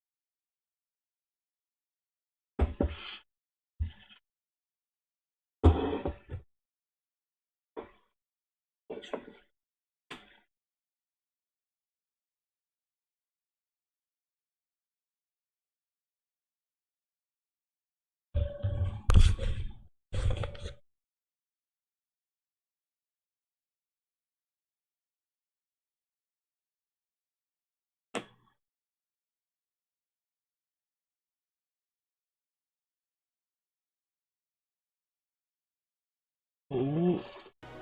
The beginning of a grand adventure of a young Asmongold many years ago, sitting in his room playing the Burning Crusade. There I am, 16 years old. I was happy, hanging out with my friends all the time, every day. This is all I did and all I knew was playing video games, having fun, and chilling out with the boys. As you can see right there, that's Cody in the back. That's me with the video camera. Zach, Mikorivi, you guys know him. And then Cameron over there eating my hot fries. He ate fucking all of my hot fries all the time. And this was the case for years. There's another one. There's Jeff in the background. That's me playing WoW with my old hoodie. This is the exact hoodie that I had. Where is it? I think it's like right, it should be downstairs. This is the same hoodie that I wore whenever I was on the stage at BlizzCon. That's right there. That's Jeff, Cameron, and Toby. That's us in my other room. And we were just playing games, hanging out together, having fun. And this is what my life was every single day. Every single day, this is what I was doing. And this is what they were doing too whenever I was playing WoW and I didn't want to go outside. They were not happy. They were not happy at all with the fact that I was staying inside all the time. But they wouldn't understand the fact that I had something greater that I was working towards. I had something greater that I was trying to do. I cleaned off my desk and I was ready for that fateful night. Yep. January 7th, 2007. Myself and my mother. A long time ago. There's me and my mom. My mom took me up to GameStop on the midnight release of the Burning Crusade. The very beginning of the game. And we waited in the line in the freezing cold. And after about an hour, we got inside and my mom bought me and herself one copy of the Burning Crusade, as well as that t-shirt right over there that I still have. We came home, and after a while of loading everything together and getting it all together, which took me quite a while, trust me, it took me a very, very, very long time, I went through the dark portal for the first time. Now this is all I've been waiting for. Years, or a year about, 6 months, I have been playing the game, and this is the one reset that I was waiting for. This is the one time that I had wanted to go back and see things reset to put myself on an even playing field with all the other people that were in the server and that I thought that I could be better than myself. Before the dark portal opened, during the final event, there's me, and I want you guys to look right now at the two people that I'm next to. This was before I was in the guild Overdose. At level 54, young Asmongold encountered this warrior right next to me here, Gearbolt. And I tried to have him duel me outside of the Nax entrance. And you could see his gear, and you could imagine my gear at level 54. I lost. I asked him if I could join the guild, and he said LOL, and he said no. I could not join the guild. I took a screenshot with them. And I thought to myself, one day I will be in that guild. One day, I will join that guild. I enter the Burning Crusade, and I see, of course, for the first time, the Fel Reaver. I think this is the first time that I had ever seen him. I didn't know what to expect. All I knew was that I was going to play all night and all day, as much as I could, as much as possible. And at the very beginning, there were some group quests. Sometimes I didn't really have anybody else to play with, and the only person that I knew who was online was my mom. And so my mom and I went together into the Burning Crusade, into Hellfire Peninsula, and we did all of the quests together at the very beginning. And we leveled up, and we got all that stuff done. The two of us. that night back in the day. So I stayed up later and later, more and more, until the sun came out and I hit level 61. And it just kept going. Obviously, I kept farming, I kept leveling, I kept doing what I needed to do. I did all the dungeons, of course. It goes without saying, but I did. There's me at level 62, doing ramparts for the first time. Probably top DPS, but I didn't show off the damage meter because I didn't want to... I didn't want to embarrass the other people, of course. Ramparts was not the only dungeon. I also, of course, did Blood Furnace as well. And I was the tank. As you guys can see, I put on a shield, and I did what I needed to do. Because I didn't play an arms warrior, I played a warrior. I did what I needed to do, and I did what whatever was necessary. Also, as well, a little bit later on, I went to bed. And I woke up that morning. And I heard the fateful words that it was a snow day. The day that Burning Crusade released, it was a snow day. And so I logged back on. I called my friends. And we played the game all day. It was, in Texas, we get one snow day a year, on average. I hit level 64. I was working my ass off, playing as much as I needed to play. I made my way into probably one of the coolest zones that the game has ever really had. The Grand. One of the first times ever I had seen something like this. And as an online gamer, this is one of my first experiences that I ever had. I went to the Grand for the first time. I was exploring around, looking around. I was excited to see everything. And also, as you guys see, I was in a guild at that time, and that guild's name was Silent Asylum. You'll hear a lot more about Silent Asylum very soon. I did, of course, the Ring of Blood. This is me just waiting for my turn to do it with my group. Yeah, you guys will hear a lot about it. And I saw the biggest NPC that I had ever really seen at that time in the game. I saw Dern the Hungerer. This was a big-ass motherfucker. And we were going to beat his ass. I thought it was going to take a lot longer, but turns out it just took until, like, later on, probably that day. Boy, it wasn't that hard, because we had a 10-man group to do it. It wasn't that bad. And at this point, it was probably about a few days into the Burning Crusade. It took me quite a while to level up. I was actually quite slow with leveling, and it took me, I would say, about on average a week for me to get up to max level. But after that time, I made my way up, and I got all the way to level 69. Almost there.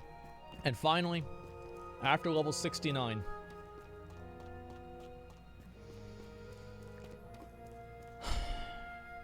I hit level 70.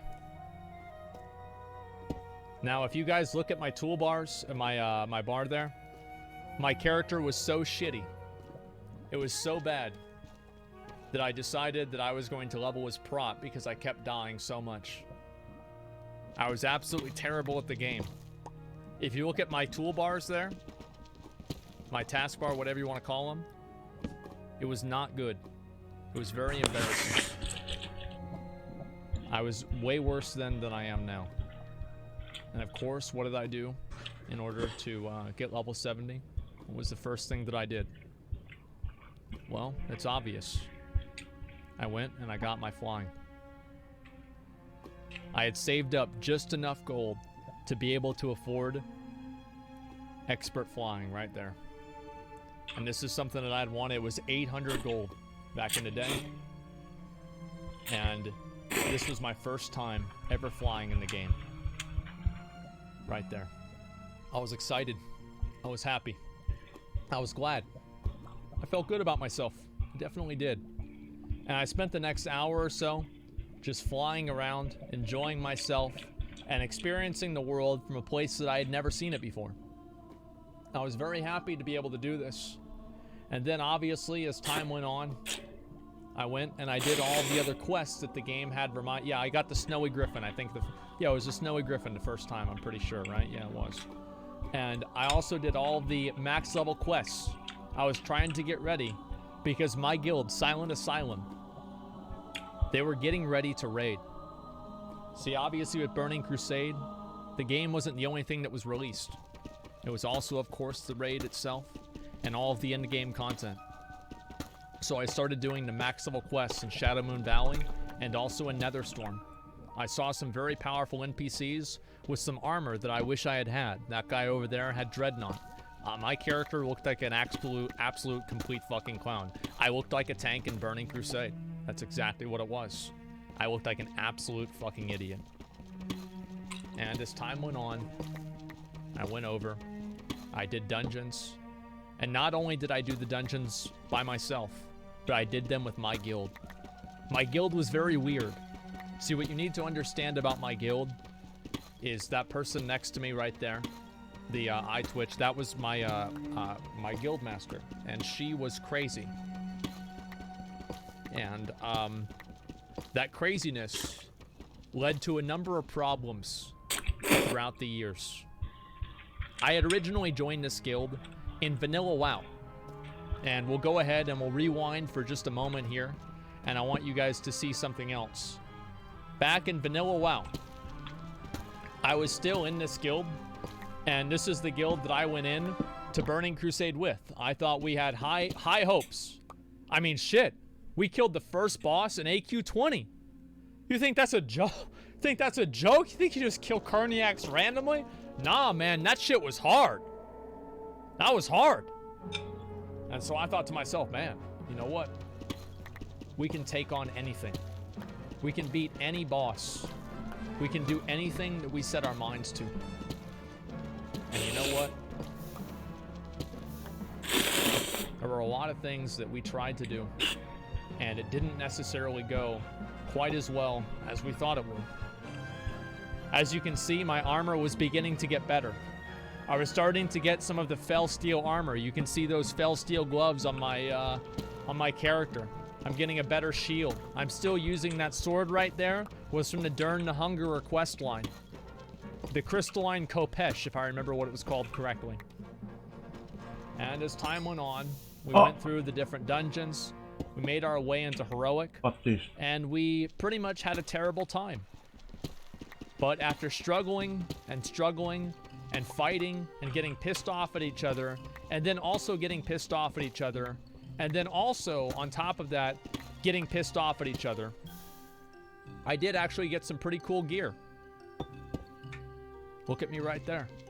I looked like a fucking boss. I looked like a literal god. Look at that, dude. Look at that, dude. Yeah, dude. Those were the days, man. The big dick days. And you know what? As time went on, finally, our guild got enough people together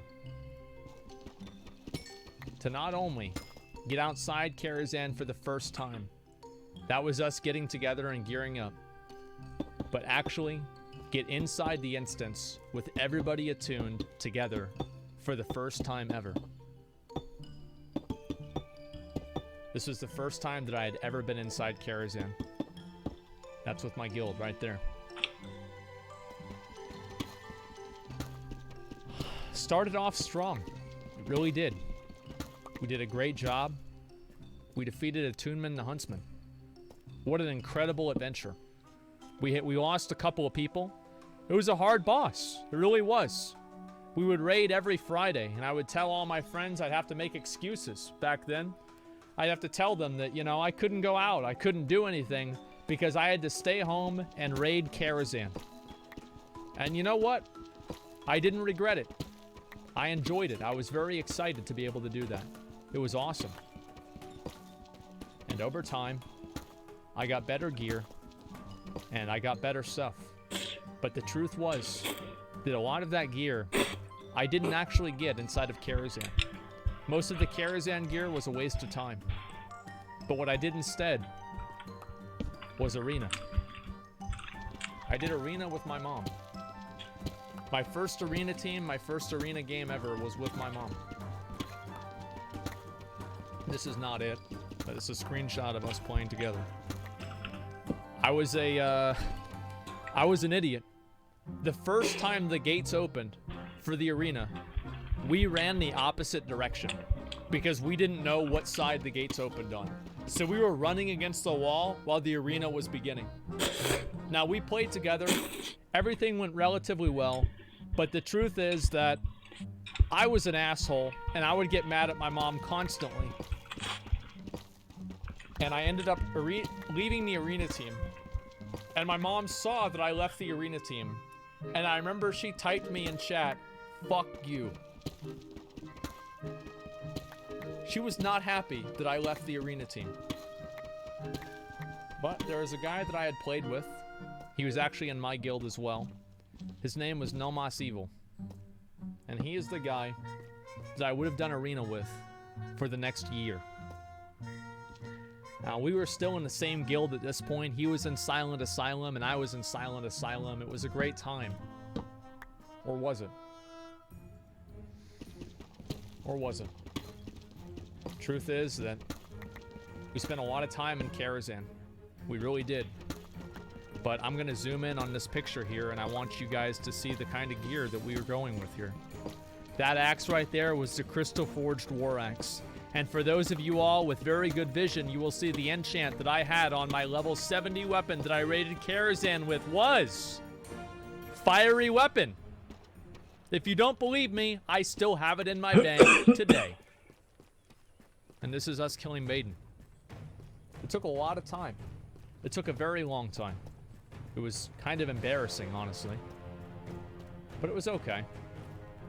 It wasn't that big of a deal. It would take a little bit of time, but I would get better gear. I would work on it, and I would just do what I needed to do. And obviously, as I got the better gear, I also got better professions. I spent time out in the plateau, and I crafted my Breastplate of Kings. It was one of the last items that I still needed, and as time went on, I got better and better gear. I worked my ass off trying to get all this stuff, and it took me quite a while. And I was still in Silent Asylum, and throughout time, we finally managed to kill King Malchazarn, the last boss in Karazhan. I was very happy about this. Do you guys want to know why I was very happy about this? I'll show you. Prince Malchazar, excuse me. Here's why I was very happy about it. I got Gorehelm. That's right. That was my first epic weapon back in Burning Crusade. I was fucking ready. Me and MTing right there. Me and my boy. We came together. And not only did we defeat, and obviously everybody was happy. I realized I just have another screenshot of that as well. Everybody was happy. See, Vetro, T-Storm, these are the same guys that I played with for years. T-Storm, if you guys keep in mind, he was the same guy that I saw earlier. Was it this one here? He was in my raid back at level 60, and here we are together, raiding in Karazhan over a year later. I got that axe. I was very happy about it. It was fucking amazing. And we used that axe to obviously keep going through, and we were able to kill Nightbane as well. Fuck you, Nightbane, by the way. And I did not put Fiery Enchant on it. I put, I think, Berserking Enchant on it. I believe I have that axe as well, too. I used that axe for a very long time. I was very happy that I got it. Karazhan at that point, we had basically mastered Karazhan. Karazhan at this point was basically like Stormwind. I spent more time in Karazhan than anywhere else. I would put people on follow and take naps in between wipes on Shade of Iran in Karazhan. And actually, speaking of Shade of Iran, I believe I might even have something special here. Let me go ahead and find it. So, I don't know what happened, but my entire thing just pretty much shut down. So I think somewhere around where we left off here was inside of Karazhan.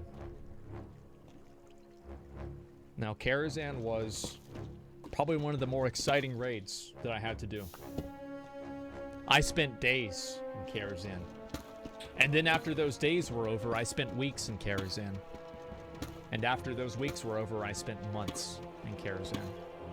Every day, Every day I spent in Karazhan.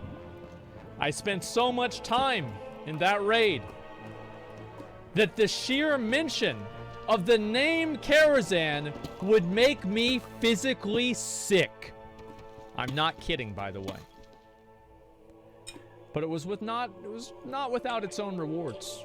There were things that I got out of Karazhan that were pretty nice. Of course, I did get Gorehound. I got a number of other amazing things too. I was happy. I was very happy. Karazhan was really everything that I could have hoped for it to be. And it was the first raid that I really got an opportunity to take very seriously and play all the time. So I was really happy to see that. But honestly, that time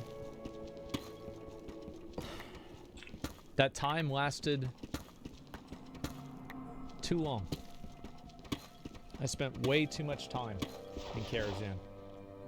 And that leads us to right where we left off yesterday. To the point where I had just killed Nightbane with my guild. Now back in the day, I was what you like to call a nub. Now a nub is somebody who's so shitty at the game that they're not even worthy of being called a noob. Absolute trash. And you know what? You guys might not believe that I was so bad at the game. So I figured I'd show you. Let me see if I can actually make this work here. Hopefully I will. Many years ago, a young Asmongold went over and I recorded everything that I did back in the day. All of it, I recorded and I put there. As you can see there's my warrior. Defeating, Terrestrian Ilhoof for the first time with my guild, Silent Asylum.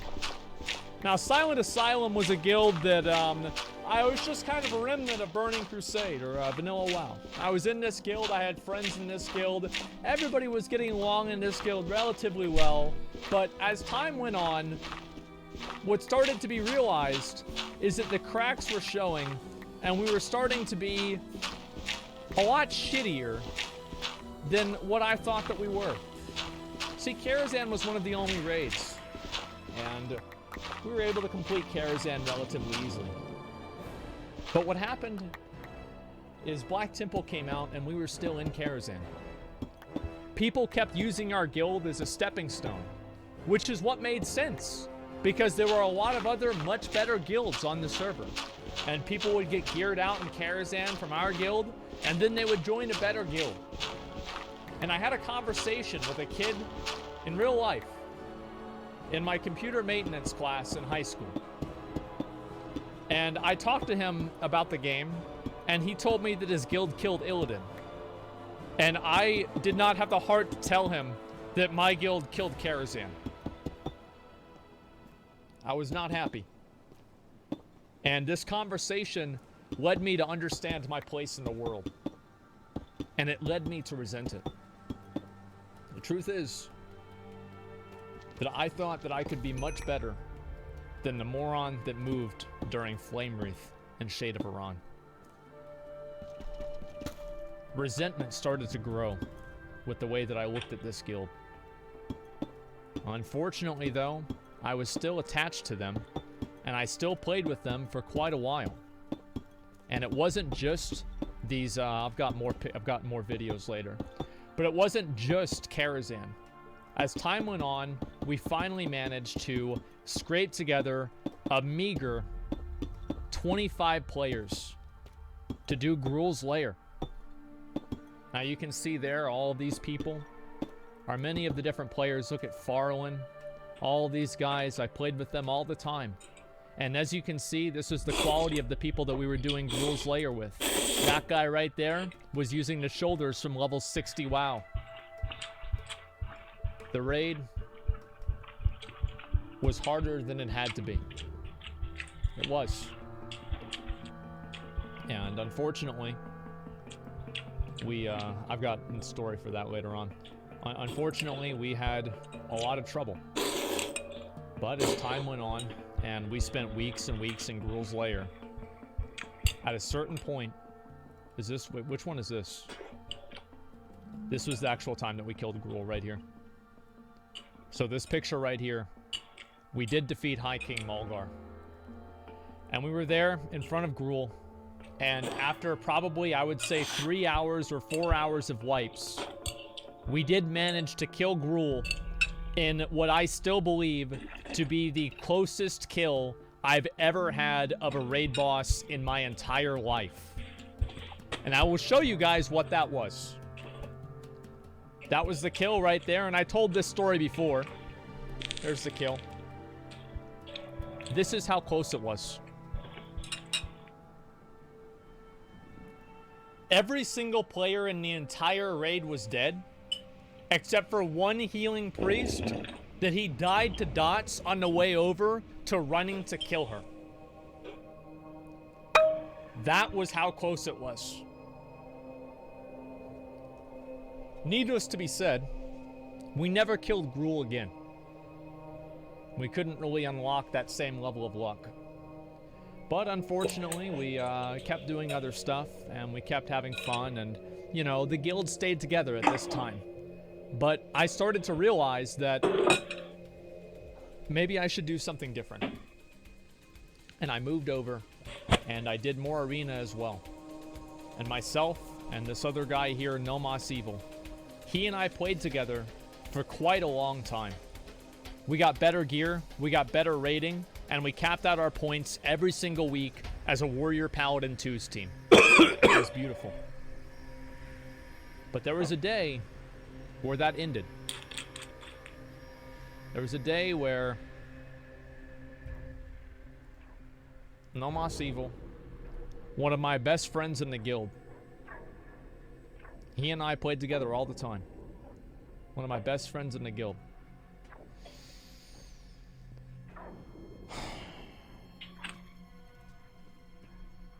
He quit the guild. And he joined Spaceballs. He left the guild. Now, the reason why he left the guild is, as I said before, our guild master was like what you like to call a crazy bitch. And whenever you have a guild master that's a crazy bitch, it makes doing everything in the guild much more difficult. It's a struggle constantly. Nothing is working properly. Everybody is always mad. It's always an issue. People are constantly pissed off, and it's never a good time. So she was crazy. And her craziness led to a lot of really funny moments. Because the truth is that, honestly, this was fun. Watching her get pissed off was half of the reason why you'd show up to the raid at a certain point. And honestly, my friend Zach, he and I played together for years. And over time, over a lot of time, what he and I did is we decided to... See, the guildmaster, she thought it was a really good idea to allow people to change their notes in the guild. Well, we thought this was a good idea too, but not for the same reason that she did. It's because Zach went over and he changed everybody's guild notes to whatever he wanted. I think he changed her guild note to like Hooker or something like that, and he changed his own, but they always knew it was him. Did Fallen fucking change everybody's notes again? Guess who Zach's name was? It was Fallen. We changed everybody's guild notes. And I was laughing my fucking ass off about it. And at this point, I was looking for a new guild, but I couldn't really find one. I was upset, and I was also... I feel like I was falling behind. I thought back many times on the conversation that I had with the kid at my school, and I thought of all the opportunities that I'm missing out on being part of this shitty fucking guild. And I didn't really know what to do with myself. I was lost. I was confused, and I was disappointed in myself. This was the time and the point where it was a turning point for me in the guild and in the game, really. It's the time where I took matters upon myself, and I decided to do something else and do something different.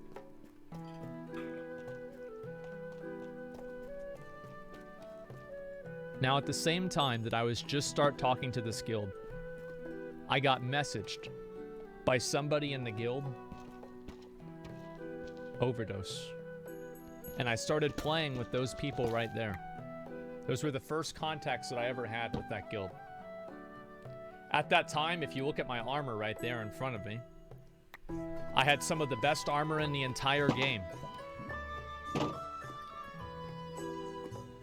I was one of the only warriors that was good enough to play with this guild on the entire server. I know that you might not believe it, but I remember on a fateful night in Arathi Basin, I was messaged by this mage, Sesh here, and he asked me if I wanted to play with Overdose in a 5v5 team. And I knew at that moment, at that time, I could turn the tides in my favor, and I could change my destiny. Maybe I'm not always going to farm Karazhan. I talked to them about my guild, and eventually I said to myself, fuck it.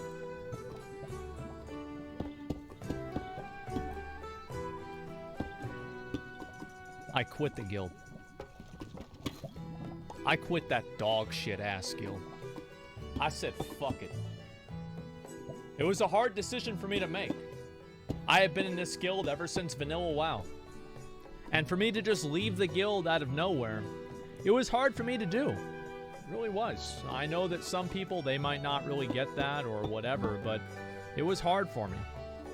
And I felt bad about it for a while, but over time I came to appreciate the fact that I did leave. I was guildless for quite a while. The reason why I was guildless, even though I was one of the best geared warriors on the server, is because of one simple little fact. I was an obnoxious piece of shit asshole, and nobody wanted to play with me. Nobody ever wanted to play with me. I struggled a lot finding people to play with, and the truth is that I was basically I was a lone warrior. I couldn't really do a whole lot of stuff with anybody, really. I was just I was by myself. But I did have my own real-life friends. And my friends and I, one thing that we used to do is we used to troll the fuck out of people.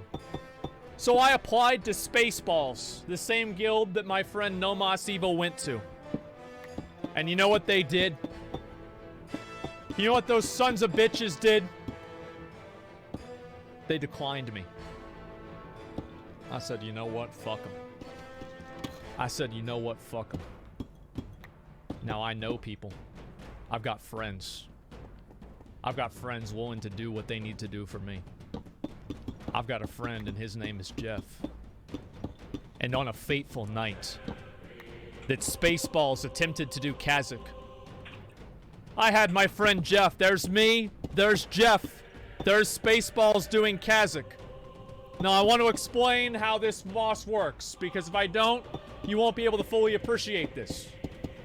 Kazakh, if he is engaged by more than 25 players, immediately enrages, causing a raid-wide wipe, spamming a healing frostbolt, or sorry, shadow bolt, that kills everybody in the entire raid. So I had my friend Jeff there. And he, I asked Jeff, I'm like, you want to have some fun? You want to do something enjoyable, Jeff? And Jeff said, yeah, I do. And so I said, why don't you come on over to Hellfire Peninsula right now? I've got something for you to do right now. And there's Jeff, riding over to fight for my glory. And he rode like a kamikaze pilot into Pearl Harbor to do Mord Kazakh. And the guild that declined me, the guild that defied me, Jeff destroyed them. He destroyed the entire guild. They couldn't kill the boss. They were furious. And nobody knew that it was me. I was just in there. Now I had friends in Spaceballs. They messaged me. They said, bro, you wouldn't believe what just happened. And I said, oh man.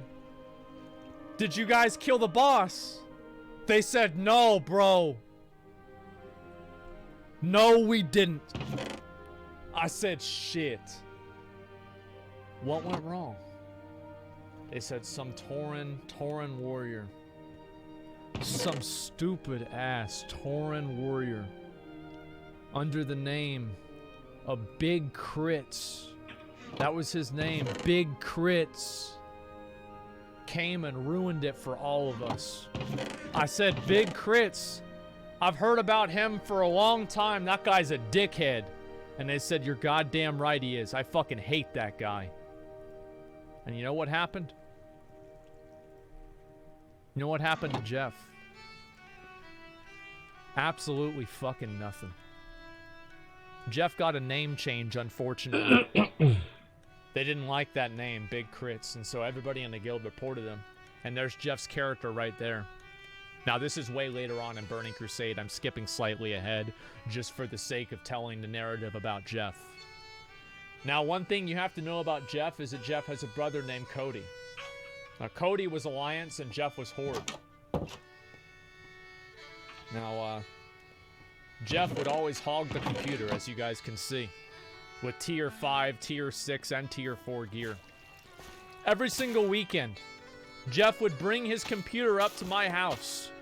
He would carry the CPU and I would carry the monitor, with the cords dragging on the sidewalk from his house to mine. And he would spend the night at my house with his brother and Cody and Cameron and all of the rest of us playing together. In my room, World of Warcraft Burning Crusade. And Jeff's mom would only let me walk Jeff home. She wouldn't let Jeff walk home by himself.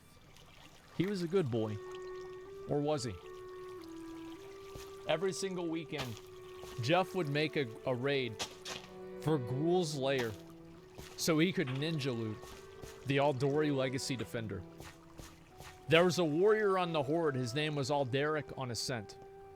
He was the best warrior and the best geared warrior on the entire server. Jeff wanted to be Alderic. Jeff saw that Alderic had that shield. Jeff had to have that shield. He would get together a measly, sad, pathetic excuse of 25 filthy Horde scum that would actually make Silent Asylum look like a good guild. And somehow he did manage to actually get the Aldori Legacy Defender. And Blizzard took it away from him because he ninja looted it. Twice.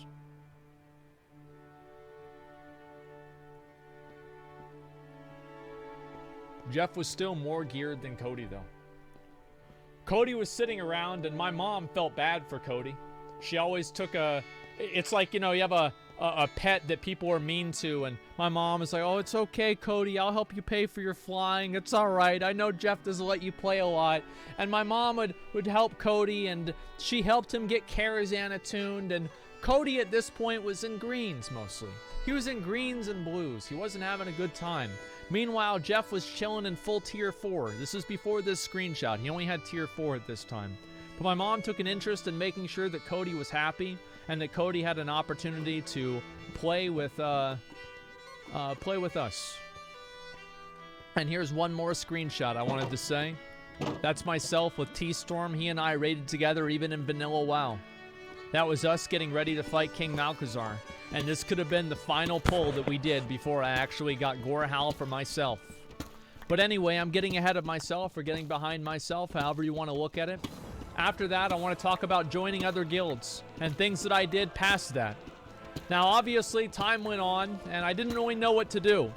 I was basically a complete fucking idiot, and everybody needs to keep that in mind.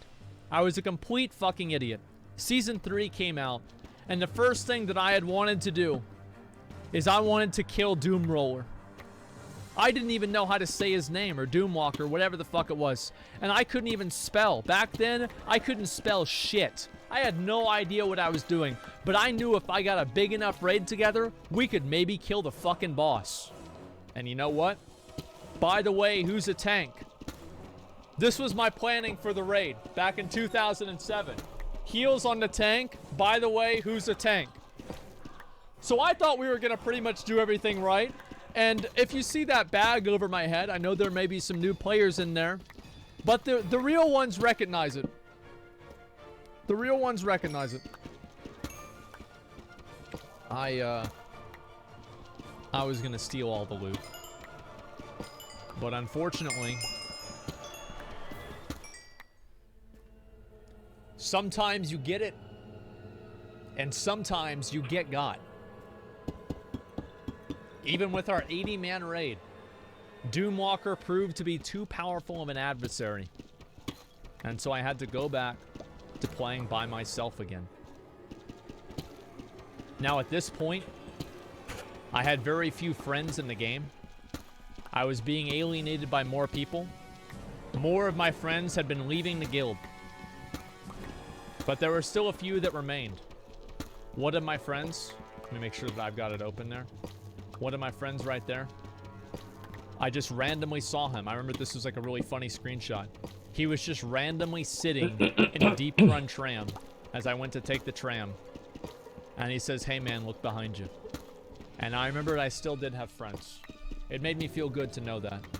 It definitely did. I was a lone ranger, a lone warrior. And the truth is, sometimes it was better that way. I farmed out my own stuff. I got my own nether drake. And at this point, I was basically all about myself. I was all about doing what I needed to do for me all the time. This was right whenever I got my nether drake right here. I'll show you guys some of the screenshots of that as well. Right here, so you guys can see, this is whenever I got exalted with Netherwing. And I was still in group with No Mas Evil. We were still playing together just like the old days, man. You are now exalted with Netherwing. And then, of course, what did I do after that? It goes without saying. But I went over, and I got my mount. And I want you guys to just take a look at what this screenshot is. That's my mom on her nether drake. My mom got her nether drake before I did. I don't know if I can ever forgive myself for that. I actually forgot that even happened until I just looked at it right then. My mom was a gamer. She had more slash played than I did, and it wasn't even close. But as time went on, days went on, I started to realize that unfortunately, I was alone. I didn't have anybody else to play with. I didn't have anybody else to do anything with. And my only joy and happiness in the game was making other people mad in random battlegrounds by putting marks on their head. Take it off, man. It's hard to see with a big thing in front of you. Get this shit off, fucker. I'm not leaving till it's off. And I would just sit around and put random marks on people's heads and just do whatever I could to make them angry. This is all I would do. Eventually, I applied to every guild that I could on the server. And much to my surprise and no one else's, I was declined.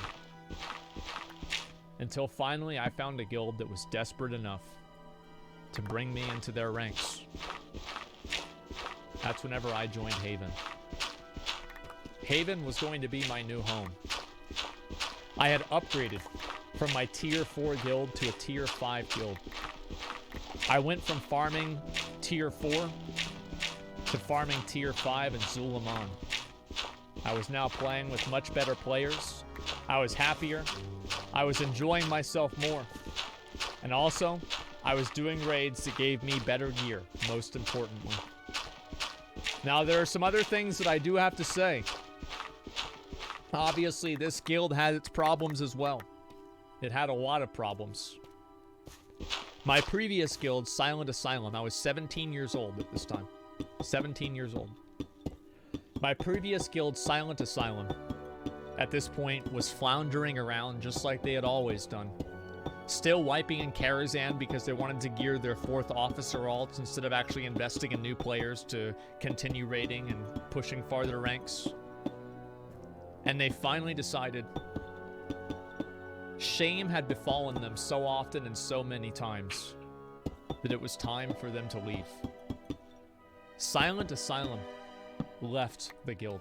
they left the server. Entirely as a guild. And of course, I took great delight in watching them transfer servers and barely edge out a kill on Void Reaver. And I think they killed one boss in Serpent Shrine Caverns. And later on, the guild died. I was so happy. Because it made me feel like I was right. I knew the guild sucked. I hated that fucking guild.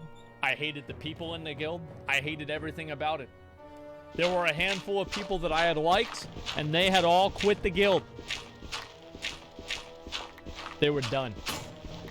I was off to new, bigger, and better things. I was raiding in this new guild. And I also want to say right now... Wait, do we have one with the damage meter on? Where's the picture with the damage? Oh, yeah! This new guild, I forgot to even say. So this new guild, they gave me... How long do I get member? Do you know? Now, do you want to know why I wanted to get member in this guild? Does anybody have an idea on why I would want to get member in a guild? I mean, it probably had nothing to do with loot, right? I mean, there's no way it had anything to do with loot. Yeah, I mean, definitely not. No, of course not. But they did invest in me. And they gave me the red belt of battle that I would use for the rest of the entire expansion. This guild appreciated me. I forgot to tell another story. I apologize. Rewind back a couple of months before. Zach and I were playing together, and at this time he and I were leveling up alts together right there. That was my paladin and his mage on the coast of Westfall, or Wetlands, looking out, playing together every day. He stayed over at my house almost every single day, and we played together constantly. We hung out all the time, and it was some of the best experiences that I've ever had. I'll tell the other story too. So,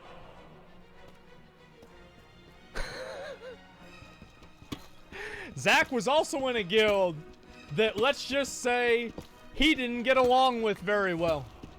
Let's just say that he didn't like them all too much. And you know what Zach did? Zach did the only thing that a reasonable, good person would do.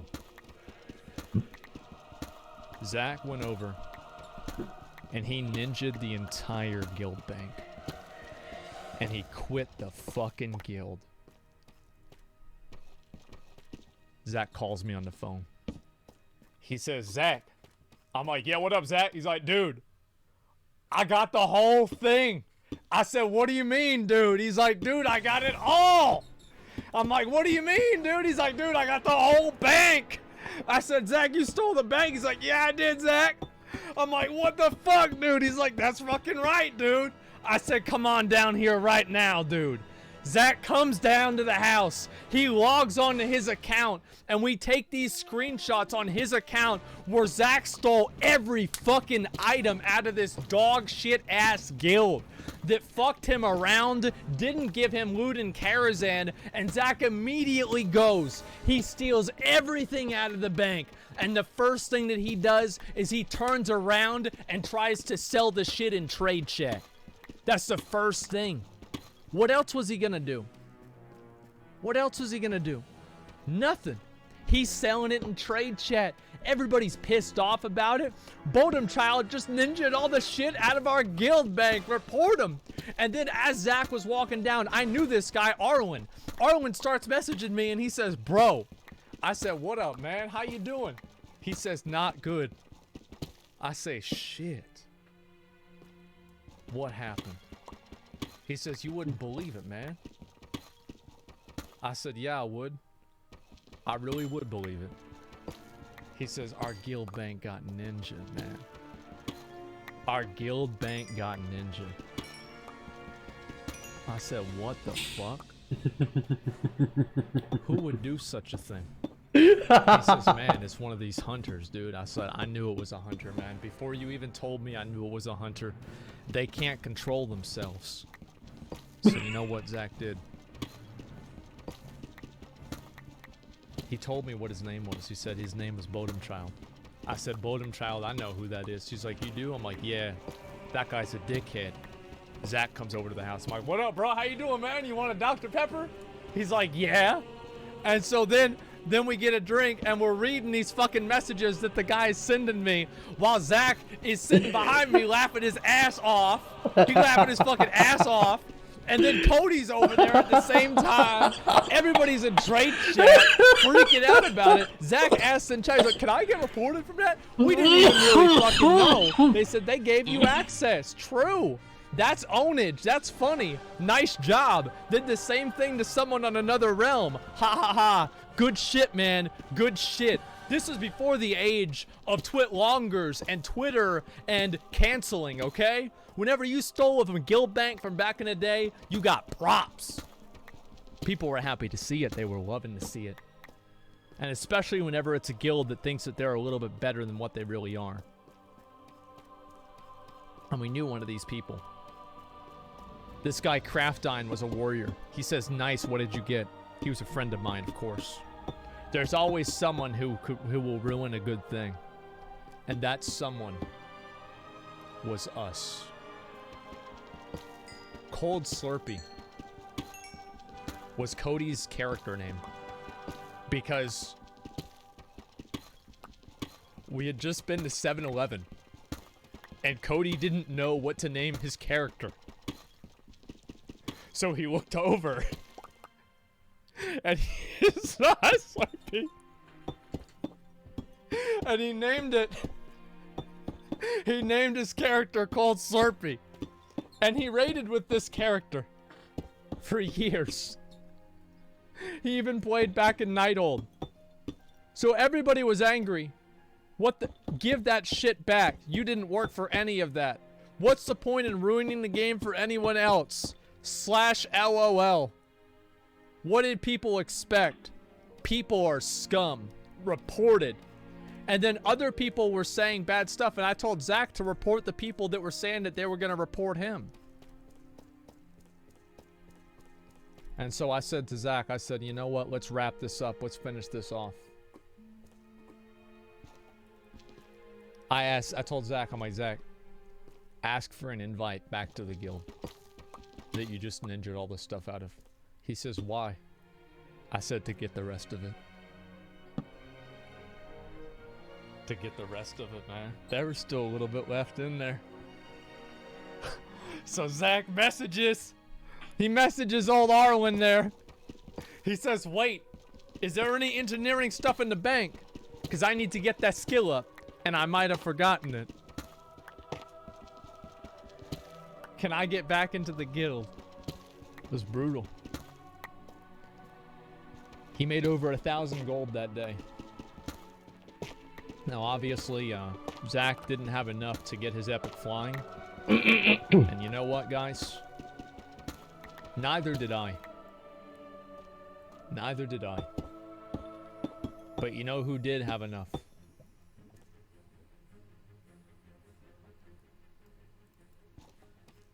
My mom. My mom helped me pay for the rest of my epic flying mount that I paid her back for, by the way. But it took me quite a while. And my mom, on that night, around that time, helped me pay for my epic flying mount for the first time. And I was able to afford it. I was so happy. And I was also happy about how much health I had because I was the tank in Karazhan at that time. This is whenever I was not in a guild. And I was able to afford my artisan riding and ride around for the first time on my Nether Drake. That's why I had so many screenshots of it. Because it wasn't just the Nether Drake. It wasn't just my first Nether Drake. It was my first flying epic mount of my entire time playing the game.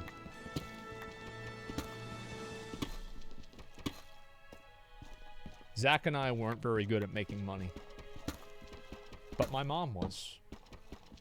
She was incredible at making money. If you were to equate the amount of gold that she had back in Burning Crusade to gold's value now, it would be somewhere around 30 million gold. My mom had 30 million gold back in the day, the equivalent of that.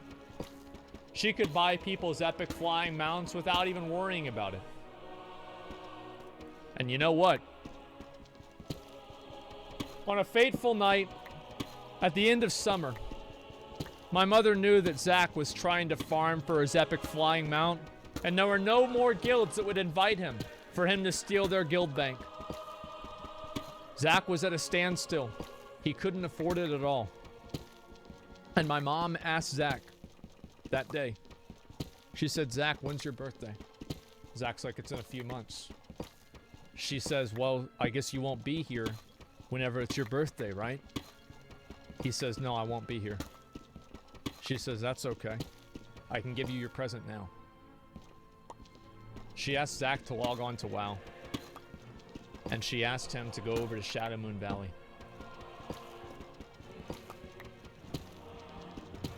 And on that fateful day, over 10 years ago, my mother paid for Zach's epic flying mount for his birthday.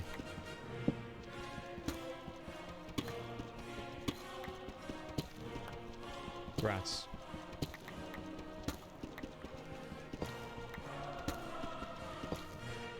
It was no big deal for her. She just paid for it. It was not, no, it didn't matter, dude. It is what it is. So time went on.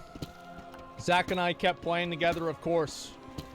And of course, I was also, I mean, I just want to let you guys know, I mean, you know, I'm pretty good at the game, and I take screenshots like this. I just go in and do top damage in a BG. Sometimes I'm bored, right? Just figure, you know, might as well just get top damage real quick. And yeah, it was easy. It was great. I can't wait to do it again. It was good. I got better stuff. There were a number of little small stories like that. There was also the story of Jeff stealing someone's account, and then me taking the account away from Jeff, and then having the people that originally owned the account give me gold to give the account back to them, and then me cheating Jeff out of the account that he stole. I had gotten better at this point. I had started making macros. I had started keybinding my abilities. I was starting to become a better player. This was the time that I had moved into my own. I was nearing the end of my high school career. It was unfortunately only 4 years. Many people in my school, it took them a little bit longer than that.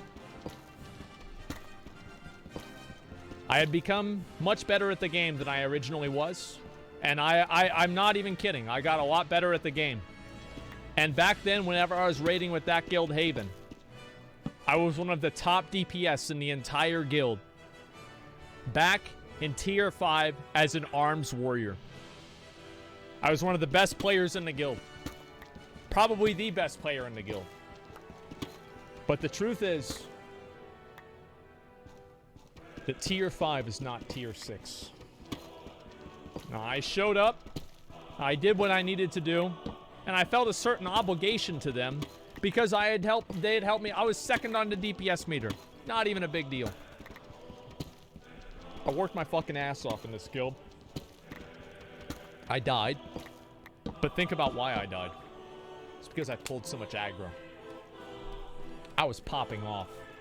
I was doing what I needed to do. And I had been raiding with this guild for quite a while. We did all the Serpent Shrine Cavern bosses. I was always on the damage meter, even though I should have been at the bottom of it.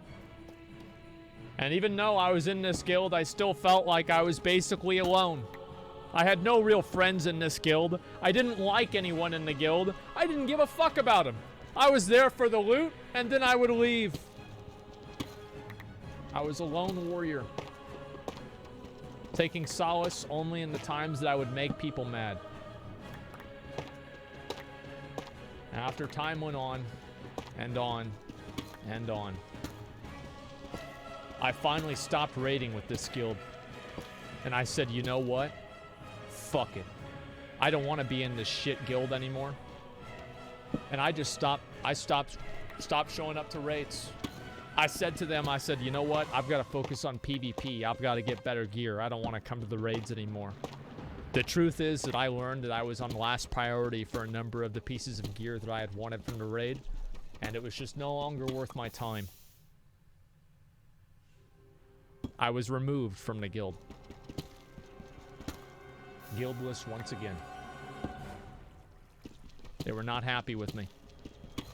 And to be honest, I didn't blame them. A couple of weeks later, I was guildless, and I was doing arena with that original team that I was playing with from the people in that guild overdose. And the guild master at that time noticed that I had been kicked out of my guild. And he said, Asman, what happened to your guild? I said, they were a bunch of fucking pussies. I didn't want to play with them anymore. They sucked. And I stopped raiding with them. They kicked me out. He said, aw, man, that sucks. I was like, yeah, it does. He says, type something in chat. I say, okay. The reason why he wanted me to type something in chat. The reason why he had wanted me to type something in chat is so he could shift-click my name to invite me into the guild.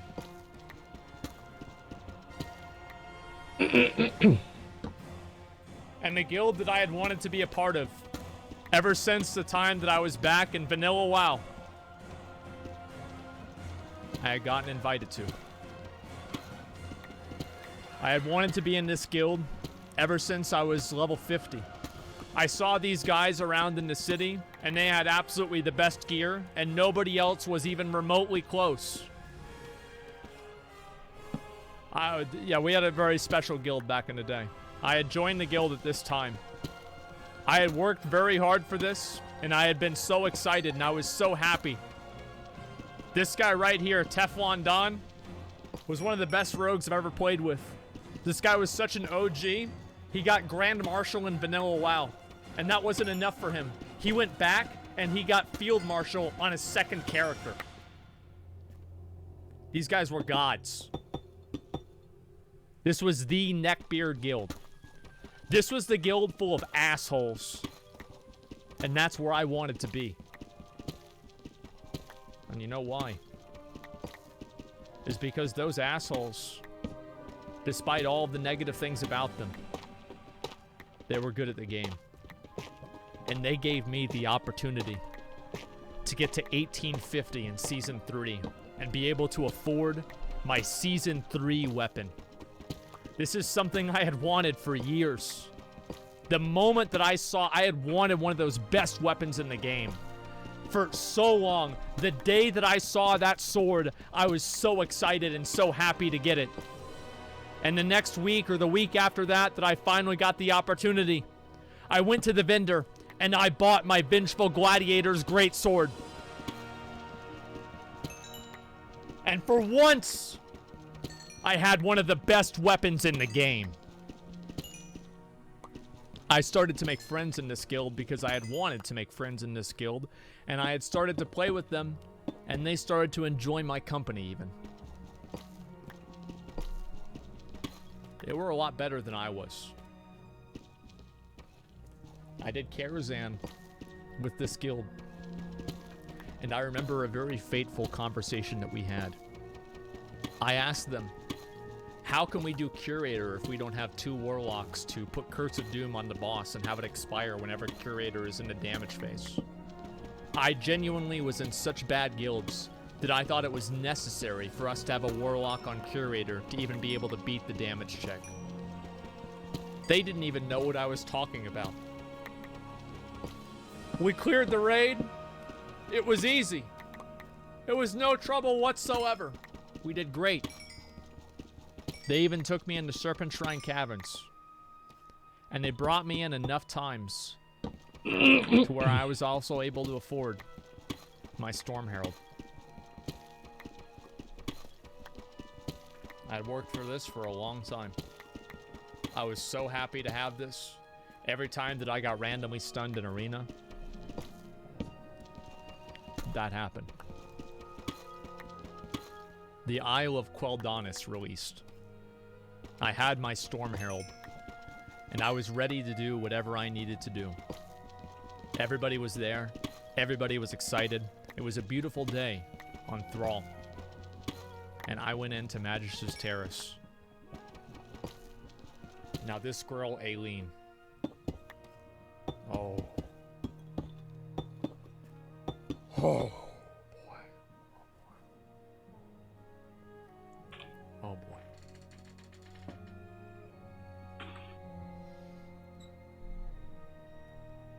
This girl. If you think the girls are you know, promiscuous now. No. Oh no. There was a time that Aileen was doing a Shattered Halls with 4 of the other members in the guild. They got to talking to each other. And they found out that she was sexting all 4 of them at the same time. Like an old god extending its tendrils around its victims. This girl was insane. One time she said to me that she wishes her tongue was really, really long so she could wrap it around my dick like a snake. I'll admit that I fell under her spell for a period of time. What? We played together a lot. We did other stuff together like that a lot. You never forgot that? I mean, bro, would you? I mean, would you, bro? I mean, come on.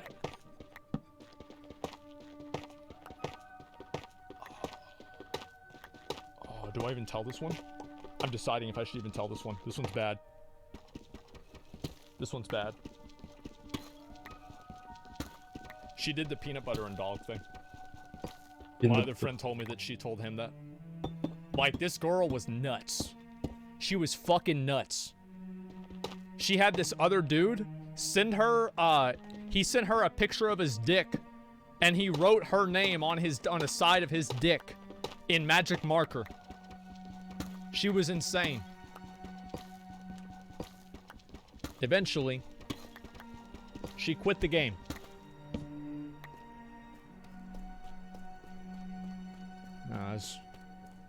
I'm deciding how much I want to tell of this story, okay? I'm sorry. I did not actually... I forgot that I had that screenshot in there, and I said, fuck it, we'll tell this part of the story, but I don't even know if I should tell the whole thing. Let me think. Okay, so... She originally posted pictures of herself on the guild website, and she was a cute blonde girl, right? And... at that time... every guy in the guild was talking to her, and she was talking to every guy in the guild, and probably other guys that probably weren't even in the guild. Now, this may come as a surprise to you all, but she could... she couldn't use a mic. And she also...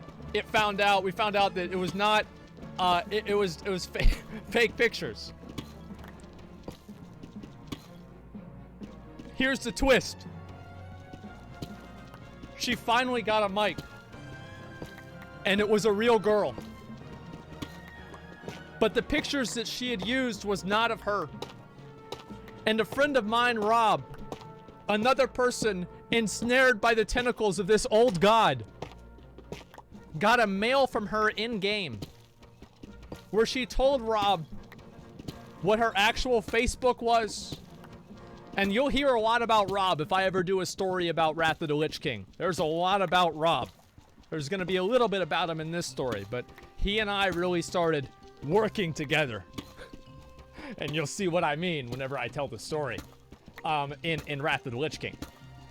So, she sent Rob in-game mail, and she gave him his her real Facebook. And Rob sent me a few pictures of what she looked like, and she was hot. Like, she didn't even need to use fake pictures. She was hot. Like, I was like, what the fuck? Why would she do this? Like, it's like, let's say the girl that she posted was like a 7. She's like a 6.5. Right? And like, yeah, I'm like, what do you mean? Like, I think because she had braces or something like that, right? I don't remember exactly. It was a very, very long time ago. And she said she's leaving the server. And Rob asked her, why are you leaving the server? She said this. I will never be on another server that Asmongold is on again. I will never be on another server as Asmongold.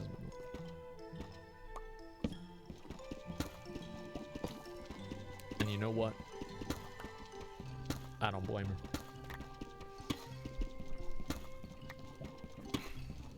What'd you do? Ton of stuff. Anyway. Things went on. And I got better gear over time. And I was very happy to have done that. I was playing in the guild.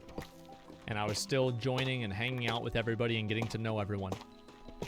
You're nuts? No, I told people about the dog incident and I embarrassed her in like another way too. And everybody started making fun of her for it. And it's like, cause like she didn't want to like, I forgot like why I did this. Like, I think that I stopped talking to her. She stopped talking to me. She like ignored me. And then so I told her, but I'm like, yeah, fuck it. Who cares, right? And that's what it was. No, she deserved it. I don't give a fuck. Like, I don't give a fuck. So anyway, the Isle of Quel'Danas release. The Isle of Quel'Danas releases. And this is the first time that I'm actually in there. I'm going into the new guild. And I'm part of it all by myself. And I had actually moved into... You guys have to understand what a come up this was for me. I was originally in, at the beginning of this expansion, the worst guild on the server. And I had just been invited into the best guild on the server. My ego was on the moon. You guys have no idea. I was the most insufferable, obnoxious piece of shit that you could ever imagine. And if you think for even a second that the way I act on stream is even remotely close to how bad that I was back then, you didn't know me. It was insane. It was fucking insane. I was the worst person that you could ever imagine. But I was playing with my friends and I was happy about that. Here's a friend right here. ST Pally, Hand of a Doll. I made a lot of good friends in Overdose. Some of them I'm still friends with. ST Pally, he and I played Classic together yesterday. Now, obviously, guys, I still had to work my ass off. I still had to play and do what I needed to do. Because if you look at my character, I want to ask you a question, a very simple question that I think all of you absolutely know the answer to. What's missing? What's missing on my character? My shoulders. This right here was my game. My last game. With Winry, he was one of the druids in my guild. This was my last game. They got me to 2K rating. Digital Gangstas. I know this might sound as a surprise to you guys, but I thought of that name. I got 2K rating. We popped the fuck off. And I bought my fucking shoulders. And after the longest time, for the first time ever in my experience playing this game, I was best in slot. I had every best in slot item in the game. I had full Vengeful Gladiator gear. I was the big dick of the server. There was only 2 or 3 or 4 different people that had these shoulders, and I was one of them. I felt like a god. I still wear this transmog set sometimes because of how happy I was to have it. Multiple screenshots as well, of course.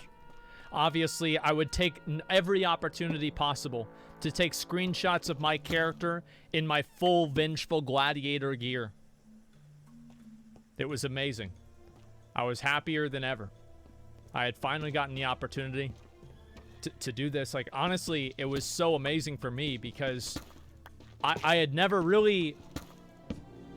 Like, it was just so big. I can't even... I can't even express to you guys how big of a deal this was for me. To go from this guild that I would take literal screenshots next to the members in their guild to actually being in the guild myself and being friends with people in the fucking guild. Like, this was such a big fucking deal for me. It was awesome. I was so happy, man. I was so fucking happy. You guys have no idea. Now, obviously, we were a great guild, but every guild does make mistakes. Every guild has setbacks and, problems. And every guild, even in tier 6 gear, somehow wipes on Karazhan trash. We screenshotted this because I couldn't even believe that it happened. I still can't even believe that it happened. We also did other stuff as well. I want to say also we were doing the doing raids in Orgrimmar, having fun with each other, just playing the game, enjoying ourselves, and doing what we needed to do. It was fucking amazing. I was super happy about it. Unfortunately, however, the person who had originally got me into the game, Sesh, opened trade with me one evening, and he gave me a bunch of stuff randomly. He was quitting the game. I was sad to hear this. This is one of the more unpleasant times. I was not happy at all about it. And it sucked. It really did. I didn't really know what to do about it or what to say about it or anything. You can't really convince somebody like that that they're gonna do anything or anything like that. But I was sad to see him go. I'll say that for sure. I definitely was sad to see him go. So anyway, we'll fast forward a little bit more. Obviously, I kept raiding and playing with them. I got a few other better pieces of gear. And I'll be honest, I think I looked like a big dick badass right there. And I don't even think it was close. I looked like a fucking god. I love the way I looked. I still use that belt that I got from that old guild. I had my gloves from Gruul, the gauntlets of martial perfection. I was using fist weapons because I thought they looked badass. It was great. And I was raiding with one of the best guilds. Actually, really, the best guild on the server at that time. And you can go fuck yourself. There were a lot of times that I would say things to people and do things that would make people mad. And then those people would get angry at me and they would message me things like that and I would screenshot them because I thought it was funny. I was a cocksucker. But I was a good-looking cocksucker, I'll tell you that. I was one of the best-looking cocksuckers out there. And I loved it. Look at that gear. Look at that armor. Look at those enchants. And you know what? Patch came out. I kept playing with the guys. Endeavor, Echo. These are all people that I had played with for years. I don't remember anything about Chaos Master except for that I didn't like him. Ecthelion. He was one of the best warriors on the server, and I would always ask him for advice. Echo, he and I were the two top warriors on the server for PvP, and we would always kind of, there was a little bit of a rivalry between us, but we were always good friends. And Endeavor was a paladin, and he was just very good at the game. I don't really was good friends with him, but he and I were in the same guild. And obviously, you know, some people, they might not really think that I was as good as I say I was. And so I want to go ahead and I want to show a little clip here. I'm going to show a little clip here of back in the day. Back in the old days. Back in the Burning Crusade. A young Asmongold with Berserking. Show you guys what it used to be like. How good I used to be. Yeah, I had 5 FPS. Yeah, I recorded everything back in the day, man. I had full best in slot. People had to know about that. Look at that. 2 fucking people on me. Fucking deleted. Absolutely fucking deleted. Destroyed. A druid 2,009 crit. 3,000, you're fucking dead. Yeah. Yep. I can't wait, dude. It's gonna be so good. TBC is gonna be so good, guys. Yep. Back in the day, I used to be good at the game. What can I say? It was a great time. And it was a long time ago. That's why I got invited to the best guild on the server. As you can see. I had a lot of good times back then. And carried by healer. Hey, there was 5 of them. They should have killed the healer. That's their fault. So anyway. There was another time that I would duel with people. Now, if any of you guys played Burning Crusade, you'd remember this. You were able to duel inside of Ironforge. If you dueled underneath, there was a certain building. And I would always require anybody who wanted to duel me over the fire pit. Because if you dueled me over the fire pit, the winner died. This right here is Bozy. I'll go ahead and I'll tell you a story about Bozy. Bozy used to play a character named Darkwinds. He was a horde shaman. And my guild killed him so many times. Bozy re-rolled and made a character on Alliance and joined Overdose.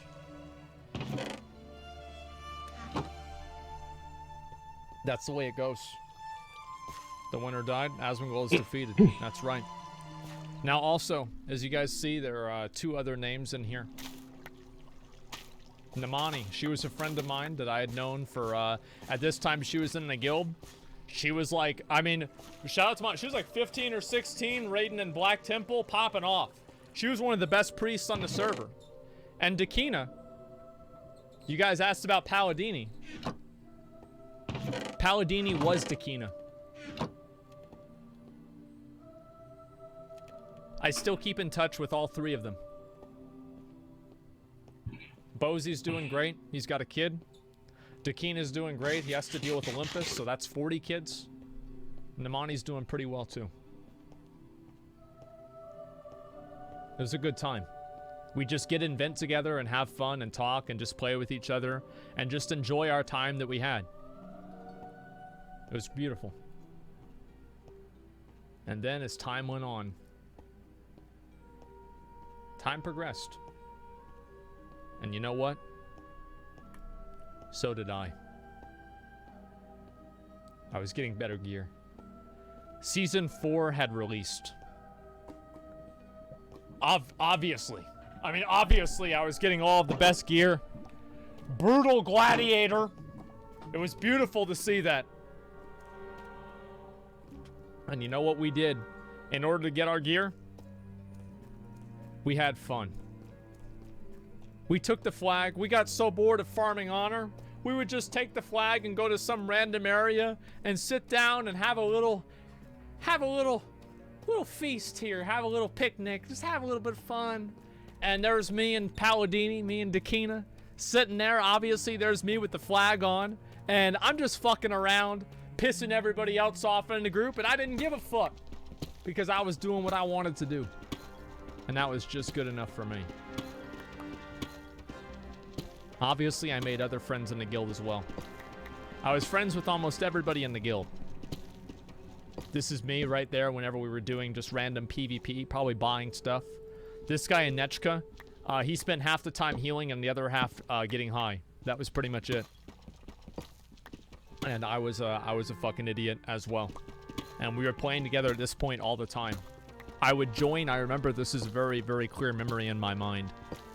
I remember I woke up on Saturday morning and I was going to my computer and I'd leave myself in voice chat because I just never turn off my computer, same as now, right? And I would leave myself in voice chat and I would hear my friends and my guildmates talking before I even put on my headphones to start the day.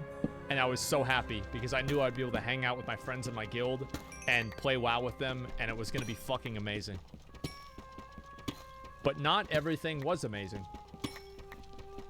The fact is that the former glory of Overdose was waning. The guild was getting worse, and that no, it was not because I joined.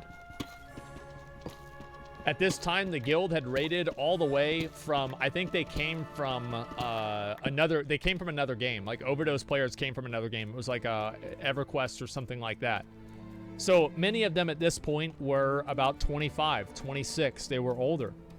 And their lives were taking priority over the game, much to their disappointment. We had a lot of people leaving the guild. Some people stayed, many of the people stayed, but many of the other ones had to leave. And Overdose was losing its #1 spot. There was a night that the other guild, the guild's name was Illusion, killed Brutalis and Sunwell before we did. This was a guild that we had previously been so far ahead of. They were in tier 5 whenever we were in tier 6. This was a wake-up call for a lot of us. Everybody was lazy. They were getting fat. They were just so used to being on top, they didn't know what it meant to earn the spot. But unfortunately, they didn't have enough people to go in and do Brutalis all by themselves. Many of the raiders had quit. One of the raiders actually was an arms warrior who took Cataclysm's Edge and left the guild. And they didn't have any other arms warriors left in the entire guild. And they needed an arms warrior to defeat Brutalis pre-nerf because of the debuff.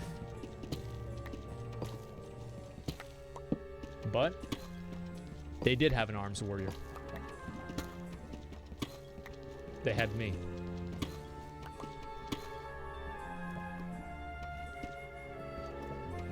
They invited me to Sunwell on a last-ditch effort to go in there and try to actually defeat Brutalis and reclaim our former glory that we once had, that we had lost. It was embarrassing, it was sad, and I didn't really know what to do about it.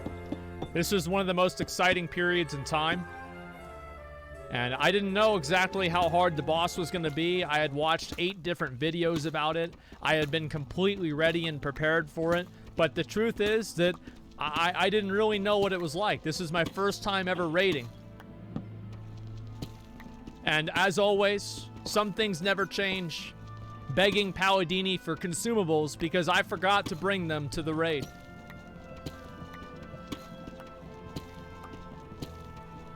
Well, you know what? We were down, but we weren't out. After a few hours of attempts, we came together. And for the first time, I really meant we. We came together. And I, with the rest of the guild, defeated Brutalis pre-nerf. Pre-fucking nerf Brutalis was the first serious guild raid that I did with these guys. I was so fucking happy about it. It was amazing. It was incredible. And I would always, always, always fucking remember this. And then they decided to stop raiding. Stop raiding Sunwell. They were happy with how they had done in Sunwell. Not forever, just for the week. And they wanted to do Black Temple. And oh, look who's in the raid. And they asked me. I asked, actually, I think I asked if I could come with them to Black Temple. And you know what they told me? Well, it was obvious. Every guild needs an arms warrior.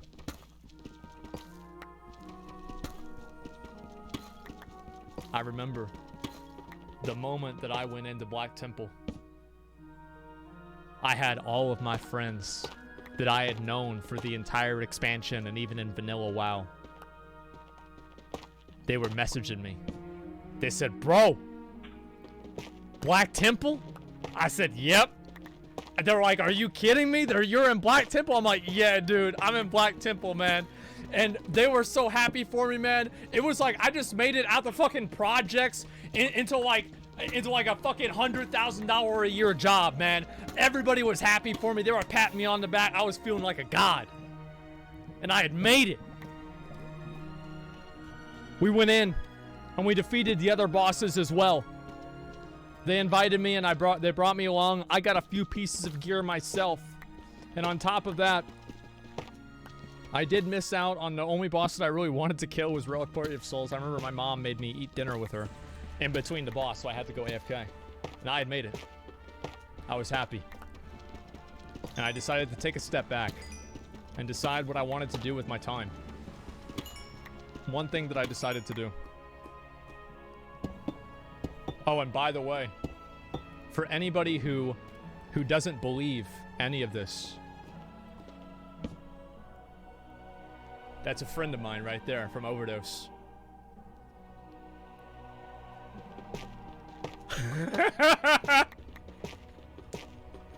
It's all real. It's all real. I told them that story.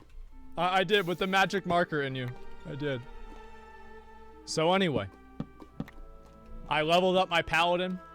Whenever I saw how badass Holy Paladin, or sorry, Prop Paladin was, I felt like I had to do it.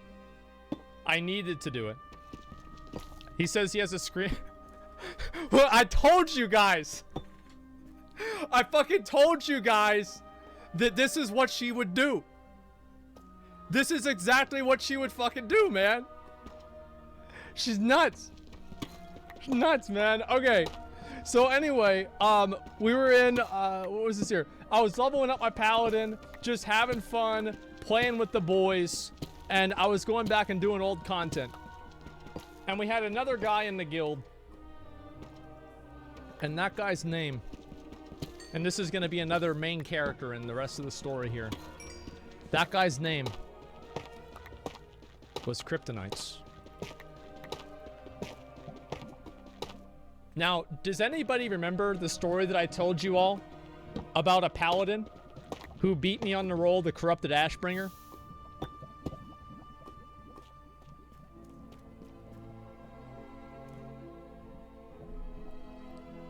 His name was Barrington. Fuck you. Fuck you, Barrington. Suck my dick. Fucking idiot. What battle group was KT? I think we were Storm Strike. Kryptonites was a self-starter. He was a man that took matters into his own hands. He did what needed to be done. And he was a jackass. And every Friday night, Kryptonites got together a raid, and we went into the original Nax Ramus in order to get him and everybody else, his Atiesh and everybody else, their tier 3 gear. The announcement that Nax Ramus was going to be removed was just made. And we had gotten together a group. We would do this every Friday. And we would raid and do this. And it was really fucking fun. This is my first time seeing Maxina. That's a big fucking spider. That's a big fucking spider, and that's big fucking true. We went with a 40-man raid. We were just there for the loot, man. That's all it was. I was very excited to do this. And this right here is us, and that's that son of a bitch. That son of a bitch that stole my fucking sword, man. He's right there. See him. Fucking see him, man. I should have fucking tried to get him to steal it for me, man. I didn't even try, man. I just let it go. What did you roll? Who cares? I didn't win it. Fuck it. Who cares? Who gives a fuck, man? I didn't get it. Dude probably quit. I wouldn't have quit. Listen. Back in the day, this is what we would do. Now, Kryptonites had a way with words. And the way that he would use his words is very often and very liberally. Even though he was so much of a conservative that I believe he served on Trump's campaign back in 2016. I still keep in touch with him. He was an asshole. I liked him a lot, though. We played together all the time. So anyway, Kryptonites went to explain. He went to explain this fight. And I knew how long explaining 4 Horsemen in Vanilla Nax was going to be. I went with my friends, and we walked all the way down to the corner store. And we walked all the way back from the corner store, all while Kryptonites was explaining the 4 Horsemen.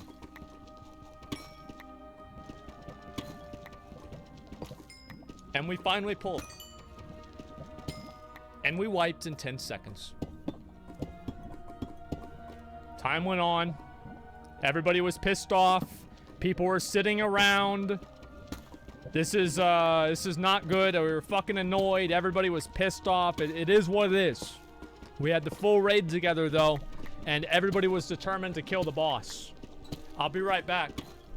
I need to take a bit. Yes, level 70. Nobody knew what to do. But the debuffs were really hard to deal with. I'll be right back. So, remember what I told you guys about Kryptonites being an asshole? You wash your hands? Well, I don't wash my hands. I got a clean dick. Now, remember what I told you about him and Namani not getting along? Fuck Crypto, I hated that guy. I remember using all my DKP on the last boss so he would spend all of his DKP on that mace. Good times, haha. Yeah. Yeah. You never forget shit like that, do you? You never do. It was a good fucking time, man. You don't shower? How do you keep a clean day? I actually have showered more often because I'm worried that not showering will leave crust on my head, and then the crust will make my hair go gray. Like, I've convinced myself of that, so I've actually been showering a little bit more often because I don't want to get gray hairs. It freaks me out. Okay, so yeah, that's about where we're at. So we would raid Naxxramas every single night. We had a lot of fun doing that, and it was actually fucking amazing. I used to love doing this. It was great, man. Let me see if I can find any other... Do I have any videos of this or not? So this is us way back in the day. As I said, I've recorded all of this over the years. There's us right there popping off, killing Patchwork with my computer that's obviously, the 3 hamsters that are still alive in it are just running as fast as they possibly can. I have all of these old screenshots and all of these old videos. 1 frame per minute. Look, dude, like this was a good frame rate for me, man. I know it might sound sad, but it's true. Anyway, so we did all of Nax all the time. But at this about time, something new had come out. Something special had come out. At this time, a new mount that I had wanted had been released.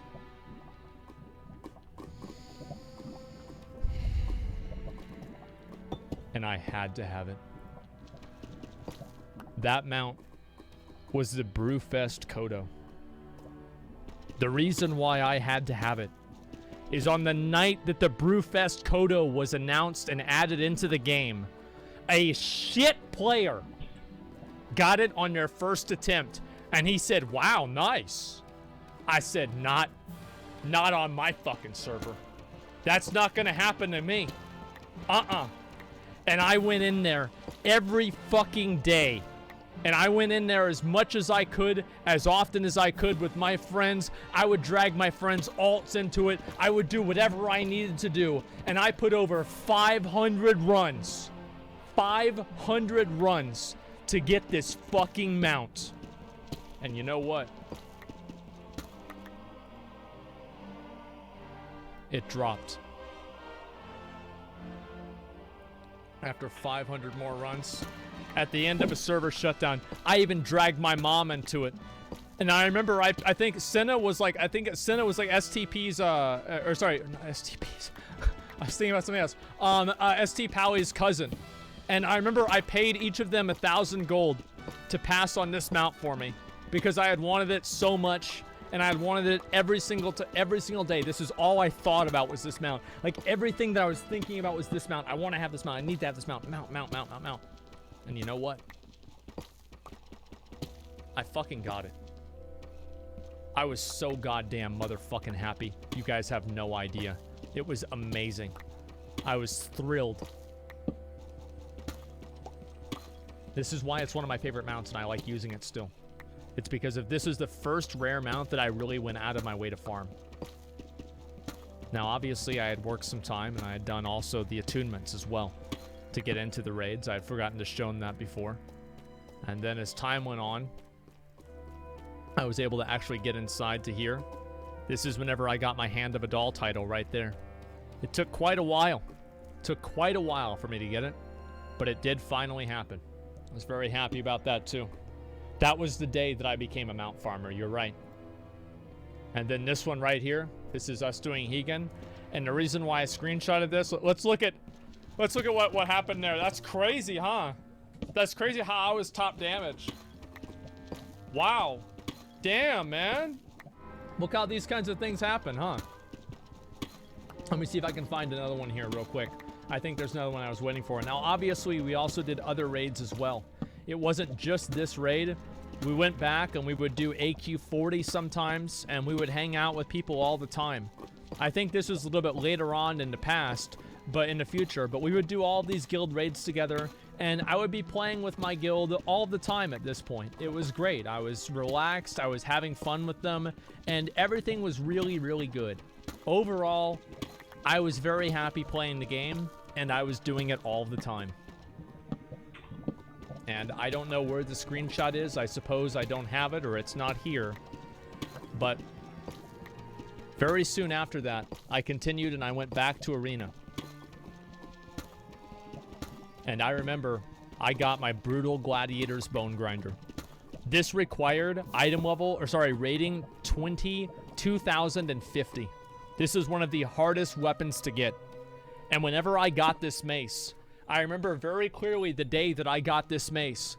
I went to community college and I was in a statistics class, and she passed out the tests and she showed me what my grade was, and I got a 53, and I said, bitch, I don't give a fuck. I didn't even care because I knew that I was going home, my arena points were gonna reset, and I was gonna buy my fucking mace. I was so goddamn happy, man. You guys have no idea. It was one weapon was 1800 rating? No, the weapon, no. Yeah, the weapon, the season 3 weapon went from 1850 to 1800 in season 4. But the season 4 weapon was at 2050, and then the season 4 shoulders that I never got were at 2.2k. So that's not true. Yeah, that's not true.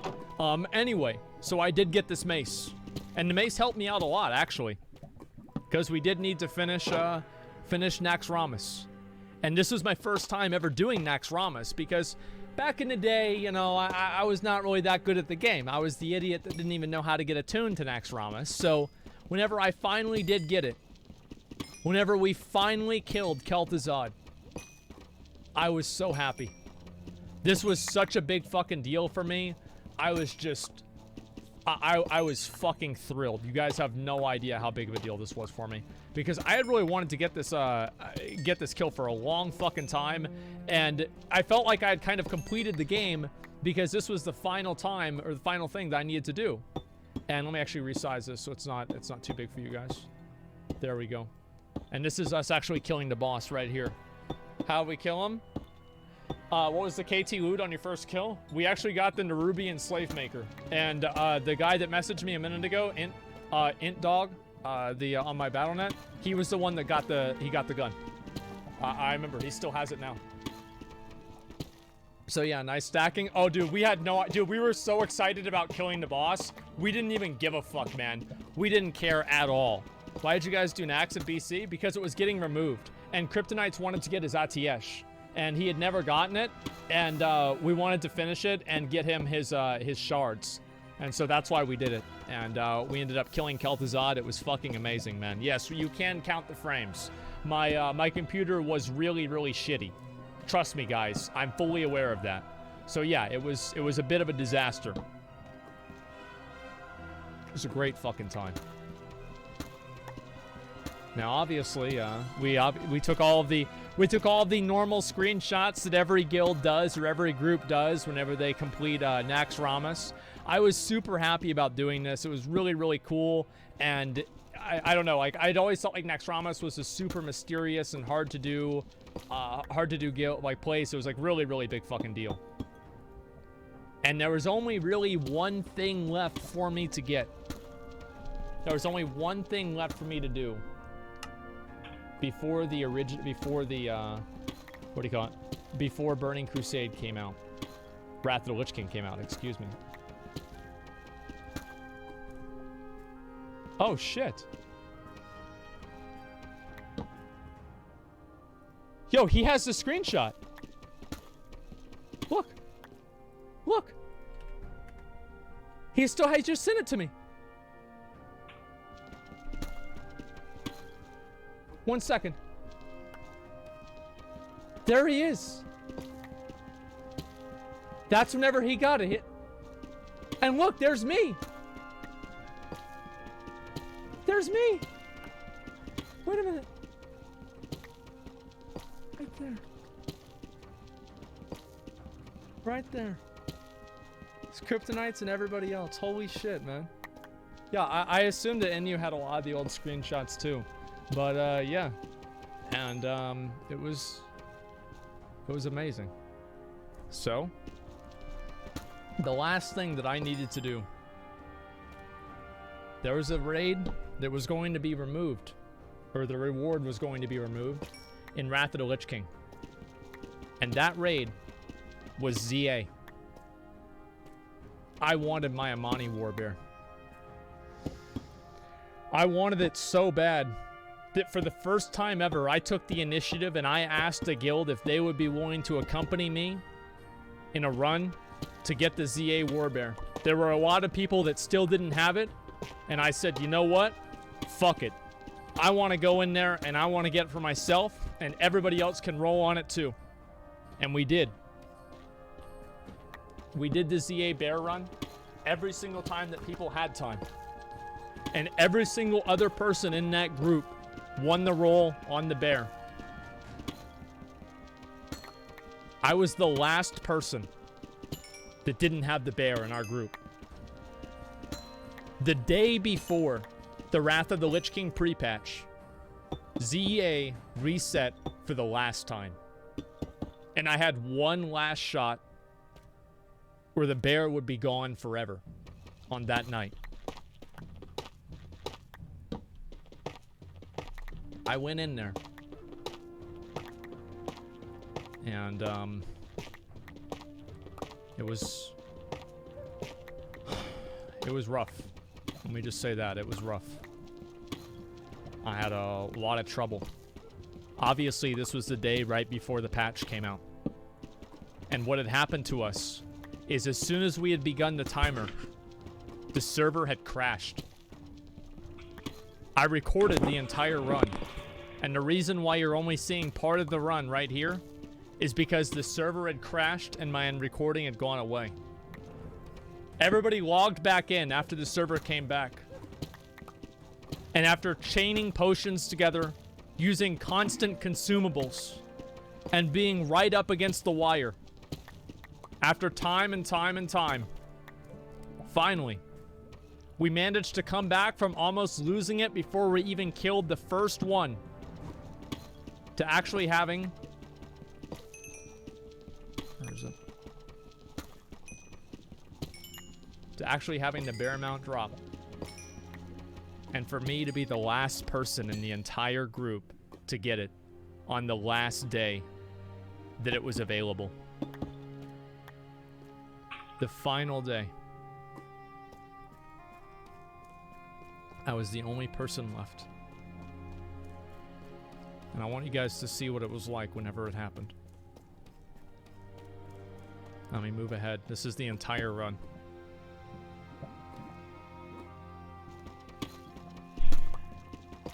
Everybody was so happy for me because I had spent so much time trying to get this mount. There's Kryptonites gratzing me. I said, holy shit. I couldn't even believe it.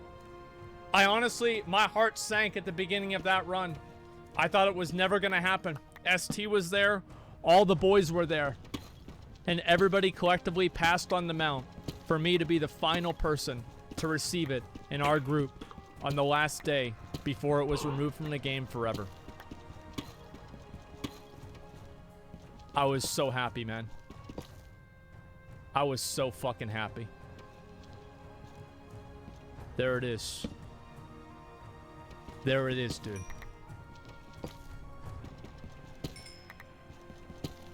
It was amazing. How much time did you have left? Let me see if I can check, actually. How much time did we have left? We caught up pretty fast. Like, I mean, we're in, like, tier 4 gear, right? So it wasn't really that bad. Or, sorry, tier 6 gear. I can't even tell. Like, the graphics are so bad, I literally cannot even tell. So at this time, I had just finished and gotten myself the Imani Warbear. I had ascended to the ranks of an actual raider within my guild. One of the best guilds on the server that had reclaimed its throne as being the top alliance guild on the server. I had gotten the last mount that I had ever wanted that was going to be removed from the game. I had found a new group of friends, of people to play with. And finally, after all of this time of playing, I was ready to go into Wrath of the Lich King with a real guild, with real motivation. I was so happy. As you guys can see, obviously, we took a million fucking screenshots. Like, literally a million screenshots. There's everybody with the mount. I think one person wasn't riding it or didn't want it. I forgot what the fuck happened there. It was so long ago, I don't remember. And there it is, on that final day, us taking screenshots together with the mount. Sunwell, we didn't finish Sunwell. A lot of the people in the guild didn't really care to do it. With Wrath of the Lich King being so close, people gave up. And there's me and Kryptonites as well. He and I were very good friends. We played and talked together every single day. He and I later on in Wrath of the Lich King would trade runs. And we would do, like, it would be like me on my alt and his main. And then I would help his main get the mount. And then it would be me on his alt and my main, and he would help my main get the mount. And like, he and I did this together every single day. Every day after raid, we would do this. Obviously, the patch comes out, and we go through, and we do all of the old content back over again. We do everything that there was for the achievements. We were super happy about it. And you know what else came out at about that same time?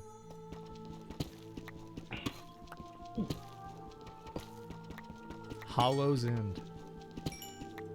Yeah, I changed my hair the first day. Hollow's End. You didn't kill Illidan? You'll get to it. Hollow's End. And on the first day, on the first run,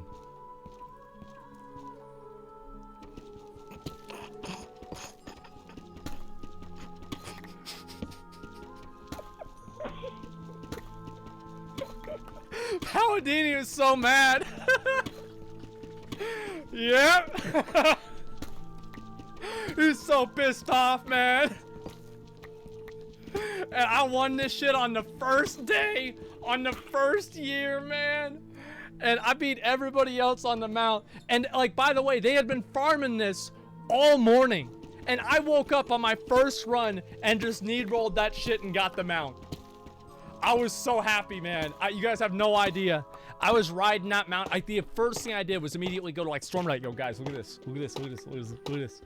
And then also I was going into Alterac Valley, getting people to inspect me on the brand new mount. Nobody even knew what it was. And also, of course, at this point, I had become a raider in the guild. And you know what I did in the guild is I raided in the guild. I popped off. We killed Illidan. We did whatever we needed to do. Dead again? Hey, I'm number 5 on DPS. Who gives a fuck, man? I'm popping off. Always dead? I'm not, no, the thing is, like, I would never attack a boss from the back. I would always hit the boss from the front, man. I would attack the boss from the front, so he would be able to see me, man. None of that pussy shit from attacking from the back. I would parry haste the boss all the time. I didn't give a fuck, man. Yeah, I didn't get, that's literally what I was thinking. That's literally what I was thinking back in the day. And obviously, we did this. We did the old raids as well. We had a whole lot of fun doing that. And this was the time where I had gotten together and everybody was playing together. It was super fun. I was taking screenshots of my character. I loved the way that my character looked. It was fucking amazing. Obviously, this was just so cool. And we were able to go back and do Archimondo and all of the other raids. And I started to really become a part of the guild and a part of the group. And that's whenever it really kind of felt more real to me and it felt better to me. I was so happy. We were obviously doing the, what do you call it? Obviously doing this kind of shit too. The Wrath of the Lich King pre-patch event. It was a great time. AQ40 as well. Of course, AQ40. Some people were new to the fight at this time, so I had to tell them what to do. I had to help them out. We use TeamSpeak? We use Vent. We always use Vent. And yeah, that was it. Don't fucking set people on fire. And yeah, that was Rixa. Rixa was the he was the first person in the guild to get the warg waves. This guy was like, he was the best rogue in the guild. Solid advice, yeah. Senna was also really good too. Like, there's a lot of people that are really good, but like Rixa was insanely good. He had been in the guild ever since like Vanilla WoW. Like, he had Bone Scythe back in Vanilla WoW. That's Jeff right there. Jeff also doing Archimond. I want to tell you guys a little story about Jeff. Jeff was in band. Jeff every single weekend would hog the computer and not let Cody play. Jeff was monopolizing the computer and getting all of the tier 4 gear. Meanwhile, Cody was sitting around barely trying to find a group for heroic Shattered Halls to hopefully get a blue item from the second boss. Cody was in a bad place. But there was one weekend that Jeff had to go to band camp. And Cody came over to my house. He brought the computer up the same as we would do every weekend. And that was one of the weekends that we were doing runs for the tier 5 content. And my group didn't have enough people. And I asked Cody. I said, Cody, he's like, what? I'm like, do you want to go to SSC? He says, I'm not geared for it. I said, it doesn't matter. We're all in tier 6. He says, really? I said, yep. Log the fuck on. And we brought Cody into SSC and Tempest Keep. And we cleared all the bosses. And it was not a big deal. Cody got the pauldrons of the War Dancer. The shoulders that drop from Hydros. The shoulders that, by the way, Jeff had wanted ever since the game came out. Cody leapfrogged over Jeff in gear progression in one day. One moment, Jeff lets his guard down. One moment, and Cody was in full tier fucking 5. Jeff comes home the next week, and Jeff's like, what? How'd you get all this gear? What happened? He's like, oh, I just did a raid with Overdose and Zach. Well, how'd you get the shoulders though? That's from Hydros. He's like, well, we kill Hydros. Well, how long it take, man? He's like, it's like a 3-minute fight. He's like, y'all didn't wipe? Cody's like, no, why would we wipe? Everybody just did everything right. And Jeff's like, what? What? How do you go through, how do you do SSC without it taking 8 hours? Because Jeff didn't fucking know. Jeff didn't know, like, because he always would do pugs and shit, so he didn't know what a real guild was like. And in that one day, Cody had better gear than Jeff would ever get in Burning Crusade, dude. It was so funny. It was so fucking funny, man. And so, anyway, Jeff was over there, and this is what would happen. It's about the same time around there. And, you know, people, FYI, Asmongold, you're awesome. That was, you know, it was pretty nice. It was good. And then there's Rob right there. Again, Rob is going to be in the level 80 screenshots quite a bit. Quite a bit. And this is, again, Dakina was in the raid. Mini Cooper, he was one of the co-GMs. And then Rixa as well. Let me see if I have any more. I think this might be might be all of these screenshots here. Let me see if I have any more good ones. And I think I have some other videos I can show you guys too. Let me pull up some videos. This is how bad my frame rate was. This is me whenever I was trying to do Brutalis. I was so, my computer was so fucking bad. But I mean, I was obviously top DPS anyway. It doesn't even really matter. So, Wrath of the Lich King. I ended Burning Crusade. I started Burning Crusade. Let me say that. I started Burning Crusade a nub with a level 30 vanilla WoW enchant on his blue weapon who raided Karazhan. And I ended Burning Crusade in nearly full Brutal Gladiator gear in a guild that was doing Sunwell. It was fucking amazing. It was a very big come up. 0 to hero. Yeah, it was a big fucking deal. And I was looking into Burning Crusade. I had just graduated high school a little bit ago. I wasn't doing anything. I wasn't going to get a job. I wasn't going to do anything with my time except for play. Look, sometimes you get... Oh, let me play another video. Yeah, there you go. Okay. Yeah, anyway, that's us doing AQ40. Yeah, I forgot that I died on that. Yeah, I remember dying on that.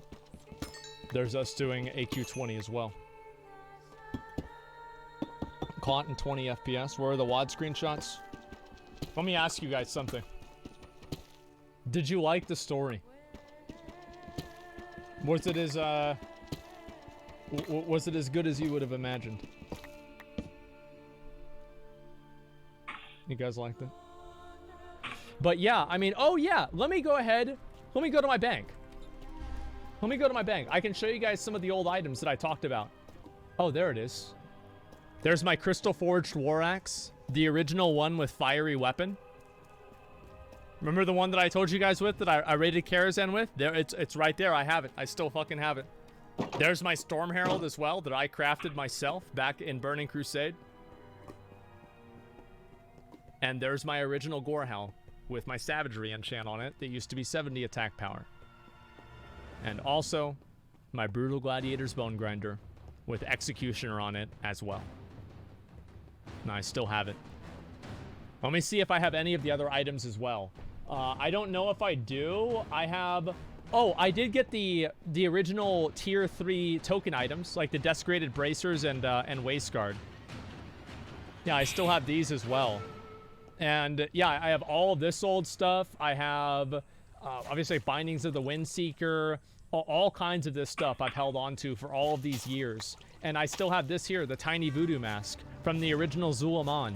I did get rid of my Berserker's Call, I'm pretty sure, so I don't have that one anymore.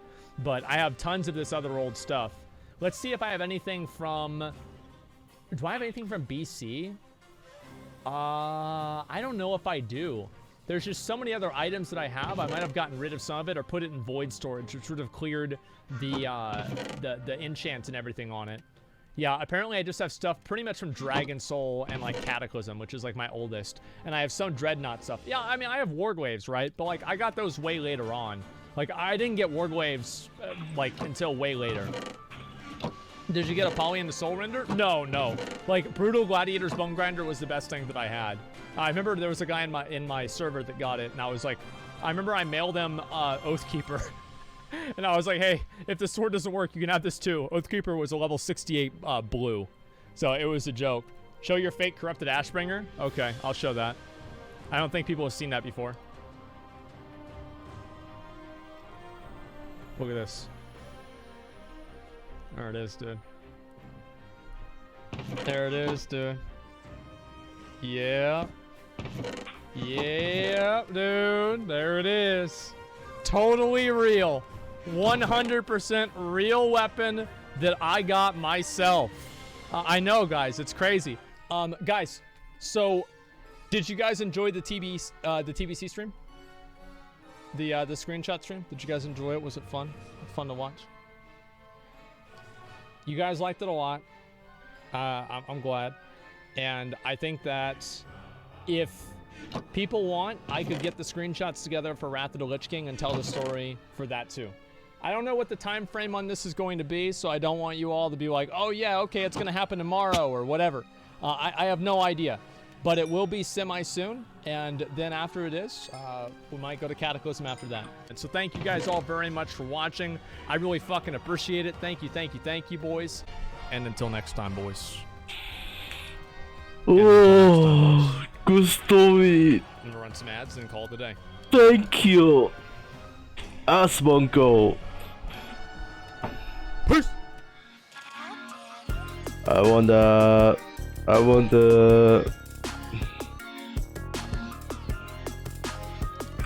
the more story times. Even I just so freaking tired. There's me right there, and then there's Jeff behind me, and then there's a roach in my bathtub. Bro, dude, Wrath of the Lich King was lit. December 10th, 2008.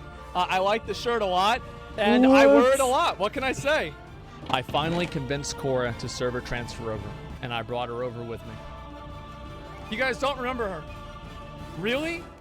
And today, I will begin the Wrath of the Lich King screenshot stream. On that day, on that night, in 2008, the night that Wrath of the Lich King was released, I had $4 in my name, and I spent 2 of it on a drink. Guys, I had just finished the Burning Crusade. I want to get everybody caught up. At that time, I had joined the best guild on the server. That guild I had wanted to be a part of since before I even hit level 60 in vanilla WoW. I worked my way up through the ranks all throughout Burning Crusade, and I finally landed myself a slot in that guild at the end of the expansion. The guild lost the server first kill. Alliance first, actually, I believe. Server Alliance first kill of Brutalis. We came back that night and we killed it. And I was in that raid. It was the first raid I was ever in for the guild. At that time, I became part of the actual core membership of the guild. And I knew that at that point, I was going to be part of the raid and part of the guild fully in Wrath of the Lich King. And I fully intended to make that happen. I had joined the best guild, and I was ready, excited, and prepared. I had graduated high school. I was taking 1 class at community college. The stage was set for greatness. The stage was set for degeneracy. I was living with my mother. I had no girlfriend, no job. I was hardly going to school, and my life had never been better. I was so happy. And so a young Asmongold, on that night at 2 in the morning, I went forward and I took the ship over to Borean Tundra. And you know what? I wasn't alone. Many other people were around with me, and we were all sitting there waiting, ready, excited, and happy for our first chance to go over to Northrend. And I want you to understand something. Many of you guys might not really appreciate this. You might not understand this. But back then, every single player at that time had almost played... You played Warcraft 3. The fact that the Lich King was coming out was monumental. It was massive. It was the one thing that everybody was waiting for. My friend Zach called me on the phone. I was vacationing. I was over at visiting family out of state. And he called me and he said, "Did you see it?" And I said, "No." And he showed me the Wrath of the Lich King cinematic. It was what I had been waiting for ever since the end of Warcraft 3. And today was the day that it began. I waited for the boat, and I got on the boat with the rest of my team and the rest of the people on my server, on Thrall server, on the US. And as you see, one thing that happened, I want to make sure one thing is clear. Driven is Overdose. We had to reform the guild because the guild master quit the game, and we were not able to recover the name from the guild master. It's stupid, but there it is. And I went for the first time, standing on the boat, leading the charge over to Borean Tundra. In my full brutal gladiator gear, minus the shoulders. I was Fury Spect. I was ready. I was prepared to mine cobalt. Because back then, I didn't have a bunch of people giving me gold. Back then, I had to earn it on my own. Back then, it was the hard times. But I knew, because I remember back at the beginning of Burning Crusade, how expensive adamantite and corium was, that the first thing that I did every single time is I mined as many nodes as I possibly could. And I also did the quests as well. I went through them, and my character was big dick enough to solo some of the elite quests all by myself. As you guys remember, whenever we left off, I had some of the best gear in the game. And so I took that best gear in the game into Wrath of the Lich King, and I kept it for quite a while. I was leveling up, I was helping the mammoths, I was doing all of the quests. This was the first time I had ever been on a vehicle like this before. It was incredible to even consider this would even be a possibility. And I did everything that I needed to do. I mined the rich cobalt nodes. And back then you had to click them over and over and over. And as you guys could see, as time went on, I was flying around. That was my first time ever flying on a dragon like that as well. So later on, I would have that mount. But right now, I just had a chance to do it on my character. I was flying around. Everybody was just happy. People were so glad. The world was totally new. Everything was different. We had never experienced something like this before. It was completely different than any of the other areas that were in the game. And as time went on, I finally reached level 71. And my mom was downstairs. Cody and Jeff were probably at their house, or they could have been landing out at my house.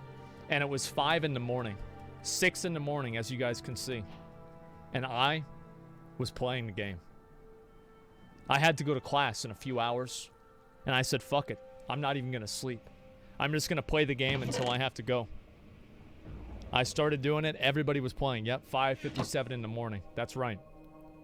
And it didn't matter to me, because I was ready to play, and I was ready to do what I needed to do. I kept leveling, and I kept playing with my guild as well. And it took a little bit of time. I do want to say, obviously, my Wrath of the Lich King story, it was a lot of it at the very beginning.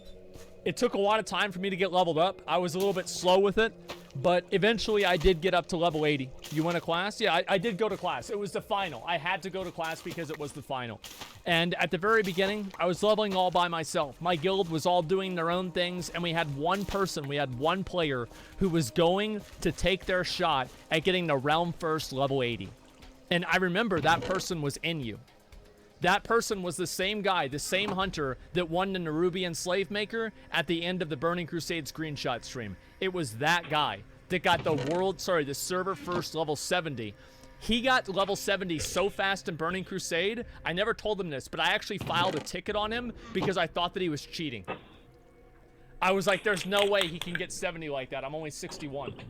Like, there's no way. I literally reported my own guildmate. Like, he wasn't my guildmate at the time, but I reported the guy. I thought he was genuinely fucking cheating because nobody else was even like 67. This dude blew everybody out of the fucking water.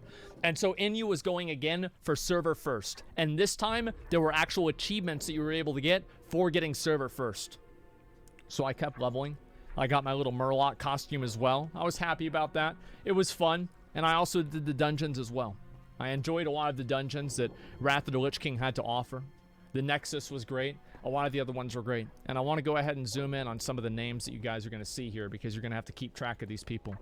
Spoiled was a warlock. He was a very good player. I didn't really know him very well. Atheist was a prop paladin. He was the one that tanked, I believe, my bear run. And he played with me every single day. ST Pally still raids with me to this day in classic World of Warcraft. And Sadrin...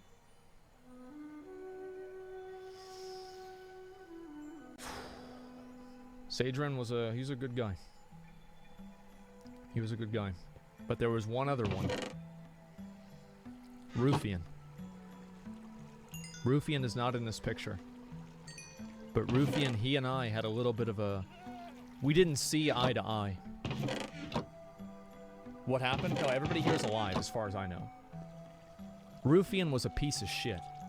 And I remember back in Burning Crusade, at the end of Burning Crusade, Rufian told me, he said, I'm not going to let you roll on Dragonspine Trophy because you're not a real raider. I remembered that. And I never forget. We'll get back to that. I kept leveling. I got up to 60, 72. I was doing my own thing. I was doing what I needed to do. And I figured I'd add this screenshot in just so you could see. That was what my slash played time was all the way back then whenever Wrath of the Lich King came out. Only 169 days. At this point, my mom had a higher slash played than I did. It was a good time. I enjoyed myself. My mom had she probably had like 250 days slash played at that point. I'm not even kidding. I don't even know how it was possible. She was leveling. And then also we have more people in here. This is some more guys. Nax Ramus. This was a mage in our guild. The rest of the people were just random idiots that we were playing with. And everybody was cheering on Inu. Inu was going as far as he possibly could to get to level 80 as a server first. I want to see him do it. People were staying up because we were excited to see him hit the server. Or, sorry, hit the server first. That was the way the game used to be. And there we are right there, looking at Anubarak for the first time. A lot of the people there in Illusion, that was the guild that was our rival. Die in a Fire was a terrible guild. I once called Die in a Fire the brown standard of guilds on the server forums because I told people that if Die in a Fire could kill a boss, the boss was easy. And then it was me and Nax Ramus in our guild as well. That was an asshole. And I also wanted to show this screenshot as well. To show you guys that Blizzard not having things being finished is nothing new. This is not a change of pace for Blizzard. This is just business as usual. Keep it in mind. This is what it always was. And there it was. On that night, I logged off. I believe it could have been the day after. I don't really quite remember. And there I was. Asmongold, level 73 warrior in my full Brutal Gladiator gear with all the settings turned all the way down to low because I was still playing on my mother's HP computer that she bought for me in 2004. Those are my old original characters.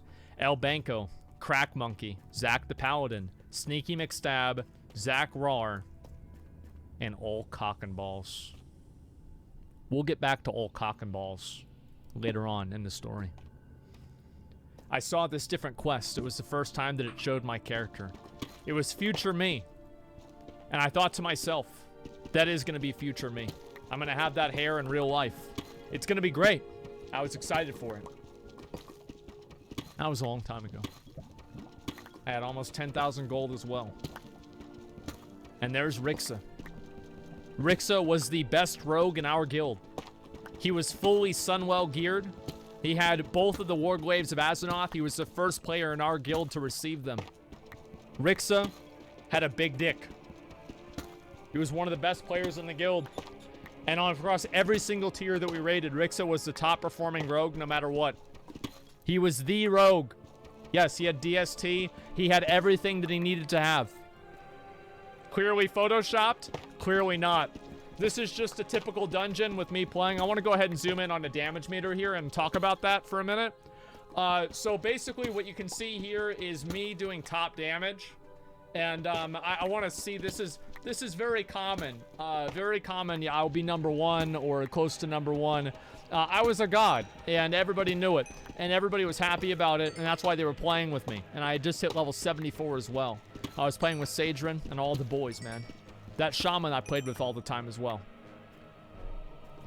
At level 74 or 75 or somewhere around there. Inu was on the home stretch. The last final part of his level 80 server first grind. And he asked for people to come and help him with the Amphitheater of Anguish. Even if we couldn't do the quest. Because it was really good experience. And he wanted to be able to do it so he could go for his chance to get server first. I took my time out of my leveling. Everybody. Rixa took his time out of his leveling. Drainy took his time out of his leveling. He was one of the officers of the guild at that time. And we came and made our way to help Inu. And help him go for server first. He was 79 already on the second day. I leveled over in Grizzly Hills as well. I finally hit 75. He was 79 already. And I don't have the screenshot, but I'm sure some people were wondering. There was a mage. An undead mage. I think his name was Geist or something like that. It's been a long time. And with the combined help of 3 other people helping him mob tag and spam healing him while he was AoE grinding, just narrowly beat Inu to level 80, realm first. They stole it from Inu. But they could only do that when there was 3 of them against just 1 of him. He actually got boosted. Ascent was an incredible guild full of amazing players. But Inu should have gotten the server first. I played this other quest as well. I thought the quests were just fucking amazing. At this point, I had never played a game like this. The experience was totally new. It was incredible. And I enjoyed it a lot. It was amazing. I screenshotted every level that I got, pretty much. And here's 77 as well. And I was making my way up. And at 77, I was able to get my cold weather flying. I had already obtained a lot of gold. I had 13,000 gold going into Wrath of the Lich King.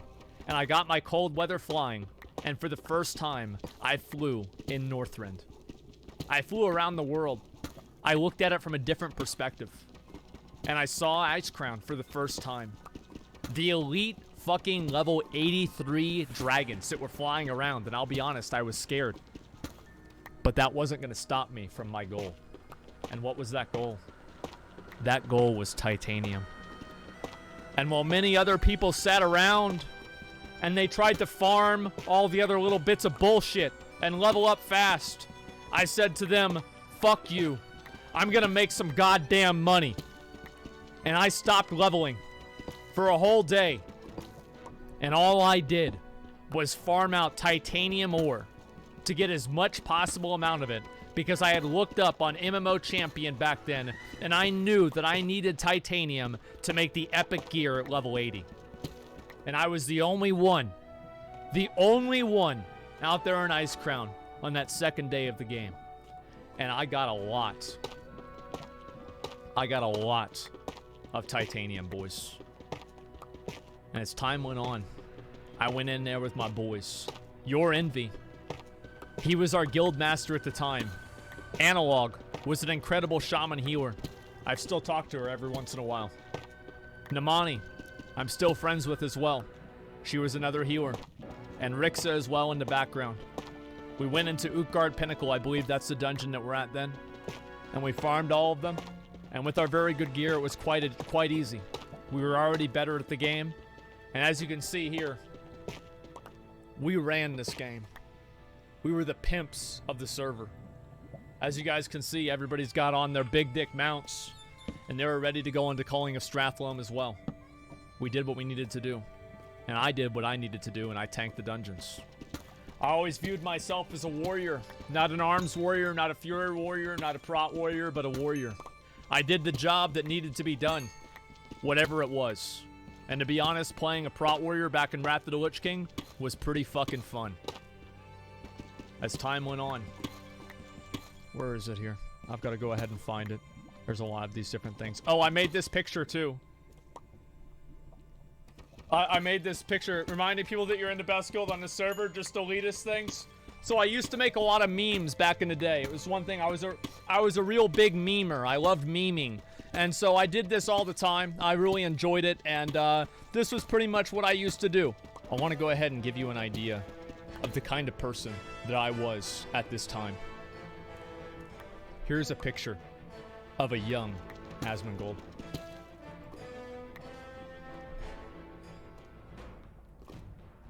As you can see. As you can see right here. I was ready for action. I was dangerous. Yeah. That was me back in the day. Back in the day, I did have hair. I've got a few other pictures as well. Let me see. I got this one too. This was whenever my dad got me an axe. That's a young Asmongold. Right at the very beginning of Wrath of the Lich King. I had no idea what the world would have in store for me. I was just a stupid ass fucking kid. Yeah. I was just a stupid ass fucking kid. And you know what? Back then I did actually have hair. I know it might sound surprising, but there it is. I want to say right here. All that titanium that I had farmed out, I turned into Titan steel bars. And I was able to make some of the best gear on the entire server on the first week of the expansion release. I had everything ready, everything prepared, and I was already getting perped out on week 1. I was the best geared tank in the guild. And you know what? That's why they invited me to Heroics. As you can see there, there's ST Pally, all of the other legends of the guild. And we went there, and we completed all of the dungeons. And we did everything that we needed to do together. And we got everything and all of our badges of heroism. And we prepared to go into Naxxramas for me, for the first time as progression. And for some of the people in that guild, they did it back at level 60. And so they're going back to Naxxramas. We went through and we crafted all of the gear that we needed. We got our Titan Steel armor, and I prepared myself. And sometimes we just barely survived, but we did. Dakina right there. That's Palladini. This was us almost 15 years ago, completing our quests in Heroic Stonehalls. That long ago. And then just a little bit later, after we got just a little bit better gear, we stepped foot into Naxxramas for the first time, and we completed the Arachnid Quarter, and we killed more and more bosses. I don't have screenshots of every single boss kill. Yes, the patchwork kill was a little bit sloppy, but that's what happens whenever you try to do level 80 Nax and level 70 Black Temple gear. It was rough, it really was. But we did what we needed to do. As you guys can see, I still had Berserker's Call from ZA from back in the day. Always dead? Oh yeah. The reason why I was dead is because I pulled aggro, and the reason why I pulled aggro is because I'm a god at damage. Like, that's not even my fault, man.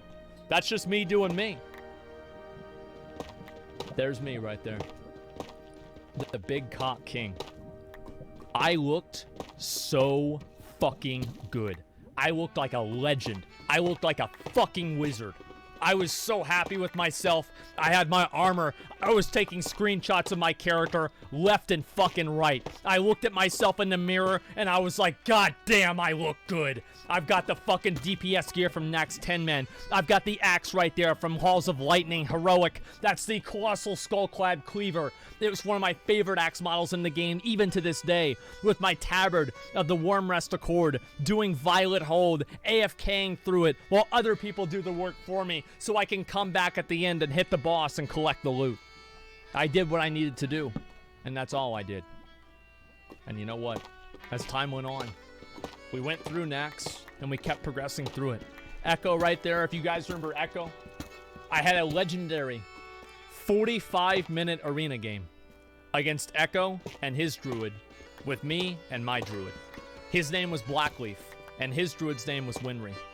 I'll talk about Blackleaf later on. Blackleaf is actually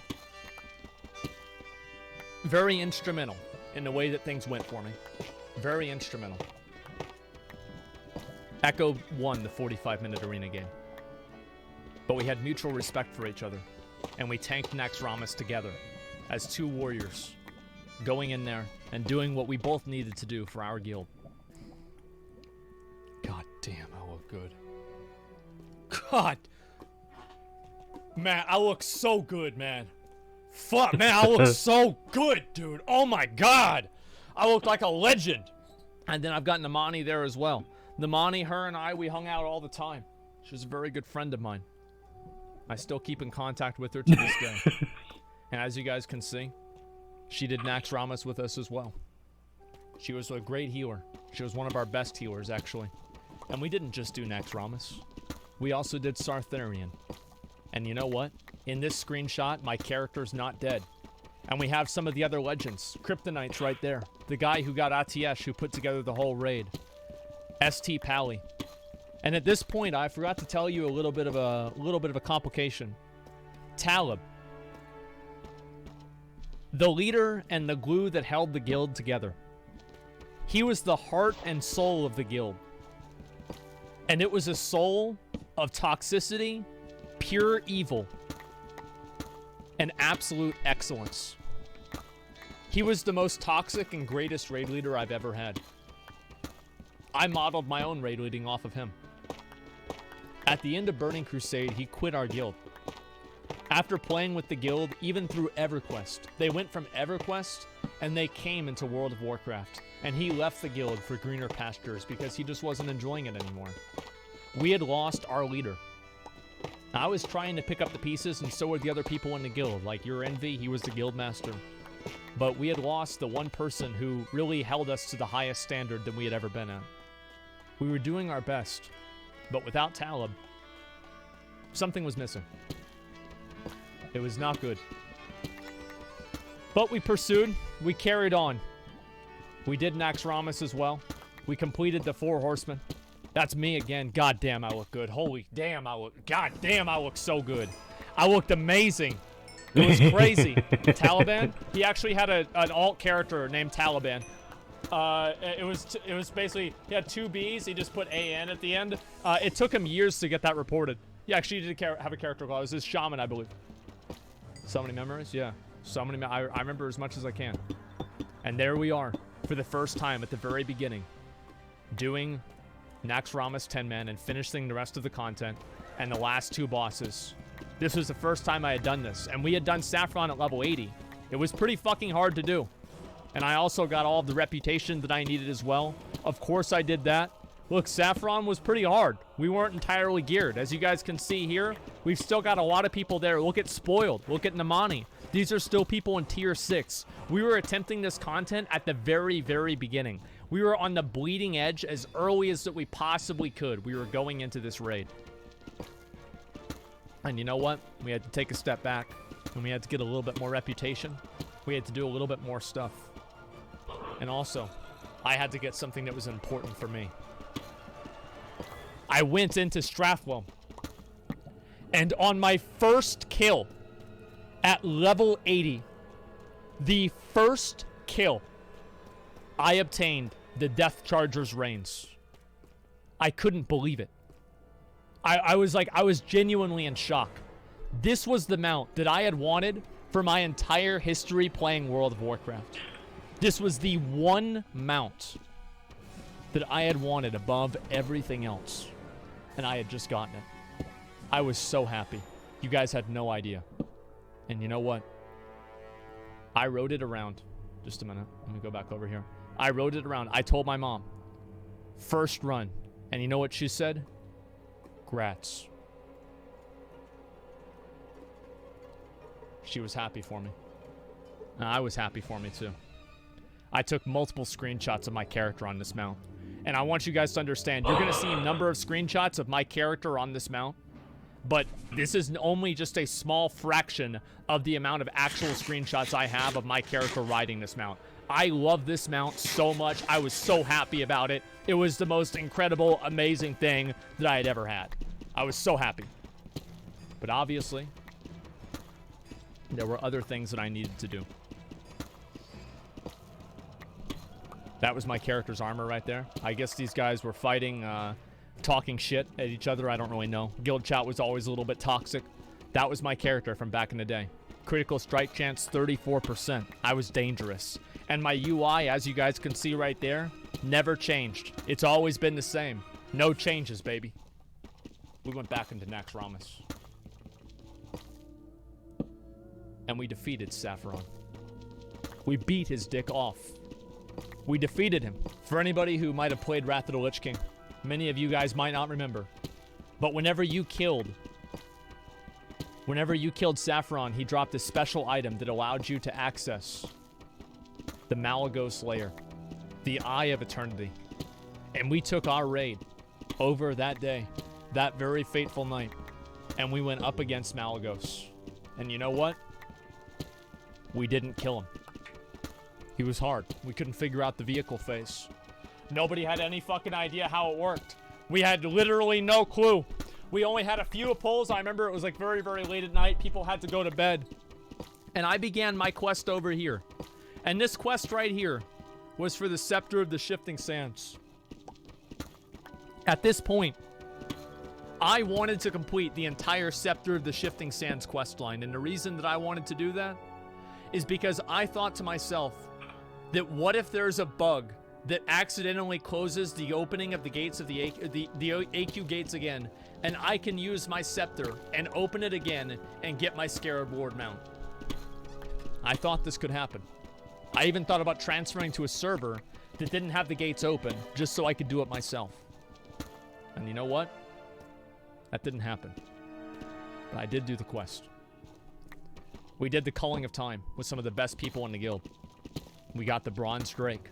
I know this might sound surprising to you guys, but many years ago, the Bronze Drake was actually quite prestigious. It was quite special. It was quite important. But there was one thing left that we had to do. And that thing left was to kill Malagos. I went in that night.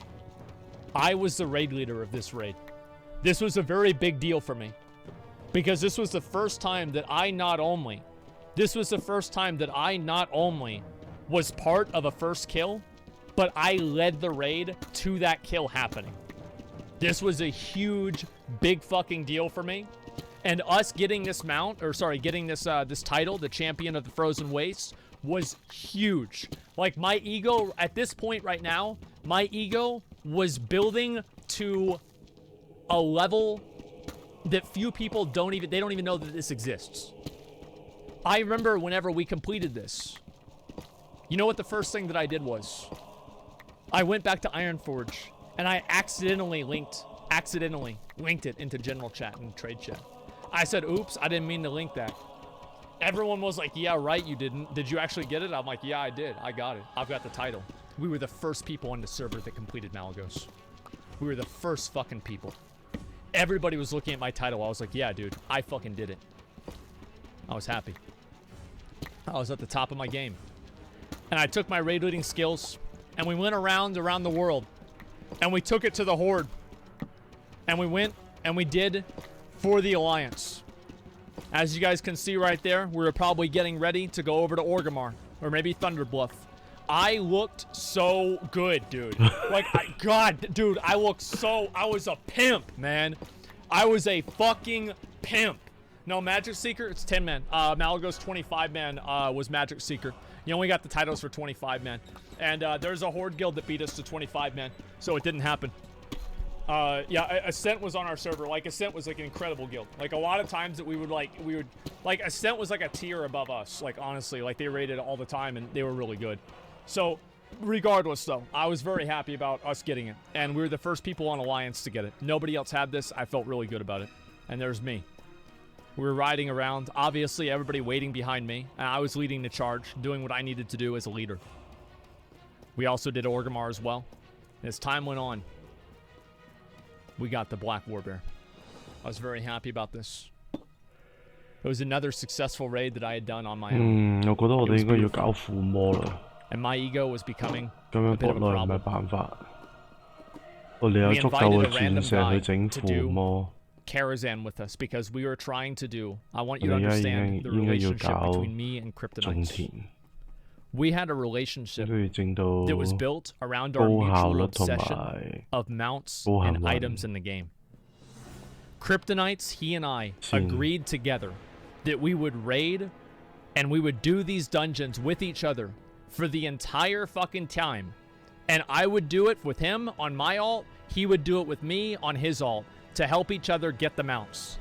So Kryptonites were doing this together, and we had this one random guy who didn't even have Wrath of the Lich King because he wanted to fully finish Burning Crusade first. We didn't really know what to say to him. We had no idea what to say. But I screenshotted it because it was so fucking stupid. Yeah, dude. There were some real goofballs back then. I know some people might not believe it, but back in the day, this was a totally different fucking world, man. We helped each other, we sure did. And then also my mom got flying as well, and she took a little picture of her character as well. That's her flying around in Northrend for the first time. There she is. And this right here, I want to go ahead and show this person. This guy's name is Jembos. Jembos is a hunter. And Jeffrey begged Jembos for gold every single day throughout all of Burning Crusade and Wrath of the Lich King. And the worst part about it, Jimbo's gave it to him. Jimbo's paid for Jeffrey's full, entire epic flying back in Burning Crusade. And he didn't know Jeff, but Jeff would just randomly beg people for gold, and Jimbo's was one of those guys. And I saw him whenever my mom was playing, and I made her screenshot it so I would never forget it. I also did all the other mounts as well. I got the white polar bear, of course. I collected all of the mounts that I needed to get. And my guild was building up momentum, building up power, and building up steam. We had many people in here, and we were doing 10-man Nax Ramus. This was still at the very beginning of Wrath of the Lich King. We were working our way up, and as you guys can see, we were almost in full epics. The Big Dick Battlemaster was beginning to rise. The moment was at hand. I was ready, and I was prepared to go into 25-man Nax Ramus. But I also went into Arena. And you know what happened in Arena? I rolled a Death Knight. Because I lost. Faustus was born. I created my Death Knight after queuing a couple of arenas. And I leveled him up all the way to 71 before I just randomly quit playing him. I forgot why. Faustus going into Stormwind for the first time. And I want to show again one more thing. That's me and Kryptonites again together, farming Magister's Terrace 2-man, because we promised each other that we would help each other get the Swift White Hawk Strider together. And it didn't matter which one of us got it first, the other one would come back every day at the end of raid, and we would do it together until both of us had the mount. I got my Argent Crusade reputation finished. I got my title as well. I felt good about myself. And I was so good at the game that I was giving suggestions to Blizzard. I said, should make it to where you can't talk in trade chat for the starter accounts.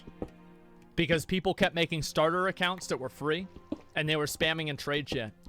The Blizzard GM said, that's a very good point, and he put a happy face. And then I put the little cat face as well. He says that suggestion has actually gone to the developer section. We will see if they implement it. I hope so. And you know what? They did. They did implement it. I would get messages from people all the time. They would say, dude, yes, you pwn, man. I said, haha, thanks, dude. At this point, I was getting used to that. I would just get messages from random people who just saw my gear. And they knew how good I was. They saw my titles. And they recognized a champion. And you know what? They paid their due respects. I took a screenshot right there of the original Death Knight talent tree. Because I need you guys to understand. Death Knights at the very beginning of Wrath of the Lich King were some of the most broken and overpowered and fun things to play in the entire history of the game. It was absolutely fucking amazing. I leveled up. I did what I needed to do. And I was playing with the boys. Kryptonite's still playing with him as well. Just hanging out in the party, talking, chilling. Just dudes being guys. Guys being dudes.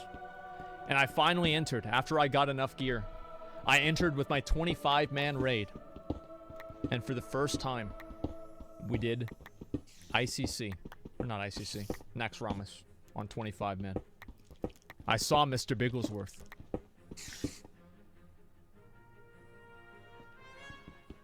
I got him. I got his ass. There are no survivors. There are no sympathizers of the Scourge allowed in my Nax Ramus.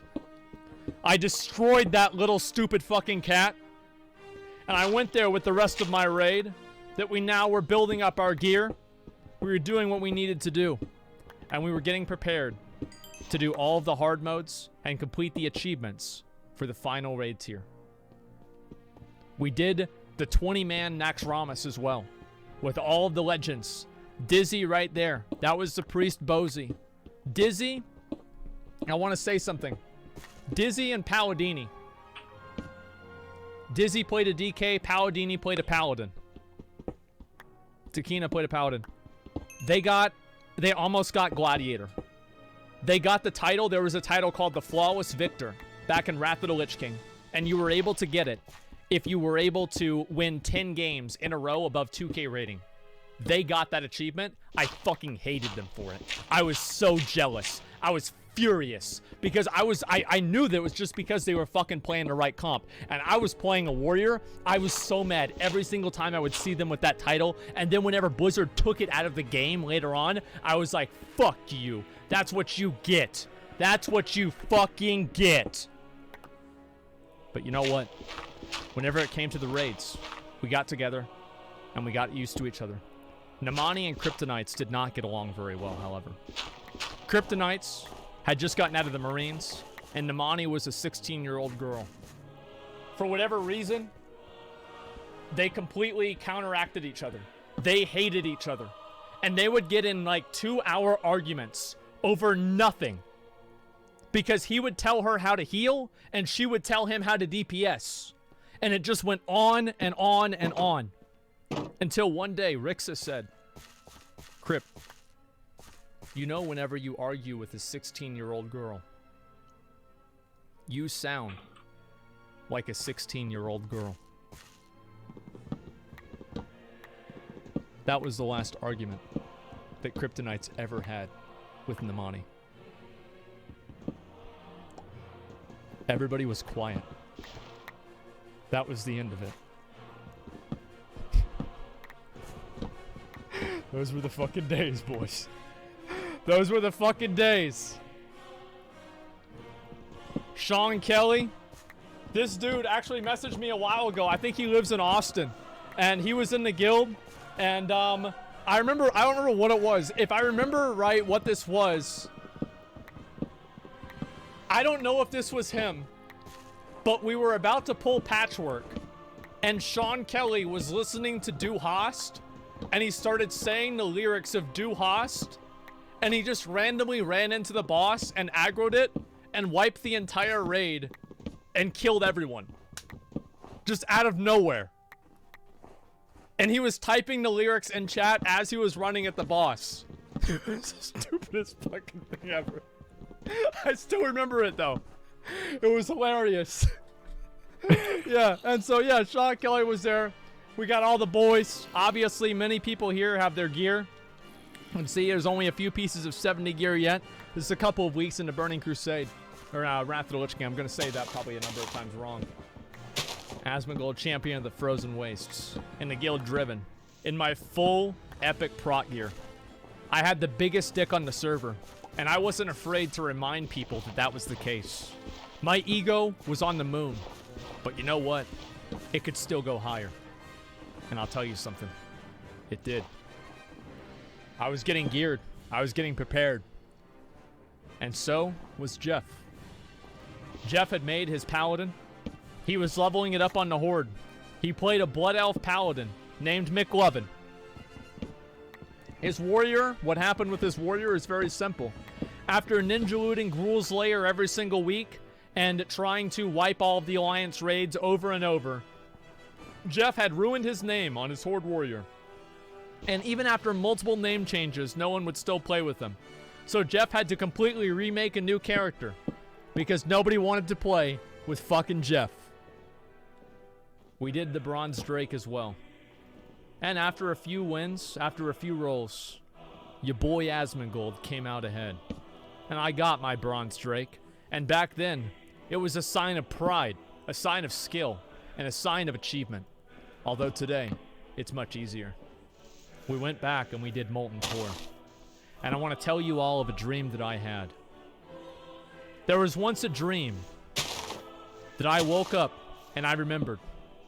It was looking up at my warrior, dual wielding Sulfuras and Thunder Fury. The day after that, I went into Molten Core and I took my chances at getting this binding. This binding, unfortunately, would not be mine. I gave this to my friend Kryptonite's alt. That was a paladin. I gave it to him because he wanted it, and that's what we had agreed on. And he was doing it for me. So I did actually give this one away. But I never forgot that dream, and I never stopped farming the expansion. Kryptonite's already had the other half of the Windseeker, and I thought that it was only fair for me to give it to him on his ult because that's what he wanted, and at the end of the day, he was a lot closer to getting it than I was. So I mastered it away because, as I've said before, I'm a piece of shit, but I'll never betray my friends. And I gave it to him. And then he and I came together. And we continued doing our runs on Magister's Terrace. And time went on. And eventually, the mount dropped. I won the role on the mount. And I received the Swift White Hawk Strider. I was the first one of the two of us that had gotten the mount. It was an incredible accomplishment. I was very happy. And I had finally gotten one of the first epic rare mounts that I had been farming.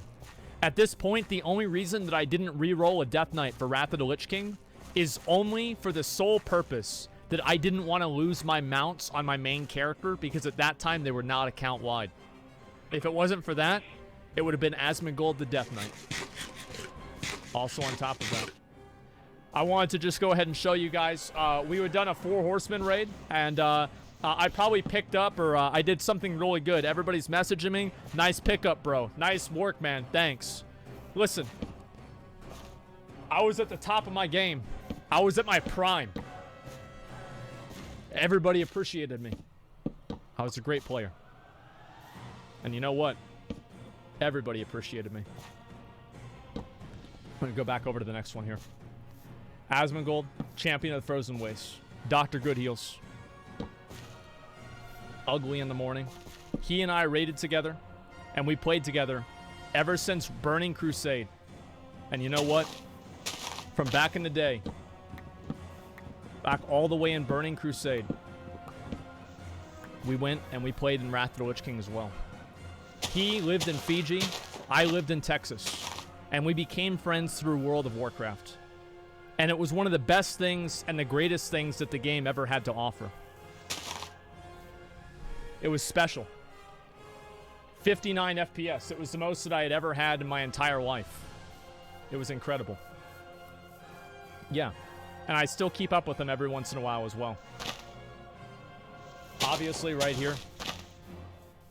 I sent this picture. Count me in, motherfucking cloak-stealing bitch. I was the one who got the cloak from Kel'Thuzad the first time. I got it. I got the cloak. It was the best in slot cloak. Neo did not. He and I were good friends. A bit of a sad part of this story. That's why I added this in.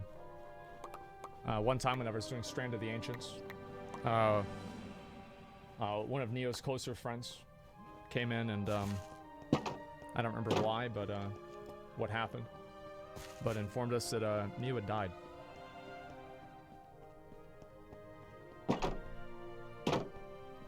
It's fucking sad.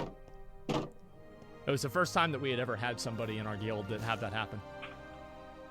I still remember it. It was... sucked. It fucking sucked, man. I'll say that. Rest in peace? Yeah. I went around and I soloed the different bosses and the different things out in the world. I loved being able to solo, and I loved being able to do things and play together with other people. And that was nice. But one thing that I really did enjoy was the idea of being able to go around and fight off and take on some of the hardest and most powerful elites in the game just by myself. I loved being able to do that. I had multiple videos and multiple things like that that I had put together because I had wanted people to see how good I was at soloing. I went and I soloed Lord Lake Miriam. I went and I did everything that I possibly could. And you know what? Many years ago, I did the safety dance as well. And our guild was on the way, making progress to completing the meta Gory of the Raider. It was our main and primary goal. One of these days, we were going to make it. I didn't know if that was ever going to happen.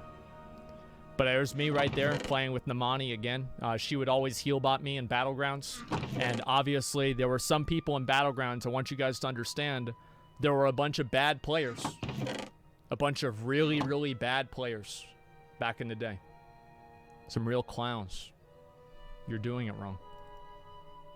Yes, they were. I also raided and I did arena with Takina as well.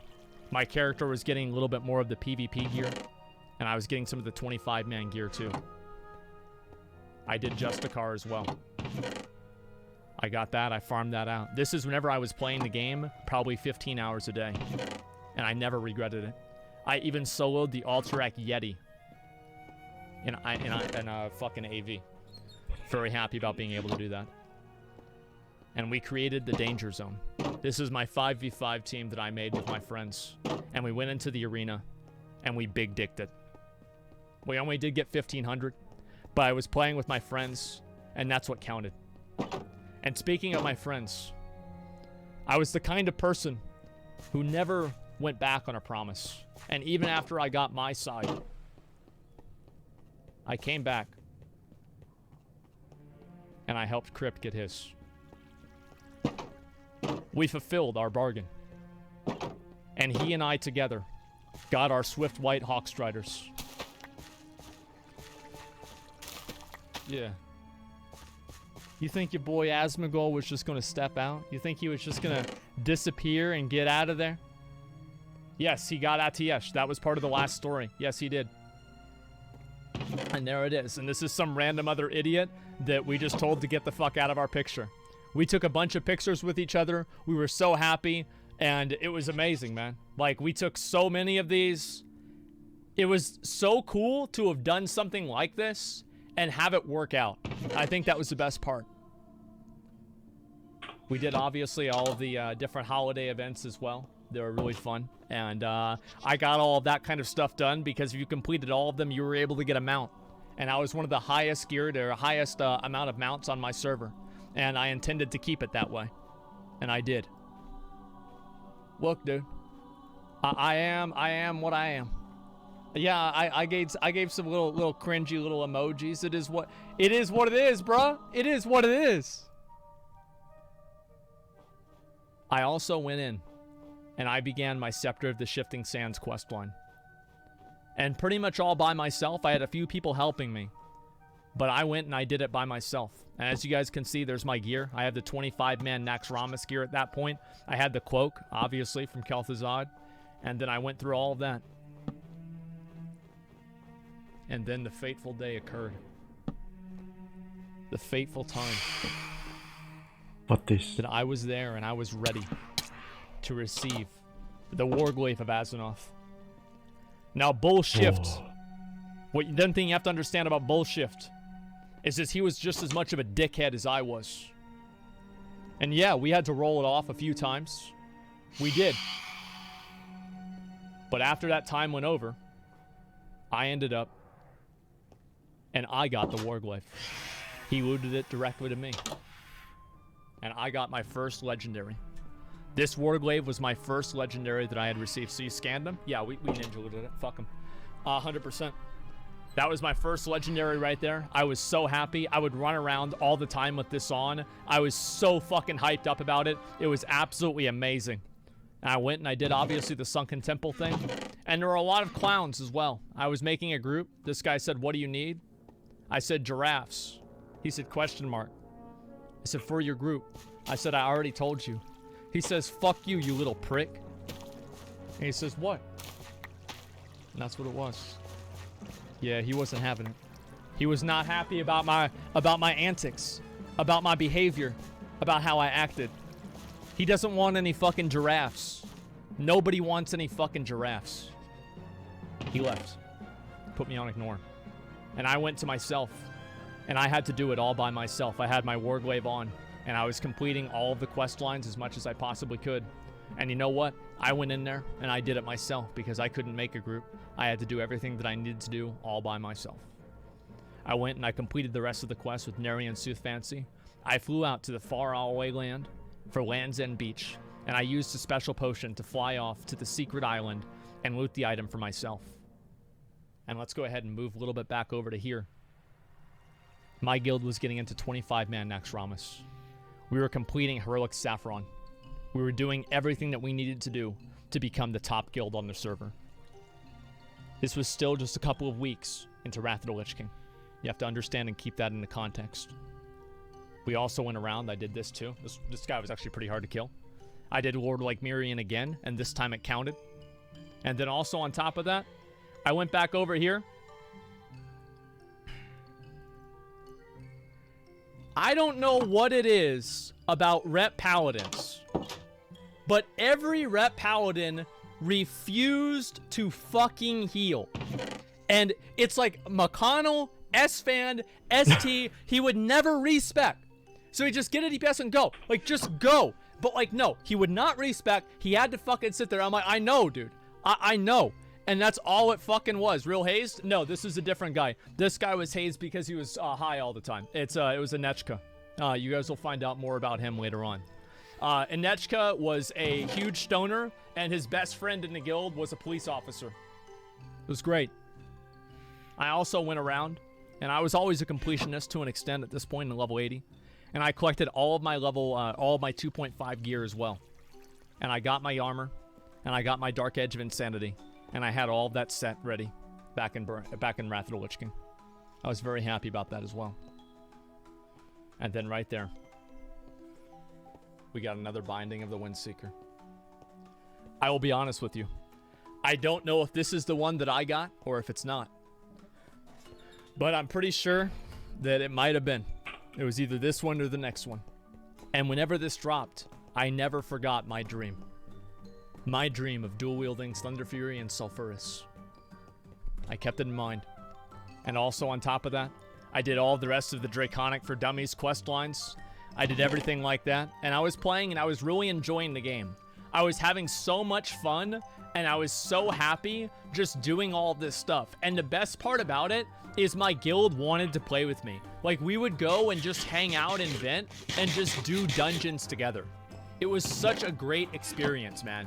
It was an incredible fucking experience. I can't even explain how good it was. I really can't. We did kill Jaden as well. Because Jaden was a pretty hard boss, I'll tell you that for sure. He was a really, really fucking hard boss. Even at level 80, because we didn't have really that good of gear yet. But you know what? We beat his ass. It was fine. We did what we needed to do. And I got all my little achievements as well. That's whenever I first started doing achievements. I didn't really take it all that seriously. I just did it for titles and for other things like that. I didn't care about the number of achievement points that I had. I only cared about the ones that gave you something. And then a little bit later on, Heavyweight, that's Kryptonite's alt right there, did end up getting Thunder Fury. He and I farmed AQ together, and he finally did complete his Thunder Fury as well, which is the one that I looted him the binding for. But you know what? I still had to go in there and do it myself. And at that time, I taught myself how to solo Gar. And for the next 2 years of my life, I would be sitting up against that wall, fighting that boss. This is what I would do with my time. This is all it was. Going after Gar. I soloed Hakar. Afterwards, after that, I was getting to the point where I had really, really good gear. I honestly loved the way that my character looked at this point. I thought that I looked like a fucking legend. I would screenshot and just look at my character because of how much of a badass I was. I was so cool looking. Look at that. Oh my god, I was so cool. Like, look at that. I've got the fucking PvP helmet on. I'm dual wielding these two badass axes. Oh my god, man. I was the biggest pimp there was. I was so goddamn happy. Did you jerk off on your character? I probably should have. I still have this character right here. All right, there's a screenshot right here. I kept this for a whole long time. I had this saved. This is one of my favorite screenshots of my character. And you know what? I wasn't just collecting really cool armor. I was also collecting mounts. In fact, I collected 50 of them. It wasn't a big accomplishment, not a big accomplishment now, but back then it was. And I got my albino Drake. I got my little Meccano Strider as well. And also I completed a lot of the very, very difficult 5-man achievements that you needed to do. My guild at this point was reaching the point where we really kind of needed to do something impressive or not. And I felt like we weren't really putting a whole lot of effort into it. The guild was being kind of toxic, and we were clowning around a whole lot. I got my little recipe of a delicious chocolate cake, very special. There is somebody who's upset at me. He says, one of you did, and you condone the action for not re-inviting me. This was during Wrath of the Lich King. We had a pug, and somebody was unhappy that I kicked them out of the raid or I didn't do something that they had wanted. So obviously he wanted me to die in real life. Now, these kinds of comments never bothered me. I genuinely don't care. But this is the way that people in the rest of the server viewed my guild. So all you have to do to get into Driven is be the piece of shit in the crevices of my shoe. Got it. And so I thought that was funny. And the reason why I thought it was funny is that I knew I was just going to report him. My sincerest apologies for any trouble this player has caused as well, Asmongold. And I said, that kid was like really annoying. All right, thanks. So I just reported him. I thought it was funny because I knew he was gonna get fucking removed. I would farm around also for Serenite as well. This is how I made my gold.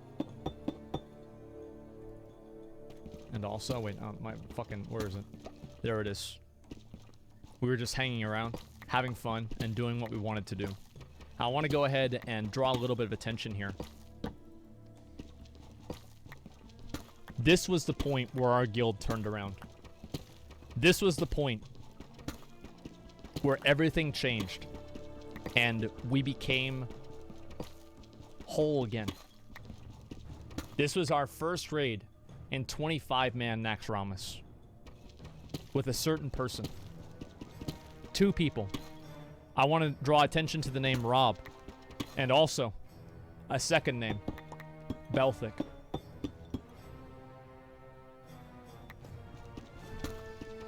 Belthic was Talib. He came back. He had completed all of the Wrath of the Lich King content, and he came back to help us to save his guild that he had once been part of.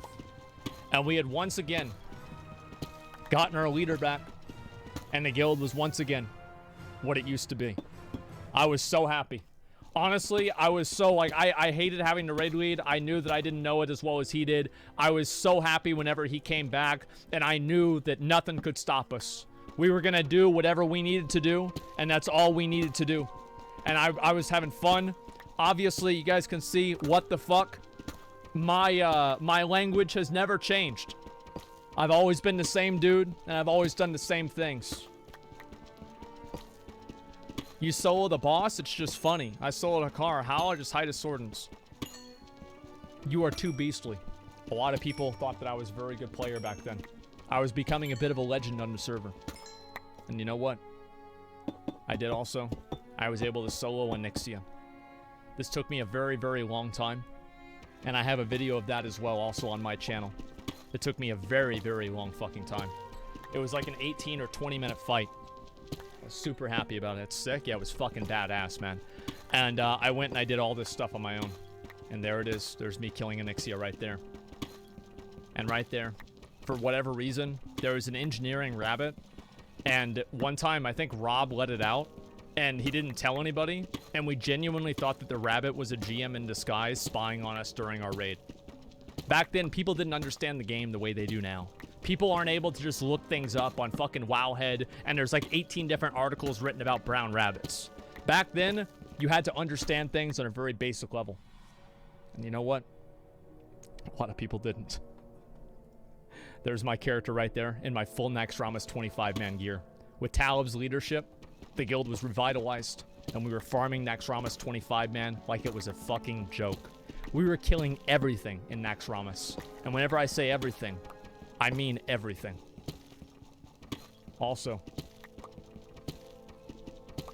as confirmation of the story that I told about the girl Aileen,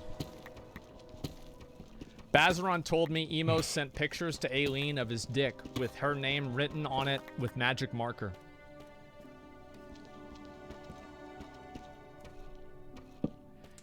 I love my old guild, man. It was a beautiful guild. And look, dude, it's the way you gotta do what you gotta do, man. You gotta take your shot. You gotta do what you gotta do. That's all there is to it. Nothing wrong about that. 22 or 20 wrong. Yeah, everybody was online in the guild, dude. People were playing all the time. Like, this was the best. This was the best it was gonna be, man. And you know what? We were farming Naxxramas so hard, we even did alt raids. And you know what we ended up doing in those alt raids? We brought our friends. And some of us even brought our moms. I brought my mom's druid into Naxxramas 25 man. And while her guild was wiping and clowning and fucking around in Naxxramas 10 man, she was killing 25 man bosses in Naxxramas. It was fucking hilarious. I remember watching her character, and whenever we killed Kel'Thuzad and that achievement popped up that she had killed Kel'Thuzad, you know, Kel'Thuzad's downfall or whatever the fuck it was, they were fucking furious. They were actually mad at the fact that she was able to do that. It pissed them off so fucking much. And you know what? That's what they fucking get for being a shit guild. My mom went to the raids every single week, and she turned out to be probably the best geared druid on the server. And you know what? She kept showing up. And it was really fucking funny to think that my mom was one of the best geared druids on the server. It was. We must discuss things. I think that shadow... Wait, I should whisper this. Rob and I would, we would talk to a number of the girls on the server. Rob and I were becoming good friends. We were becoming very good friends. And that friendship would lead us to very interesting places. Let me just say that. I want to go ahead and give you a little window of the way that I used to act back in the day. Is that a chick on her period? Because that's how you're acting. Out my face. That idiot, spurg, asshole, toxic piece of shit. That was me. That was my job. Because I didn't have a job. This was what I fucking did. That's just a window into the mind of Asmongold. Anyway, let's go ahead and move on. And so this is a pretty interesting little conversation here. I want to go ahead and show this. I think this might be a little bit out of order. No, it's not out of order. So, I lost the roll on an item. And Infamous Link, who is another ninja on the server, says, Asmon explained fights, etc. He deserves it, in my opinion. And I said, so what if re-roll? I said, so what if we have to re-roll? Like, it doesn't matter if we gotta re-roll. Well, we gotta get the right result, don't we? And all you guys talk about Rob ninjing. And so, like, at this point, I want to just look at this screenshot. This screenshot confirms literally 3 of us are all ninja looting all at the same fucking time. Okay? We were clowns. This is all we would fucking do. And then, boom, I got the item. You didn't say that at the beginning of the raid. Okay, bye, guys. Yep, see ya. I'm done.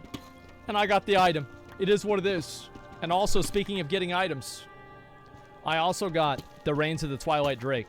And I remember whenever I won the roll on this, I think it was like Rixa or somebody, everybody let out a collective sigh whenever they saw that I won the roll. Because I was an idiot. Everybody knows it. I was an idiot. They said, isn't there anybody else that can roll on it? Is there anybody else that can roll on it so we don't have to give it to Asmon? Please, is there anybody? And I was like, no, there's not, bitch. Give it to me. And you know what? They did. Now, I also wasn't complete trash either. I was number 3 on the DPS meter. Keep that in mind. Keep that in fucking mind, boys. And there I am on my Twilight Drake. And with Talib's leadership, we were able to do 3 Drakes to Arthurian. As you guys can see, I had moused over him. He was Obsidian Slayer. He had already completed a lot of this content before, and he knew everything that we needed to do in order to finish the rest of this. Time went on. I had to make my ult. I had to make a guild bank. And I did that as well. The height of my fiending career was beginning to occur. This guild name was reported. I had to make a new guild name. I renamed that guild name to something else that was even more offensive. Blizzard changed that guild name, and they sent me an email. And they said, we will give you a list. It said they want me to send them a list of what they want to change my guild name to. And the only 2 or 3 things I put on the list, one of them was Asmongold Fan Club. And Blizzard would not change the fucking guild name to Asmongold Fan Club. And so instead, they just simply did not change my guild name. That's why, even to this day, El Banco's guild exists. Because I never got a chance to change it. They would never let me change it. Because they were so pissed off because they had to deal with me all the time. There were also some real dipshits. I used to do this all the time. I would literally just screenshot people that had bad armor or stupid shit on. This guy had block value gear on, and he was a DK. There's no reason that you need that as a DK. Also, as well, I was getting this one too. Check it. I got my Draconic for Dummies, and I finally finished all 8 of the chapters as well. 少頂唔順啊！我要休息一陣。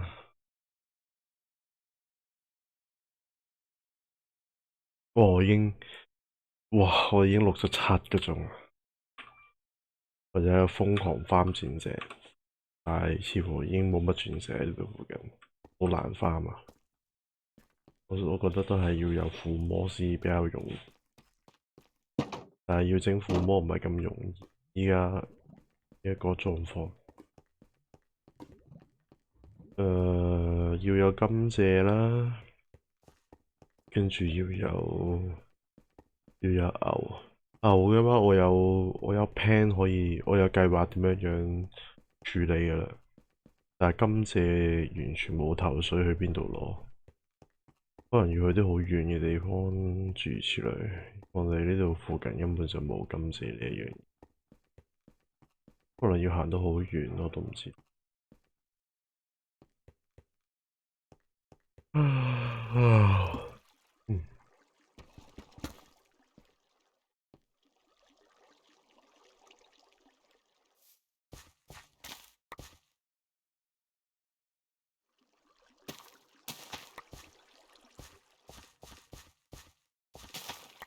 點解由呢邊行過去又？點解呢邊行過去會？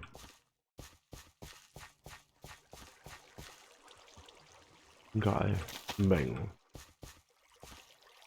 係咪因為要打斜行啊？